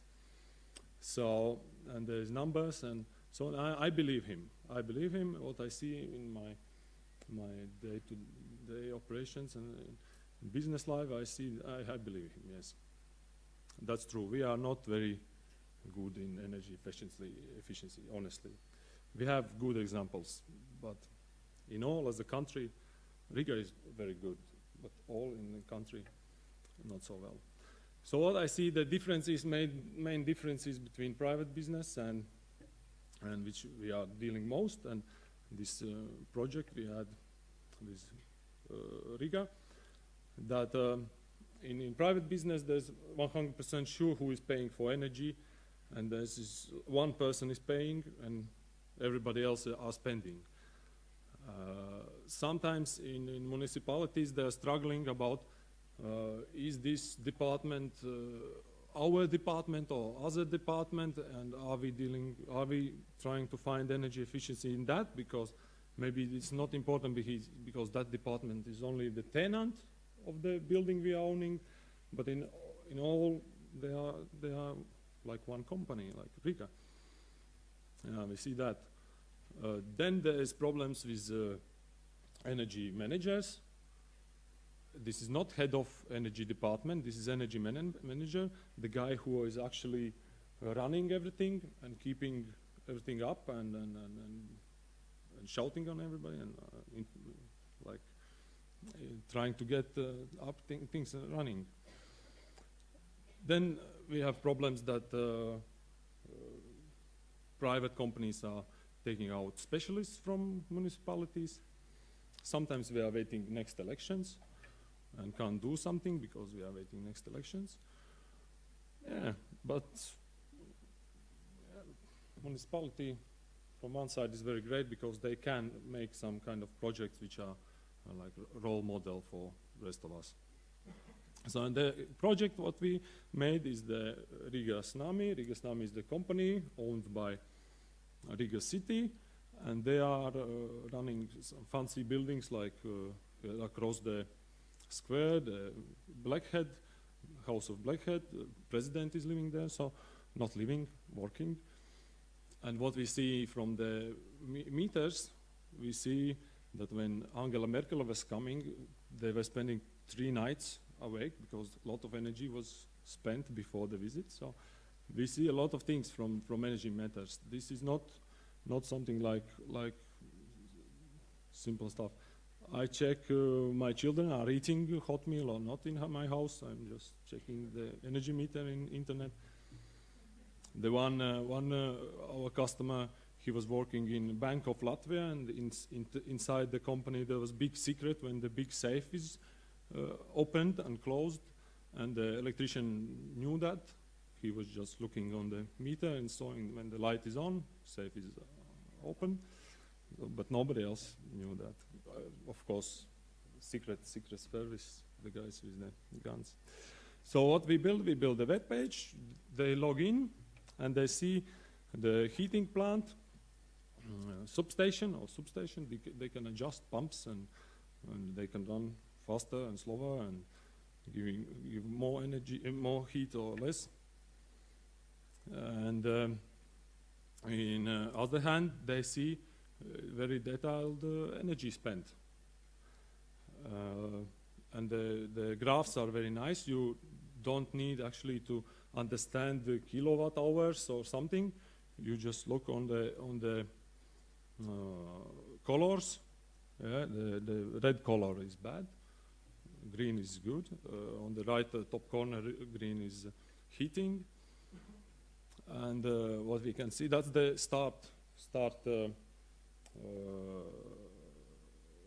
starting page. When they enter the password, they're not clicking around. They see exactly a lot of stuff. They can press the button, and the system is calculating budget. It calculates from the last 20 years average temperatures and how you set the limits of how much energy you are spending on different kind of outside temperature conditions. And the system calculates the end, how you will end the year. And here you can see that the particular building where Maja Rubina's office is located, they can live approximately 70,000 euros in one side or another side. And there's also the problem, how is it allowed in budget terms to spend the savings for additional improvements, because sometimes, not in Riga, but in some other municipalities, we see that sometimes that at the end of the year they are heating more because they spend too less. They spend too less, and next year they will be short of money. Yeah, so these kind of examples we also have. Yeah, so they have fancy graphs, they have fancy web page where they can adjust things, but what we can see that there's no lack of motivation of run those fancy systems sometimes. And that's why we are now starting to work with ISO 50001, because this is the energy management standard covering not technical issues, but issues related of how you are running your organization. And then if you apply to ISO 50001, then definitely you will have energy manager. For our project, what we built, the energy manager left the job. So energy efficiency stopped. And that's the problem, what we can see in our project, yes. I'm run out of time, I think. No, thank you very much. It was very interesting. I'm very curious about at which temperature international negotiations should happen. So next time Angela Merkel, she comes to Brussels, I would like to know the temperature we should put. So I suppose first, if anyone has a question, yeah, for any of the speakers, I said I have, so, but you can be asking one before me. So, okay, I'll kick off. Then I have to go back. Yes, Jonas, it was very interesting to hear that you say you own 95% of the market. I wouldn't call that a market then. It sounds like a monopoly. So I'm very curious to know whether you only distribute heat or you also produce it, and how this is possible with EU rules. Thank you. Very good question then. We started introducing district heating in Gothenburg in 1953, and then gradually we've been moving upwards and upwards. And we could say that now all these houses within the city limits, or at least all the dwellings and all the commercial houses, we actually have the market share of 95%. And that's over time. What's also can be pointed out that there's out of 250 companies in Sweden that provide district heating, there are 240 companies that are more expensive than Gothenburg Energy. So we also have one of the lowest prices in the whole of the country as well. So I think that's also one of the explanations why we have such a high market share, because we have one of the lowest prices. Okay, so I understand that the other 5% are 240 companies. No, sorry, maybe I was unclear then. It's the total number of companies operating in the whole of Sweden are 250. But out of those 250 companies, 240 of them are more expensive than Gothenburg Energy. But also Gothenburg Energy is one of the largest companies in Sweden. But we also have the lowest prices. So I think that's one of the explanations why we have such a hard or such a good market share. And also we can see that now when people are installing new houses and the houses are being built, and the city has a will to sort of make it even denser, the city. So most of the development is taking place within our network. So out of 10 proposals we get 9 of those. Okay. Anyone? Dominic. I've got to remember the red button, that's right. Jones, we were talking about this briefly last night, just the financial aspects of the heating schemes. I noticed that there's a fairly significant chunk of money coming from the EU, and then there's also another, I think, 12 million that was coming from other sources. Is all of that, I mean, so the EU money is actually being used to install assets in the ground, develop heating plants, and then the other funds are just being used to top up individual projects, or and what sort of impact does that have on the final ownership of the various different schemes? I would say in the project, most of the money that comes from the EU goes to man-months, you could say that, and we are 21 partners, and most of they are, some of those depending on what work package. For example, administrative tasks, they get a 100% refund, so that would be a good part of the EU contribution.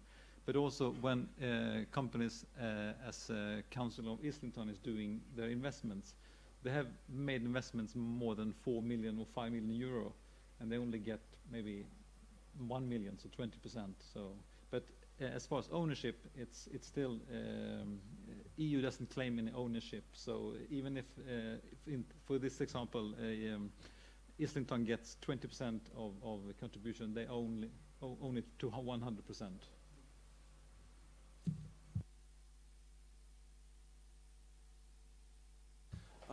What you just said, it's actually a perfect example for what I meant with seed money. The Celsius concept, for instance, is a very good example how one project can actually already start an own network of knowledge around district heating. And taking the funding from the European Commission as a seed money for exactly that is actually a great example. And also, I know from Sylvia that you guys also joined the marketplace.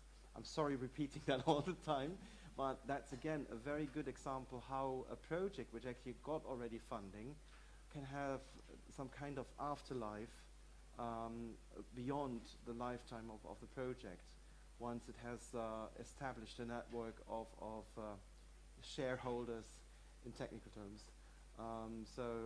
That is actually an approach which I would strongly recommend to follow also for other technologies and projects. I really like that. Okay, maybe my last one. I saw some kind of requests in one of your last slides. You were looking, or maybe you have found them. 50 cities.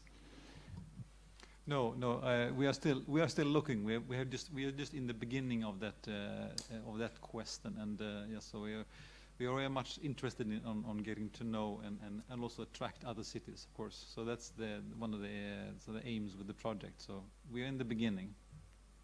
So then, if I would be a city, then my question would be, what's in it for me? For all, we have a large extensive network of experts, and what we do, we share experiences. As I said, we have all different types of experiences, but some of those cities that are here, they are very, in a sense, newcomers, and others are more experienced, and we think that with this good team of experienced cities and participants, we can provide help to whatever question that your city is about to sort of tackle. Are you still looking for Latvian cities? Yes, we are. Okay, so there's another opportunity, people. Christian? It was not very clear to me how the ESCO in Glasgow is going to use energy performance contracting in its projects. It's not. Energy performance contracting was merely to illustrate that an ESCO could take that as a function and be called an ESCO. You know, there's various different models that would call themselves ESCOs. There are ESCOs in the UK which purely buy and sell energy and still call themselves an energy services company. So the point was that, you know, the ESCO in the UK is still a relatively unknown quantity, and that's why ours is very specifically about district heating, and that's all that it's concentrating at this point. It's not trying to be a jack of all trades. So energy performance contracting is not something that we're interested in. Thank you, Christian, for stealing more or less my question. I have some. Yes? It's Amanda Crawford from Strathclyde University. I had a question for Mr. Sipkovs and possibly also Dominic Sims. It's regarding sort of the public's view of privacy when it comes to you using their data to be able to manage and plan. Have you experienced any resistance there, and how do you sort of mitigate those concerns? Yes, and privately with my children and wife. Usually I have those issues that I'm checking from work what they're doing in home. But in big sites, yeah, that's of course is the issue, and maybe at this moment nobody is, if I can say, they're not understanding the importance of those data, and they are not started yet to worry about that.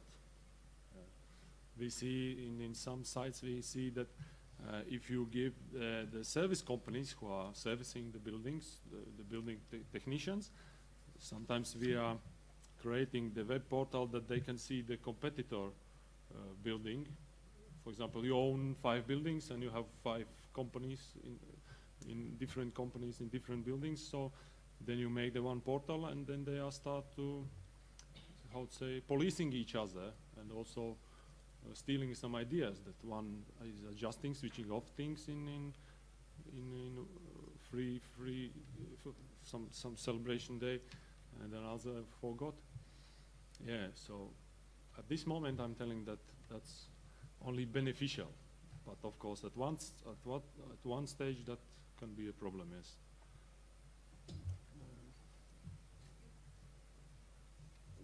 Okay, I would like to add that I'm currently in another project where we are going to look at how far customers want to go in providing data to a service provider and what they want in return, because these data are money. So we produce data just by being, so maybe we can get something back for it.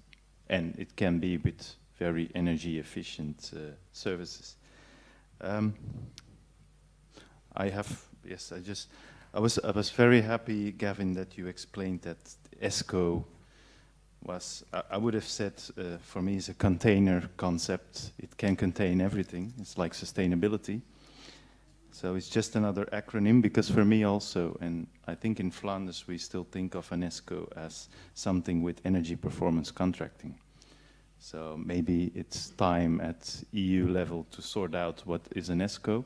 But what I understood now is Riga Energy Agency is an ESCO. EANDIS is an ESCO. Well, everyone can be an ESCO. Yeah. Just look for another acronym.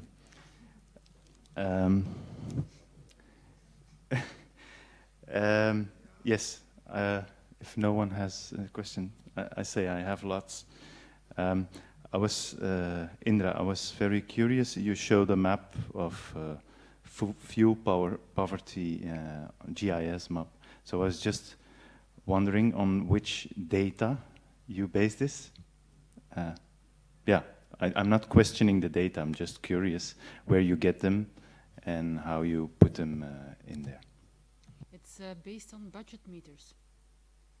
But we have also another one based on the criteria. Can you explain the concept of budget meters? Budget meter is a meter that is placed between for gas or for electricity, and then you have a prepaid card. And it's a way to control your expenses for gas and electricity, and you have to upload your card with money, and you can get energy depending on what is uploaded on that card. So it's a sort of prepay. And the budget meters are sometimes kept. There are installed with people with problems with their energy bills. But we see if people are out of that situation, they sometimes keep the budget meter just to have better control. So we know that the data is not completely 100% social target group. And that's why we also have another map with the indicating poverty, not fuel poverty, but poverty. But when we match them, it's rather similar. So we think we have a rather good view on where fuel poverty is concentrated in Ghent. Yeah. Dominic, go ahead. Indra, just following on from that, the fuel poverty one. So the fuel poverty stats, you're basically tied to whether someone's using a prepaid meter or not. So someone that might have a different sort of meter would be not appearing on that register. Not close enough? Well, okay. The system we have actually is that once people are, let's say, from the usual gas and electricity provider, they get kicked out, a meter is installed, and actually it's the grid company who has to make sure that they still have the possibility to get electricity and gas. So it is an interesting indicator, but we cannot we don't get the 100% coverage of what fuel poverty is, but it's an indication. Actually, my neighbors have such a meter. I found out some weeks ago when they had a problem, and I just wanted to switch it back on, and I said, "Ah, you have a meter," and I wasn't expecting that. So, just in relation to that, in relation to these meters, prepayment meters are a very serious problem in Glasgow, and very much because they get installed when someone gets into a position of debt that they can't recover from and is going to be cut off. And they get a prepayment meter which, as you explained, allows them to pay a limited amount into that meter as and when they have it. But unfortunately, what it actually means is they put a £5 card or €5 card on there, and £3.50 of that goes to the debt, and they're actually paying £5 for only £1.50 worth of electricity. And quite often they can't get off of that prepayment meter because they can't recover from that debt position. Or if they, that property is then let to someone else, that person often inherits that debt with the property because it's attached to the meter. I'm wondering, in Belgium, when it gets to the position that someone can't afford their electricity anymore, are they paying the debt off through that meter as well? I'm not completely familiar with the system behind it, but normally we had welfare has a cell energy, and then they have a sort of guidance and also a paying back plan to pay off debts. Normally it's not through the meter. No. It's a separate plan and also sort of energy committee that's guiding them. Okay. Yeah.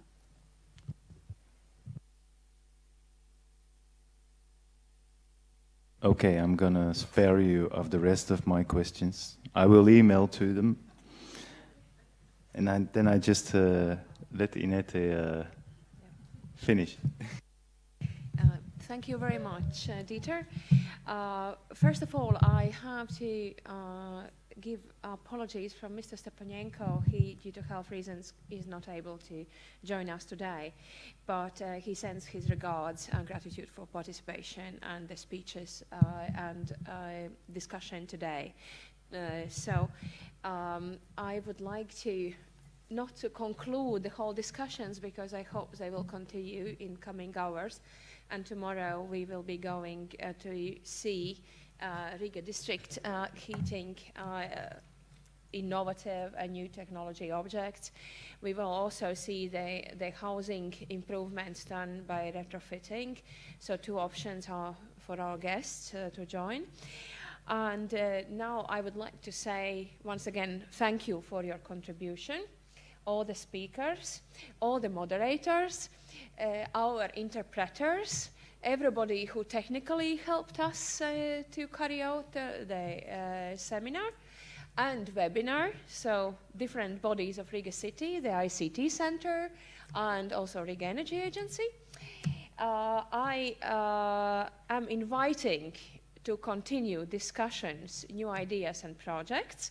And for our guests, I would like to remind you that we will have an hour to go to the hotel and to meet in an hour at the National Library, where we will be met by architect Jānis Ripe.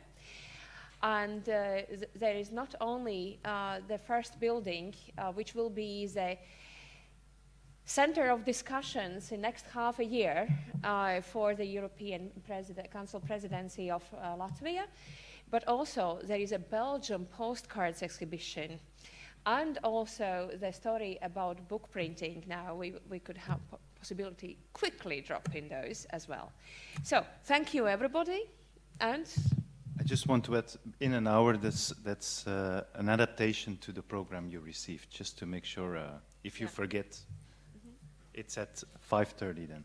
Yes. And where is it? Just across the river. National Library.